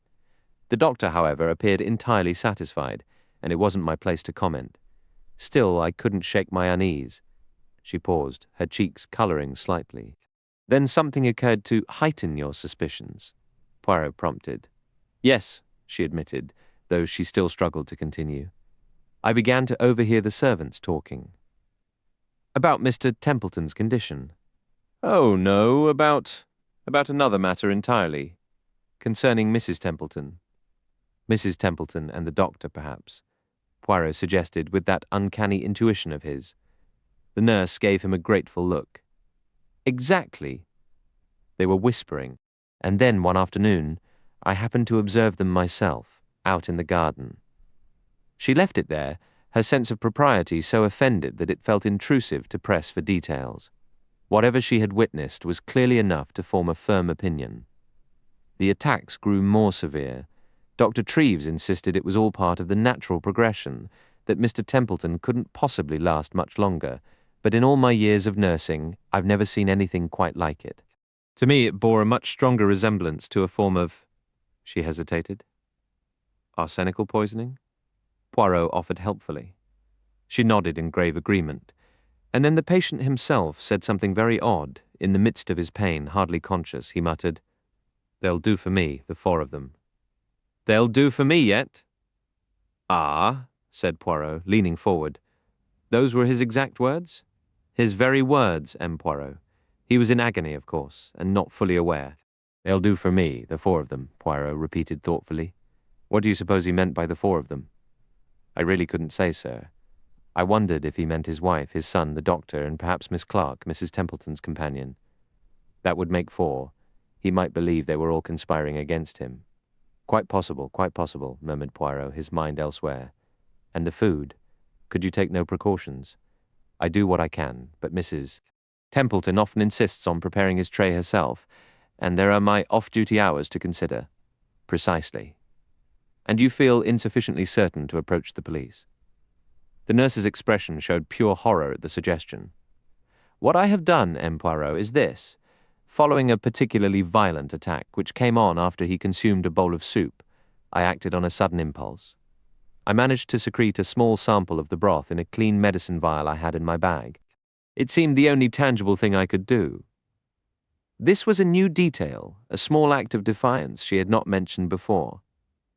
The situation is wearing on me terribly, she confessed, her professional composure finally cracking into a tone of sarcastic exasperation.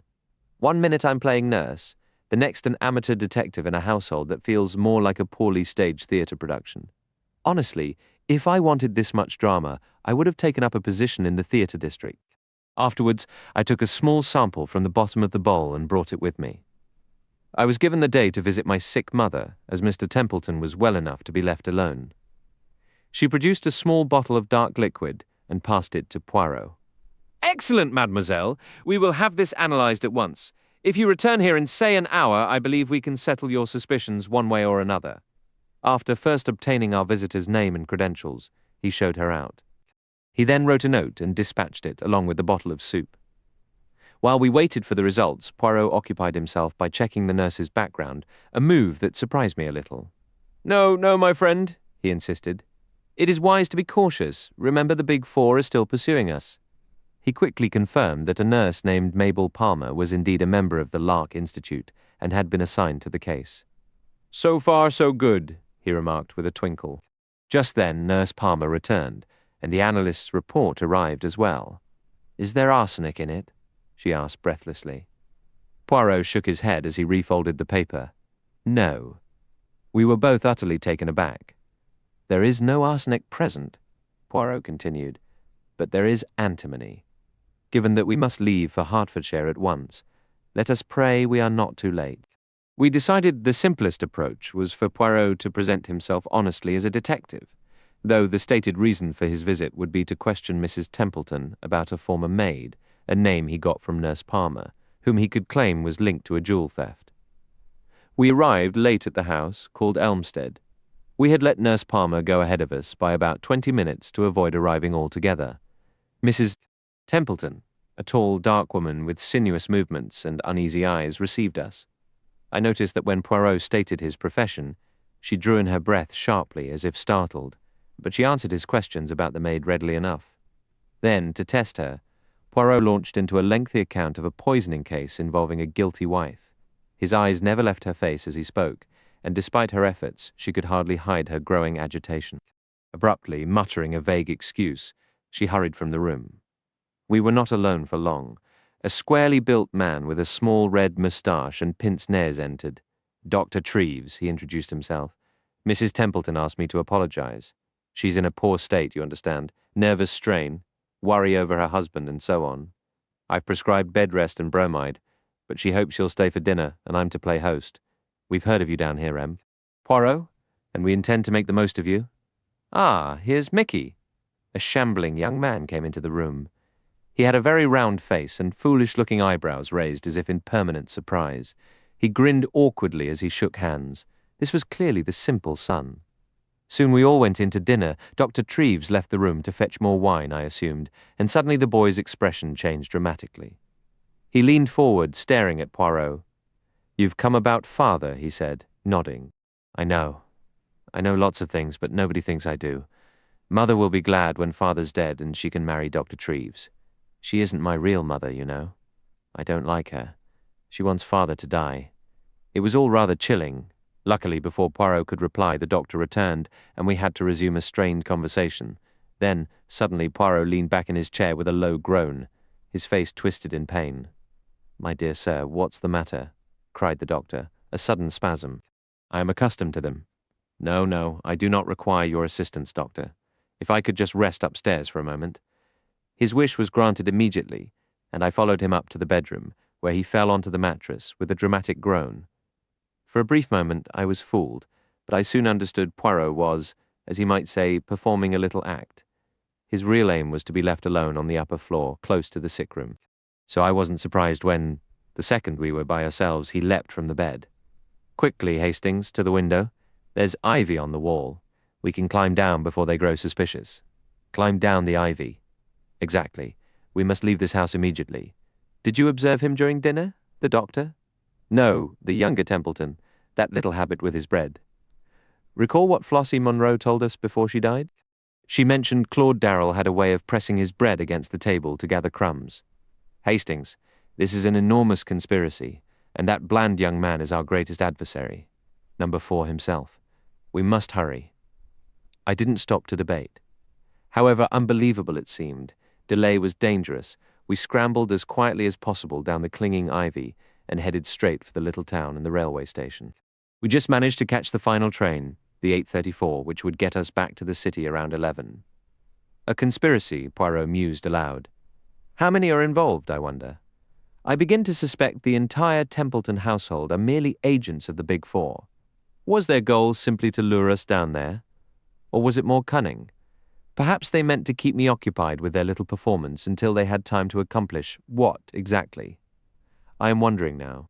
He fell into a deep silence for the rest of the journey. When we reached our rooms, he held me back at the sitting-room door. "Be careful, my friend. I have my doubts. Allow me to enter first." He did so, and, somewhat to my amusement, he used an old overshow to press the light switch. Then he moved through the room like a wary cat, cautious and delicate, sensing for any threat. I watched him from my place by the wall where he'd stationed me.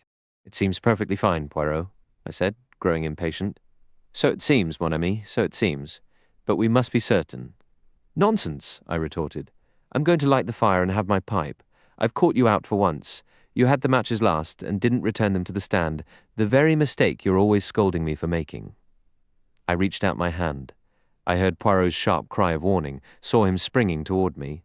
My fingers brushed the matchbox. Then came a blinding flash of blue flame, a deafening roar, and then nothing.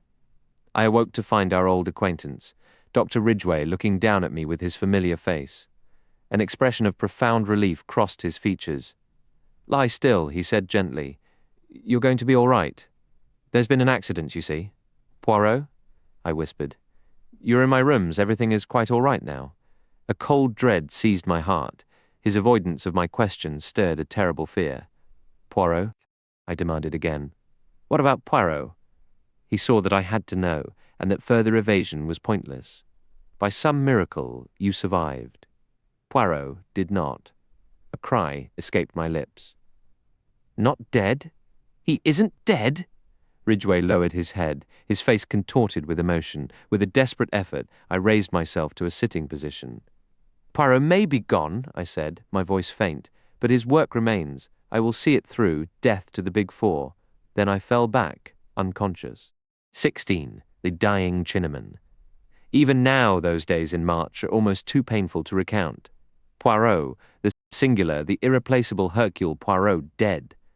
There was a particularly cruel cleverness in the disarranged matchbox, certain to draw his orderly eye and prompt him to tidy it, thereby triggering the blast. The fact that it was I who actually caused the disaster filled me with a relentless, futile guilt. Dr. Ridgway said it was a sheer miracle I wasn't killed, escaping instead with only a mild concussion. The world felt greyer, quieter, and infinitely more dangerous, without his brilliant, meticulous presence guiding the way. In a quiet moment of clarity amidst the grief, I resolved to visit the city's botanical gardens the next day, a place he had always found soothing for thinking. Perhaps there, among the orderly rows of plants, I could find a fragment of his methodical peace and the strength to continue.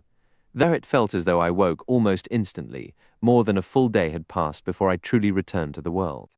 Only by that evening was I strong enough to shuffle weakly into the next room, where a simple elm coffin held the body of the most extraordinary man I had ever known. From the moment my senses cleared, my mind held a single, burning purpose: to avenge Poirot's death and hunt the Big Four without mercy. I expected Dr. Ridgway to share my resolve, but to my astonishment, his response was oddly hesitant. "Go back to your ranch in South America?" he kept advising, as if the idea of pursuing justice was a fool's errand. He framed it gently, but his meaning was plain. If the great Poirot had failed, what hope did I have? Yet I couldn't accept that.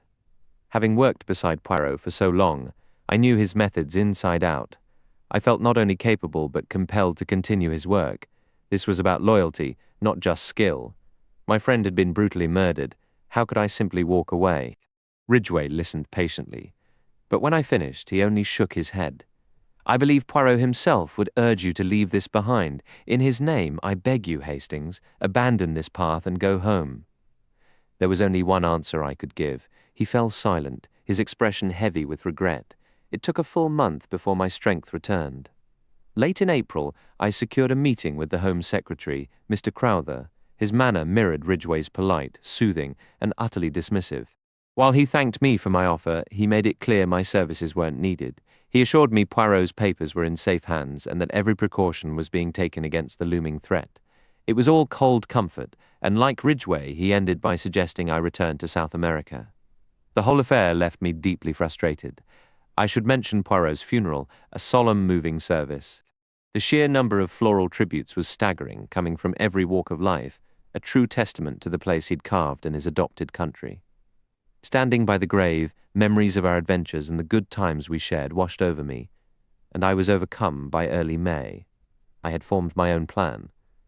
I decided to follow Poirot's earlier idea and place advertisements seeking information on Claude Darrell. After arranging for the notices to run in several morning papers, I was sitting in a small Soho cafe reviewing one of them, when another item in the paper caught my eye: a brief report on the mysterious disappearance of Mr. John Ingalls from the SS Shanghai shortly after it left Marseille. Despite calm seas, he was presumed lost overboard. The notice ended with a mention of his long service in China. The news hit me like a physical blow. I saw nothing accidental about it. Ingalls had been murdered. Another clear strike from the cursed Big Four. I sat there, stunned by the blow and turning the whole matter over in my mind, when I was startled by the odd behavior of the man seated across from me. Until that moment, I hadn't paid him much notice. He was a lean, dark man of middle age with a sallow complexion and a neatly trimmed, pointed beard. He had taken his seat so quietly that I'd scarcely registered his arrival. But now his actions were decidedly strange. Leaning forward, he deliberately helped me to salt, arranging it in 4 small mounds round the rim of my plate. "You'll excuse me," he said in a mournful tone. "They say to help a stranger to salt is to help them to sorrow. That may be an unavoidable necessity. I hope not, though. I hope you will see reason, then, with pointed significance." He repeated the gesture on his own plate. The number 4 was too plain to miss. I studied him carefully. He bore no resemblance I could detect to the young Templeton, or to James the footman, or to any of the other identities we had encountered. Yet I was certain I was dealing with none other than the formidable number 4 himself. In his voice lingered a faint echo of the buttoned-up stranger who had called on us in Paris. I glanced around, uncertain how to act. Reading my thoughts, he gave a slight smile and shook his head. "I wouldn't advise it," he remarked. "Recall what came of your hasty action in Paris. Let me assure you my exit is well prepared. Your methods remain a touch crude. Captain Hastings, if I may say so." "You devil." I choked out, my voice thick with rage. "You utter fiend." A bit heated, just a trifle heated. Your late lamented friend would have told you that a man who keeps calm always holds the advantage. "You dare speak of him?" I cried. "The man you murdered in cold blood, and you have the audacity to come here." He cut me off. "I came with an excellent and peaceful purpose, to advise you to return at once to South America. If you do, the matter ends there as far as the Big Four are concerned. You and yours will not be troubled further, you have my word on that." I laughed scornfully. "And if I refuse to obey this autocratic command, it is hardly a command. Let us call it a warning." His tone carried a cold menace. "The first warning," he added softly. "You would be wise not to disregard it." Then, before I could anticipate his move, he rose and slipped swiftly toward the door. I sprang to my feet and went after him instantly, but by wretched luck I collided squarely with an enormously fat man who blocked the aisle between the tables. By the time I'd untangled myself, my quarry was already passing through the doorway, and my next delay came from a waiter carrying a towering stack of plates who crashed into me without warning. When I finally reached the door, there was no sign of the thin, dark-bearded man. The waiter was profuse with apologies. The fat man sat placidly at his table ordering lunch. Nothing indicated that both incidents were anything but pure accident. Yet I had my own firm opinion.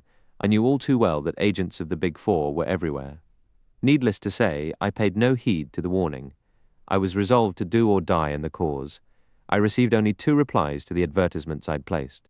Neither yielded information of value. Both were from actors who had performed with Claude Darrell at different times.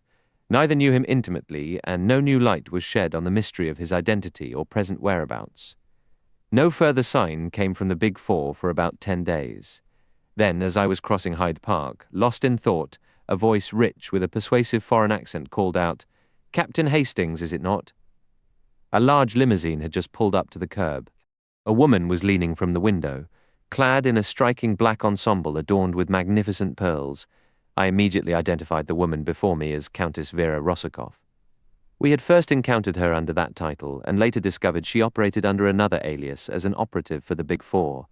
For reasons of his own, Poirot had always harbored a peculiar soft spot for the Countess. Her sheer theatricality appealed to the little detective. He would often proclaim in fits of admiration that she was a woman like no other. The inconvenient fact that she was aligned with our most formidable adversaries never seemed to factor into his esteem. "Ah, don't walk away," the Countess exclaimed. "I have something vital to tell you, and don't bother trying to have me arrested. That would be a foolish move. You always were a bit slow on the uptake. It's true, you're being slow now, ignoring the warning we sent. This is the second one. Leave England immediately. You can achieve nothing here, and being perfectly candid, you will never succeed." "If that's the case," I replied with formality, "it strikes me as odd that you're all so desperate to see me gone." The Countess gave a magnificent shrug, her shoulders moving with dramatic flair. "Personally, I agree. It's a stupid precaution. I'd let you stay here and putter about harmlessly. But the leadership, you understand, is worried some careless word of yours might aid those with more intelligence than you possess. Therefore, you are to be exiled." The Countess seemed to hold a curiously inflated opinion of my capabilities. I masked my irritation. No doubt this condescending act was designed to provoke me and to suggest I was insignificant. Naturally, it would be simple enough to eliminate you, she went on. But I can be sentimental on occasion. I argued on your behalf. You have a pleasant little wife tucked away somewhere, don't you? And it would please that poor, dead little man to know you were spared. I always rather liked him, you know. He was clever, brilliantly so. Had it not been 4 against 1, I honestly believe he might have outmaneuvered us. I admit it freely. He was my superior. I even sent a wreath to his funeral as a mark of my respect, an enormous arrangement of crimson roses. Crimson roses so perfectly capture my essence. I listened in stony silence, a deep revulsion growing within me. She had the gall to sentimentalize a murder while delivering a threat. You have the expression of a stubborn mule about to kick. Well, I've delivered my message. Remember this, the 3rd warning will be delivered by the destroyer. With a signal from her, the car sped away. I automatically noted the license plate number, but without any real hope it would prove useful. The Big Four were not known for careless oversights. I returned home somewhat subdued. One clear fact had emerged from the Countess's torrent of words. My life was in genuine peril. Though I had no intention of quitting the fight, I recognized the need for extreme caution and every possible safeguard. As I was weighing these facts and considering my next move, the telephone rang. I crossed the room and lifted the receiver. Hello, who is this? A brisk voice answered.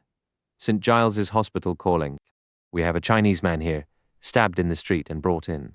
He hasn't much time. We contacted you because we found a piece of paper in his pocket with your name and address. I was thoroughly taken aback.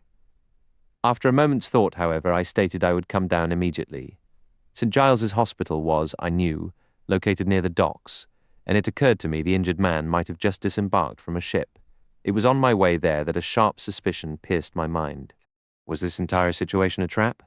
The presence of a Chinese man inevitably suggested the influence of Li Chang-yen. I recalled the baited trap affair. Was this another ruse concocted by my enemies? A bit of reflection convinced me that, regardless, a visit to the hospital could do no real harm. It seemed far more likely that this wasn't some elaborate plot, but what you might call a simple setup. The dying man would deliver a message designed to send me straight into the clutches of the Big Four.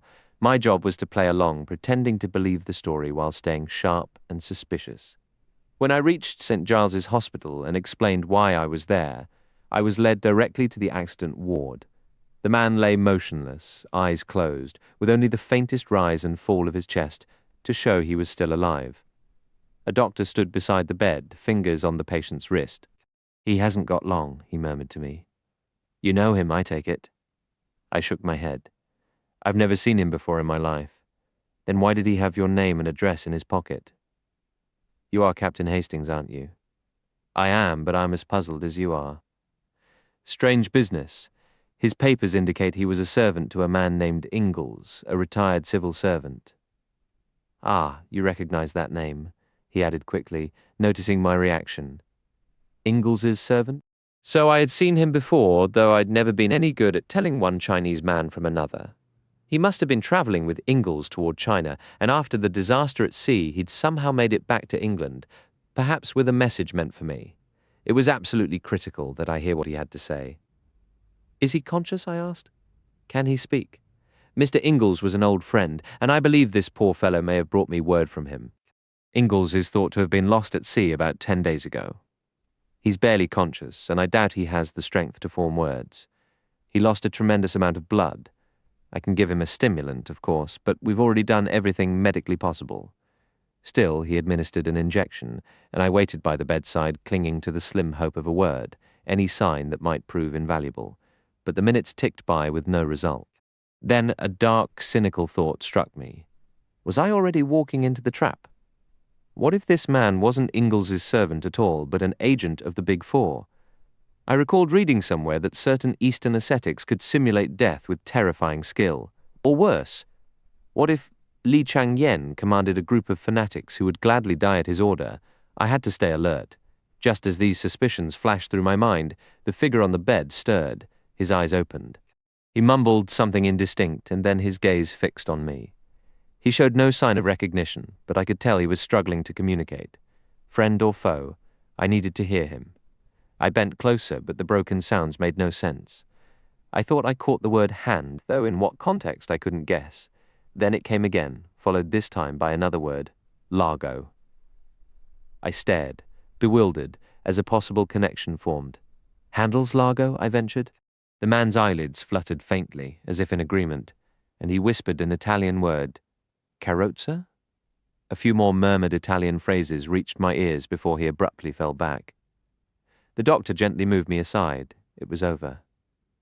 The man was gone. I stepped outside into the cool evening air, thoroughly confused. Handelslargo and a carrozza, which, if I remembered correctly, meant a carriage. What possible meaning could those words hold? The man was Chinese, not Italian. Why would he speak in Italian? Surely if he truly were Ingles's servant, he'd know English. The whole affair was deeply puzzling. I turned it over in my mind all the way home. Oh, how I wished Poirot were there to untangle the mystery with his usual brilliant flair. I unlocked the door with my key and climbed the stairs to my room. A letter was waiting on the table. I opened it without much thought, but after reading the first few lines, I froze. It was from a law firm. They wrote that, following the instructions of their late client, Hercule Poirot. They were forwarding an enclosed letter to me.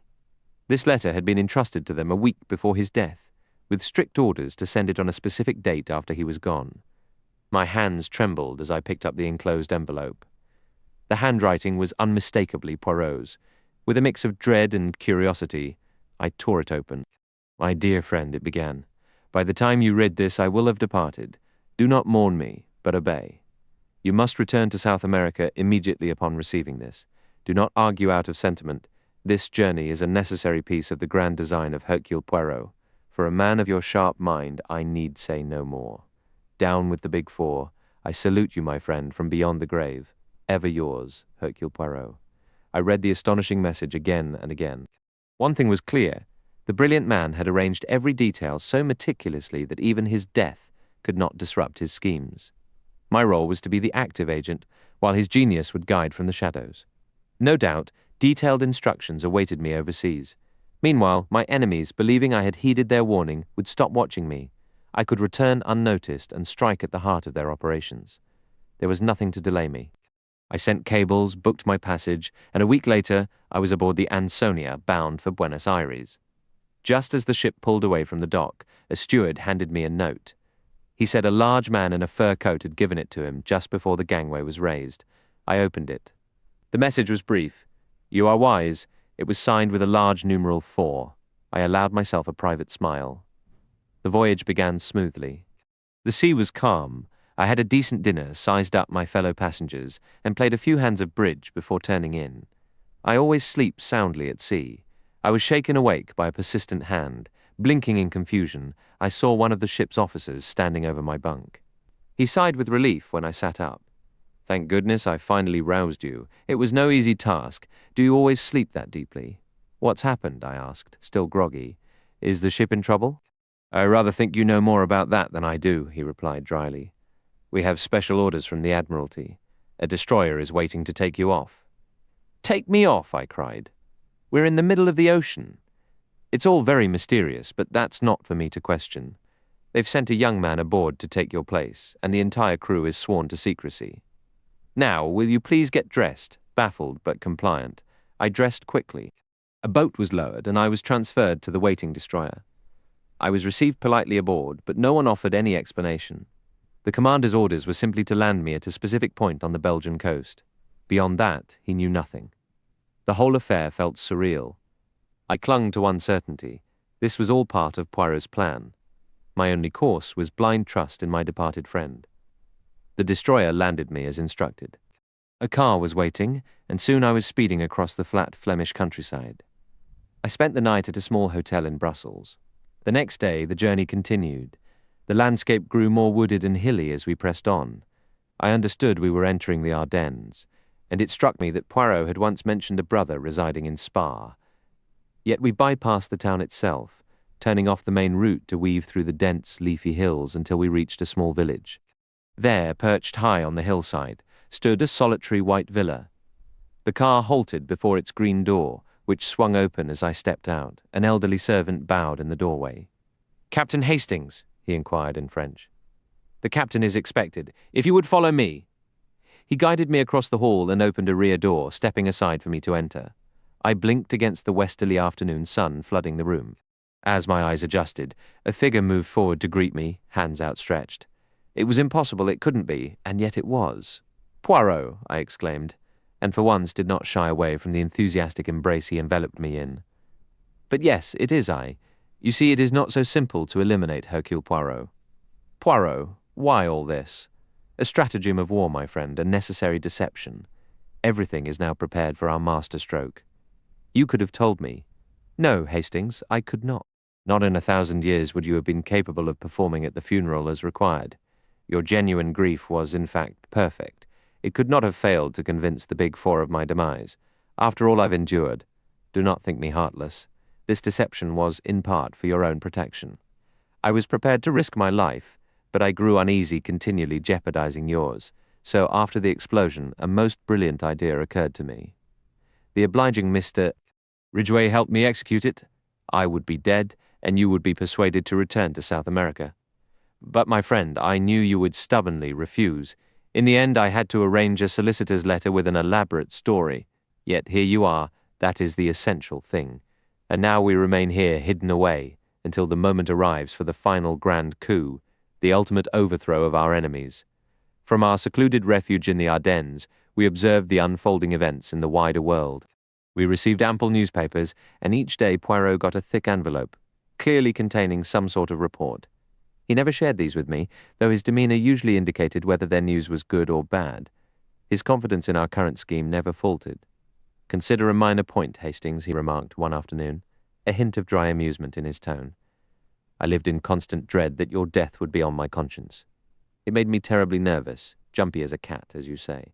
Now I am most content. Even if they discover the Captain Hastings who landed in South America is an impostor, which I doubt, as they are unlikely to dispatch an agent who knows you personally, they will merely assume you are attempting to outmaneuver them in some clever, independent fashion. They will not seriously pursue your whereabouts. They are utterly convinced of the one vital fact, my death. They will proceed to mature their plans without restraint. And then," I pressed, eager for the climax. "And then, mon ami, the grand resurrection of Hercule Poirot," he declared, his eyes gleaming. "At the 11th hour, I reappear, throw everything into delightful confusion, and achieve the supreme victory in my own singular manner." His vanity, I saw, was of a particularly resilient sort. I pointed out that our adversaries had won a trick or two already, but it was futile to expect any dimming of his self-assurance. "You see, Hastings, it is like that little card trick. You have witnessed it, no doubt. You take the four knaves, you separate them, one on top, one below, and so on. You cut, you shuffle, and yet there they are, all reunited. That is my precise objective. Up to this point, I have been facing off against each member of the Big Four individually. Yet if I could gather them all in one place, like the four jacks in a deck of cards, I could bring them down with a single decisive blow." "And how exactly do you plan to get them all together?" I inquired. "By waiting for the perfect moment," he replied. "By staying hidden until they are poised to make their move." "That could take ages," I complained. "Always so restless, my dear Hastings.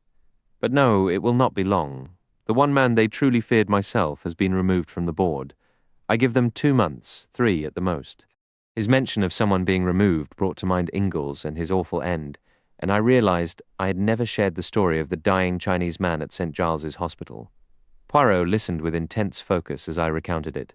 "Ingalls' servant, you say? And his final words were in Italian. That is curious.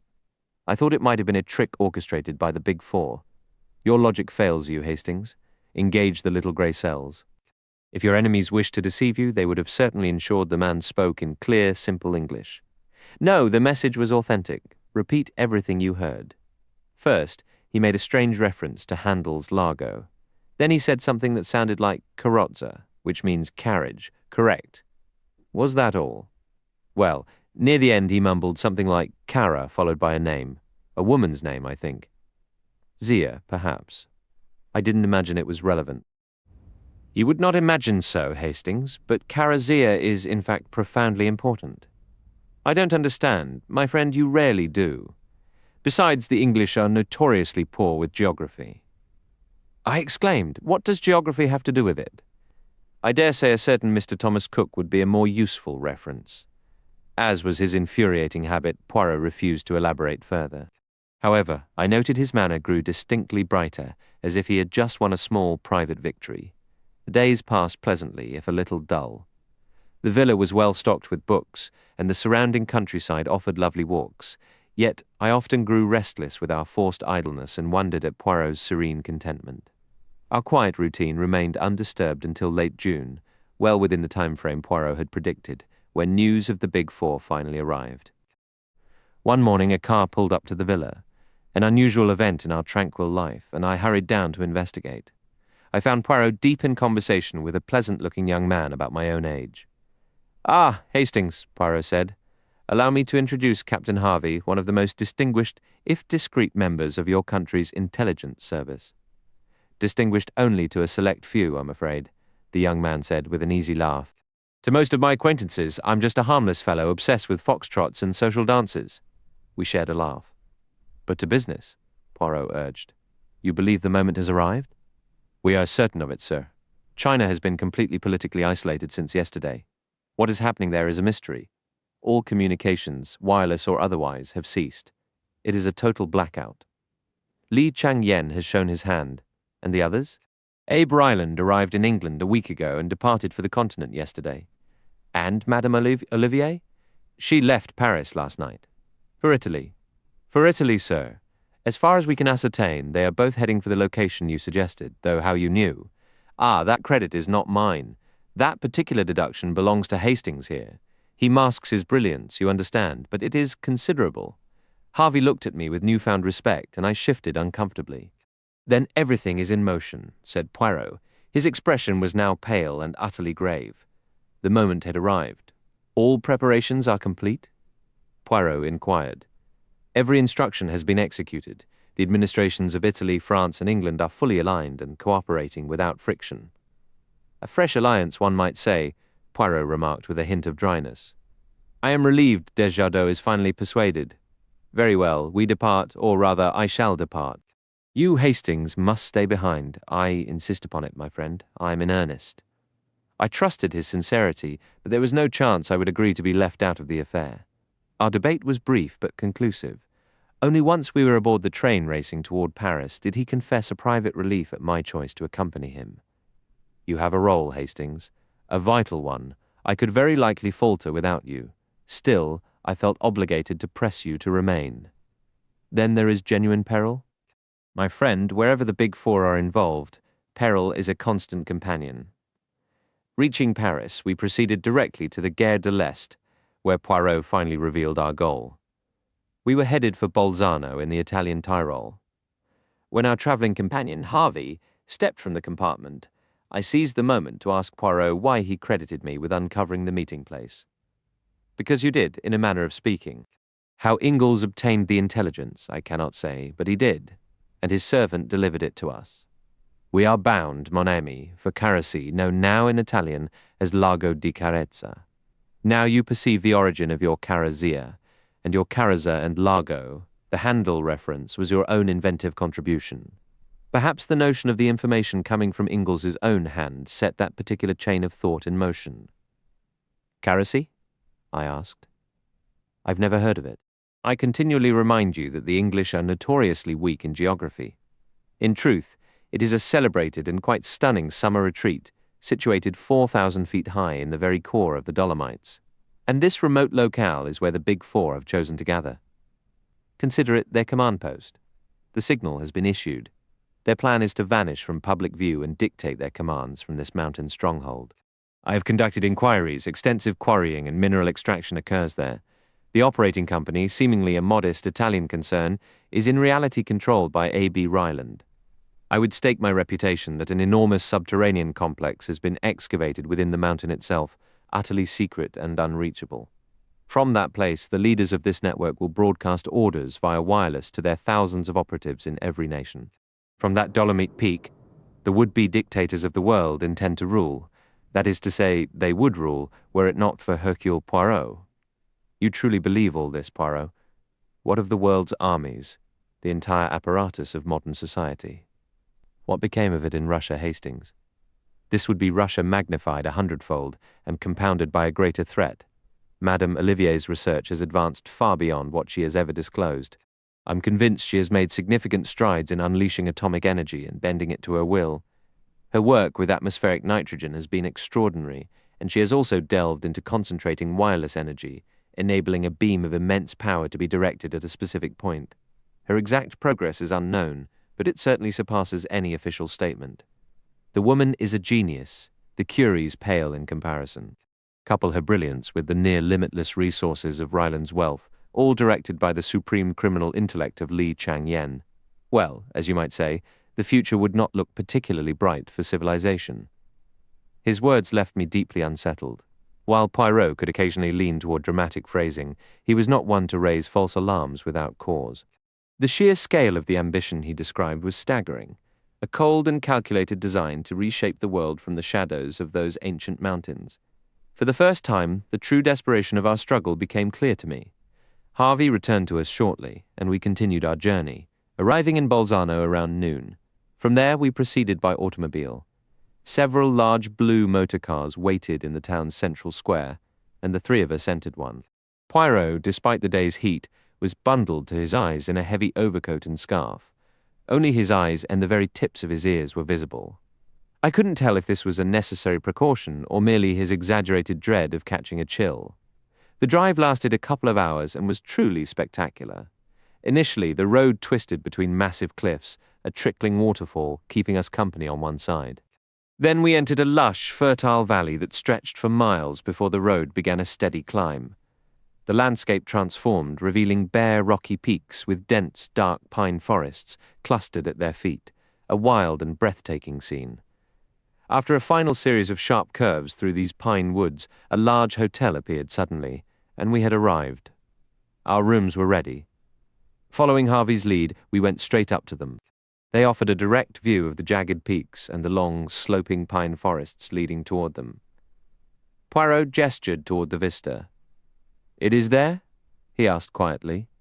"Yes," Harvey confirmed. "There's an area called the Stone Labyrinth, a fantastic jumble of huge boulders with a winding path through them. The quarry is to the right, but we believe the entrance is likely within the labyrinth itself." Poirot gave a thoughtful nod. "Come, my friend," he said to me. "Let us go down, sit on the terrace, and enjoy the sunlight." I questioned the wisdom of this, but he merely shrugged. The sunlight was indeed marvelous, though the glare was almost too intense for my liking. We indulged in some rich, creamy coffee instead of tea before going upstairs to unpack our few things. Poirot sank into his most distant mood, absorbed in a silent reverie. He shook his head and sighed once or twice, lost in thought. My own attention had been caught earlier by a man who disembarked from our train at Bolzano and was met by a private car. He was small in stature, and what particularly drew my notice was that he was nearly as muffled as Poirot had been, even more so in fact. Along with the greatcoat and scarf, he wore a pair of enormous blue spectacles. I was convinced he was an agent of the Big Four. Poirot seemed less impressed by my theory. However, when I later reported from my bedroom window that this same man was loitering near the hotel grounds, he conceded there might be something to it. I urged him to avoid the dining room that evening, but he insisted on going down. We entered the dining room rather late and were shown to a table by the window. No sooner had we sat down than our attention was seized by a sharp exclamation and the crash of falling china. A dish of green beans had been upset over a gentleman at the table next to ours.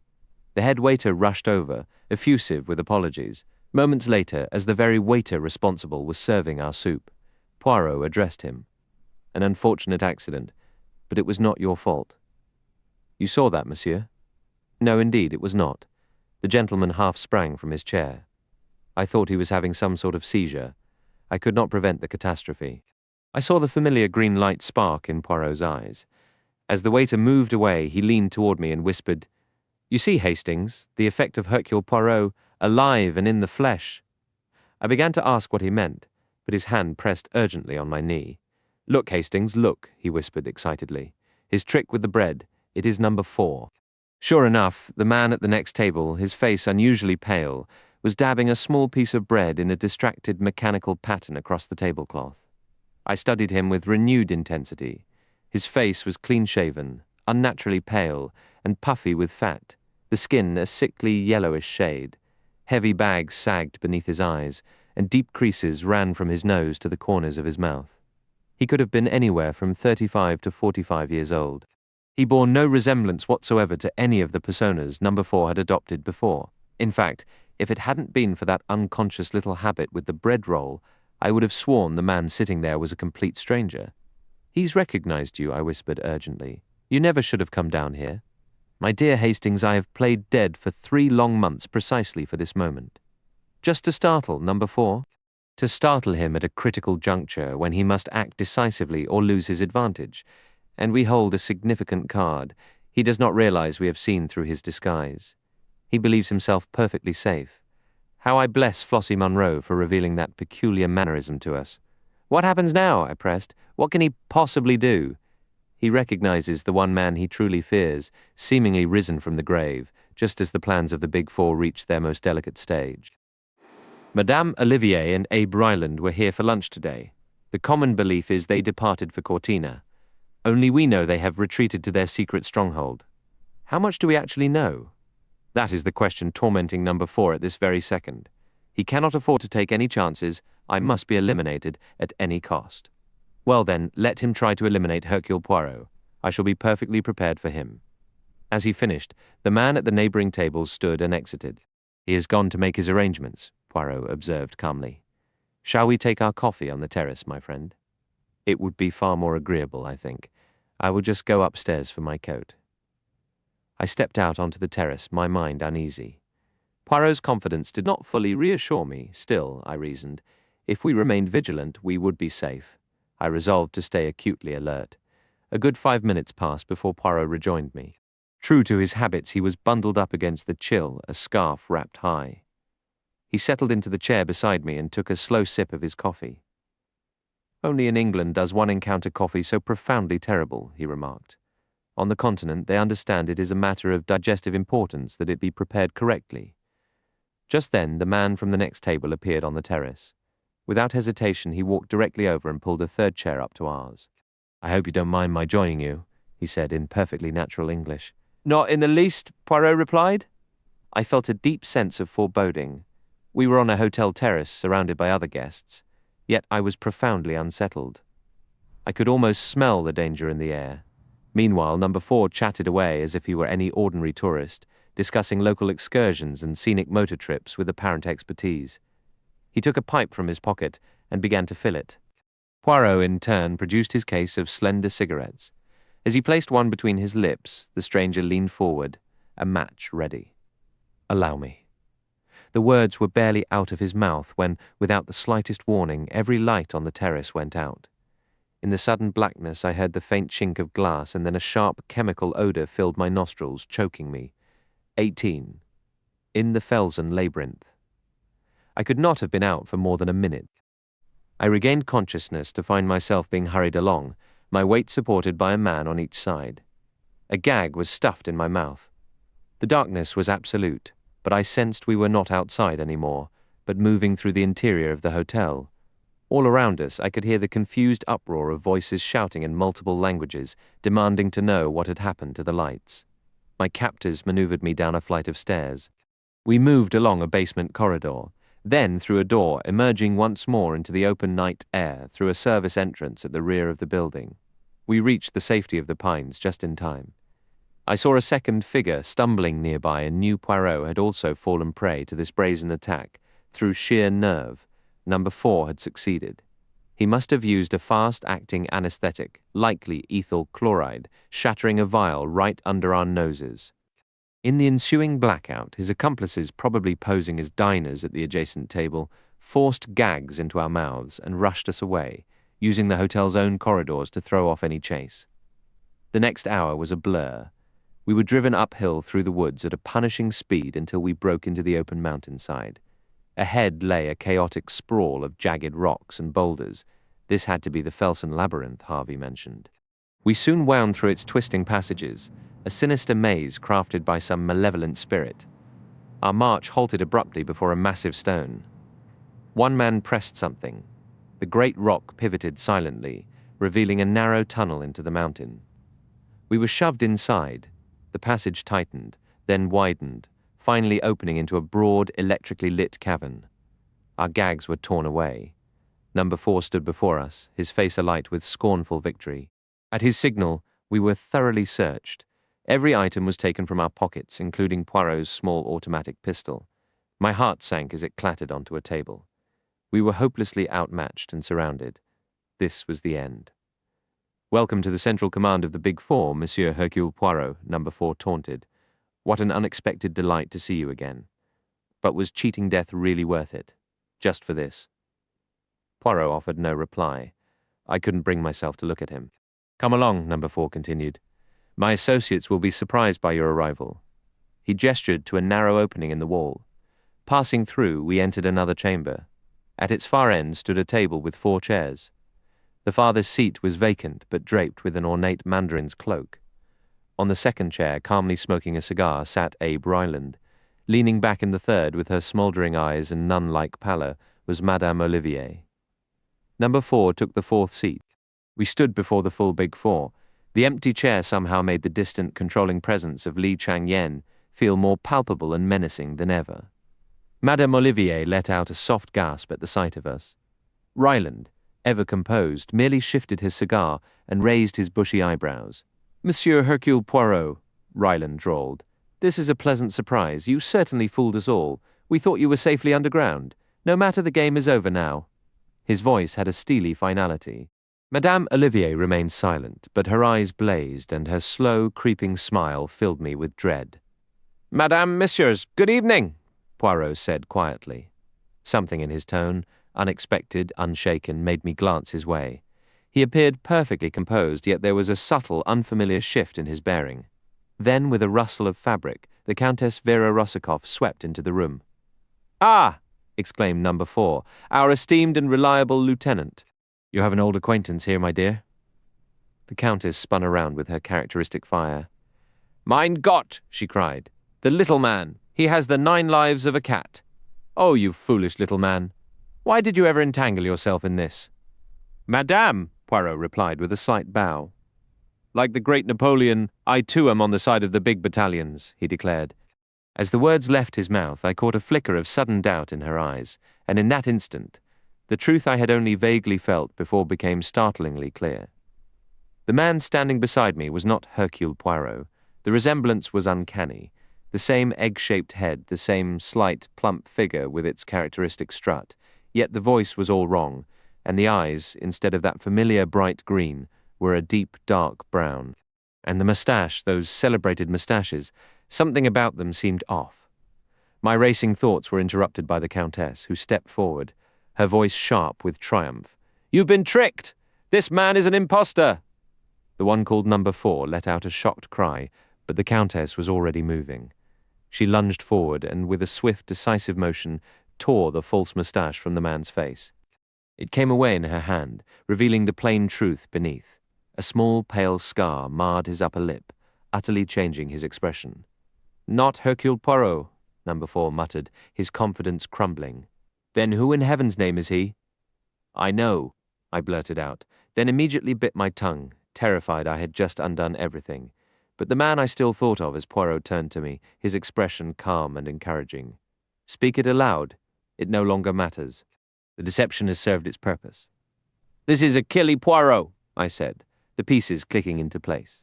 "Hercule Poirot's twin brother." "Impossible," Ryland snapped, though his voice wavered with uncertainty. "Hercule's strategy has worked perfectly," Achilles stated with serene satisfaction. Number 4 lunged forward, his voice dropping to a venomous snarl. "Succeeded, has it? Do you have any idea that within minutes you'll be dead?" "I am fully aware," Achille Poirot replied, his tone grave yet resolute. "It is you who fails to understand that a man might willingly trade his life for victory. In the war, men gave their lives for their country. I am prepared to give mine for the world." It struck me then with a flash of private irritation that while I was perfectly willing to be a hero, a little prior consultation on the life-laying-down plan would have been appreciated. Then I remembered how insistently Poirot had tried to make me stay behind, and my annoyance faded. "And how, precisely, does your noble sacrifice benefit the world?" Ryland asked, his voice dripping with sarcasm. "You still do not grasp the full genius of Hercule's design," Achille explained patiently. "Your hidden retreat here was identified months ago. Nearly every hotel worker, every seeming tourist, is a detective or a Secret Service agent. A cordon has been drawn around this entire mountain. You may have multiple exits, but you cannot break through. Hercule himself is directing the operation from outside. Tonight, before I took my brother's place on the terrace, my boots were treated with a strong aniseed compound. Hounds are following that trail right now. It will lead them unerringly to the exact rock formation in the Felsen labyrinth, where your entrance is hidden. You see, whatever you do to us, the net is already closed. There is no escape. Madame Olivier let out a sudden, cold laugh. You are mistaken. There is one way out, and like Samson of old, we can bring our enemies down with us. What do you say, friends? Ryland was staring hard at Achille, a desperate hope in his eyes. What if he's lying? He rasped. Achille merely shrugged. Dawn is less than an hour away. Then you will see the truth for yourselves. They should have traced my scent to the labyrinth entrance by now. As if on cue, a distant, booming reverberation echoed through the chamber, followed by the sound of running feet. A man burst in, shouting frantic, incoherent words. Ryland leapt up and rushed out. Madame Olivier moved to the far wall, opening a concealed door I had never noticed. Beyond it, I glimpsed a stark, brilliantly equipped laboratory that sent an unwelcome chill down my spine, vividly reminding me of the one we had encountered in Paris. Number 4 also sprang into action, departing only to return moments later with Poirot's own revolver, which he handed to the Countess. "There is no chance of them getting away," he said grimly. "But you should have this, just the same." He left again. The Countess approached us, studying my companion with intense, cold curiosity for a long moment. Suddenly, she laughed, a dry, humorless sound. "You are very clever, monsieur. Hercule Poirot," she said, her voice dripping with mockery. "Very well, let's discuss terms. It is convenient they've left us alone. What is your price?" "I don't understand. Price for what?" "You can help us escape," he insisted. "You know the hidden exit from this place. I'm asking what you want in return." She laughed, a cold, sharp sound. "More than you could ever afford, little man. All the wealth on earth wouldn't be enough." "Madame, I wasn't speaking of money. I am a man of reason. Yet it remains true. Everyone has a price. In exchange for our lives and freedom, I offer you your deepest wish. So you're a magician now. Call me that if it pleases you." Suddenly, the Countess shed all pretense. Her words spilled out with raw, bitter passion. "You fool, my heart's desire. Can you grant me vengeance against those who wronged me? Can you return my youth, my beauty, my joy? Can you raise the dead?" Hercule Poirot studied her with intense curiosity. "Which one, madame? You must choose." She gave a sardonic laugh. "Will you mail me the elixir of life? Fine, I'll strike a bargain. Once I had a child. Find my child for me, and you may go free." "Madame, I accept. It is a bargain. Your child will be returned to you. You have the word of Hercule Poirot himself."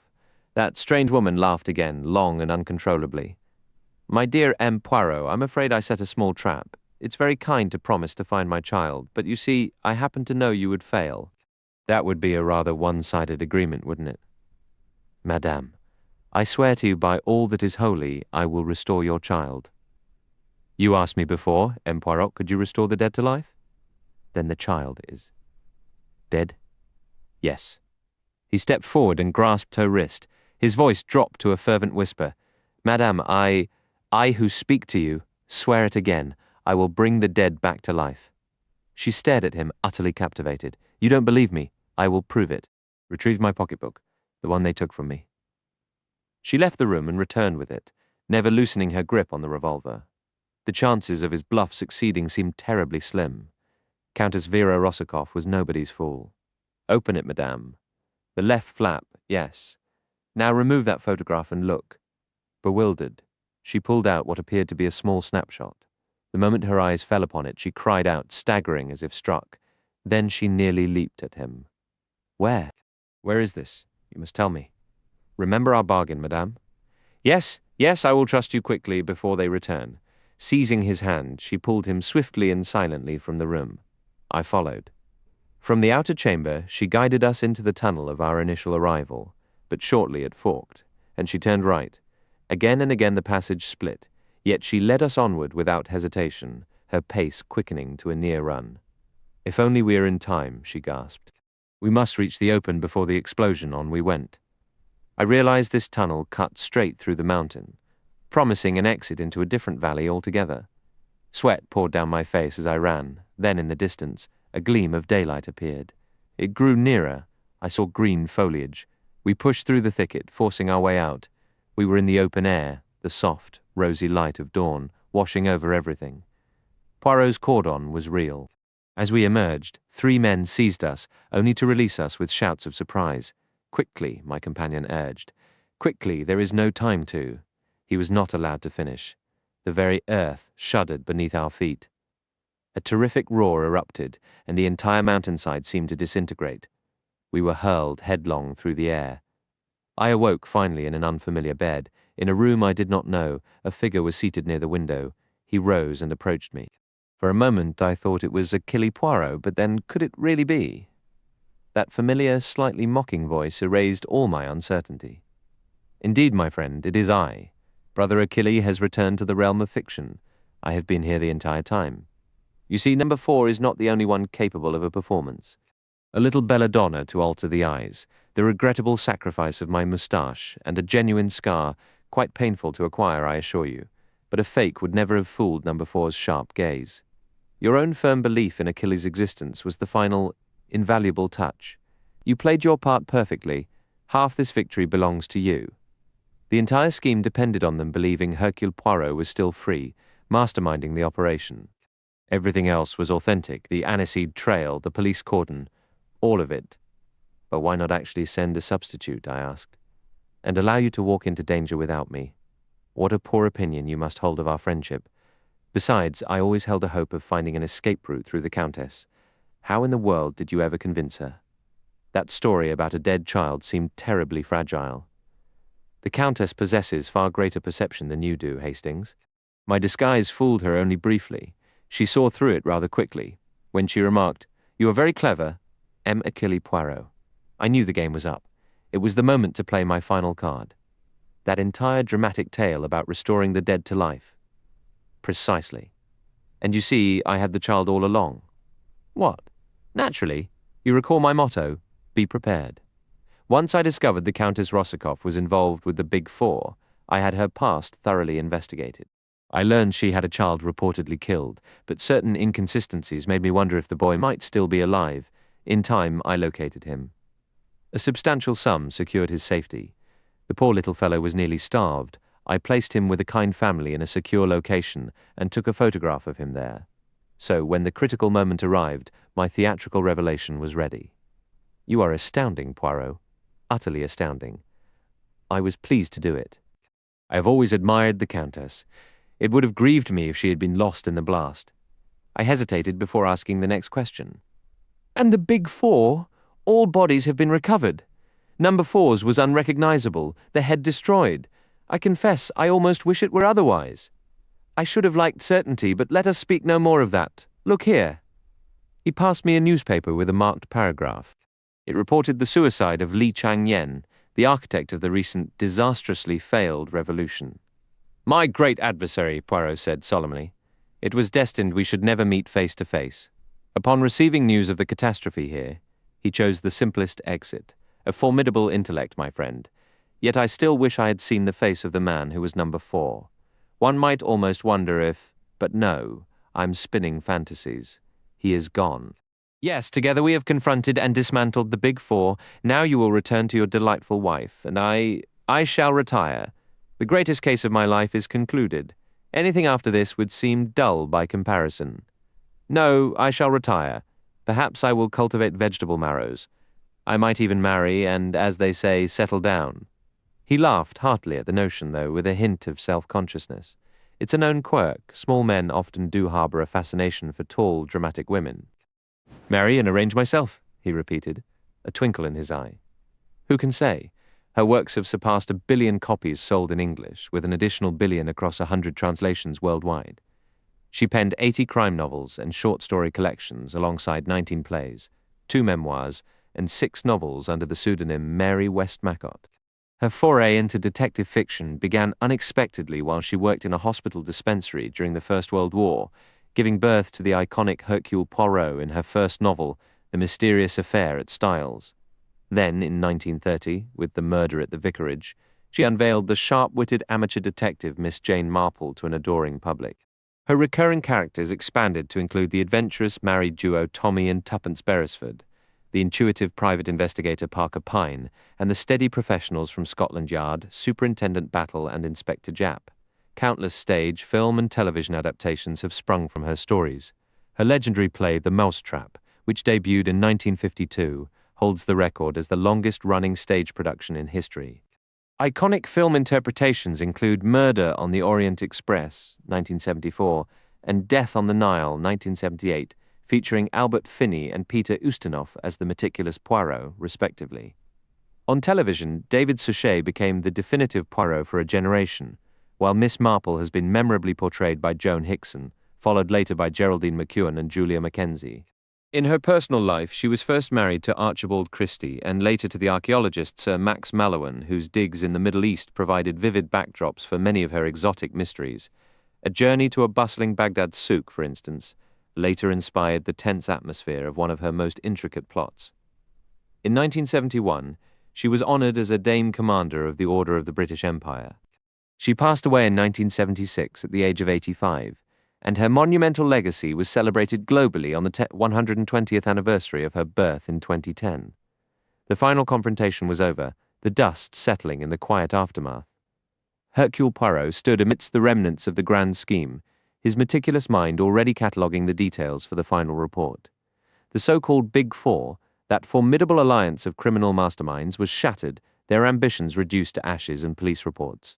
Yet, as he straightened his already immaculate tie, a peculiar emptiness lingered in the air, a sense not of triumph, but of profound weariness. The game had been exhilarating, the deductions sharp as a razor, but the cost, the sheer, relentless human cost, left a bitter taste no tisane could wash away. Honestly, one almost misses the simplicity of a country house poisoning, he mused, a flicker of uncharacteristic sarcasm colouring his thoughts. A jealous nephew, a forged will, a tidy little vial of arsenic in the library. So much more civilized than this global melodrama of secret societies and world domination. It is all so terribly American, so much noise and spectacle when the true art is in the quiet singular villainy. He turned from the scene, his steps carrying him not toward the waiting officials, but to a small sun-dappled courtyard he had noticed earlier. There beside a burbling fountain he sat for a long moment, simply listening to the water. The rhythmic sound was a balm. He thought of Hastings, doubtless already composing a wildly inaccurate and thrilling narrative of their exploits, and a genuine, weary smile touched his lips. The world would soon be buzzing with the sensational story, but here, in this momentary peace, Poirot felt the weight of it all, the lives lost, the narrow escapes, the sheer scale of the menace they had faced. It was a sobering victory, one that reminded him that order, once disturbed, required immense effort to restore. He rose, the resolve settling back into his small, elegant frame. The work, as always, continued. There were always more puzzles, more little grey cells to exercise. But for today, it was enough. The Big Four were finished.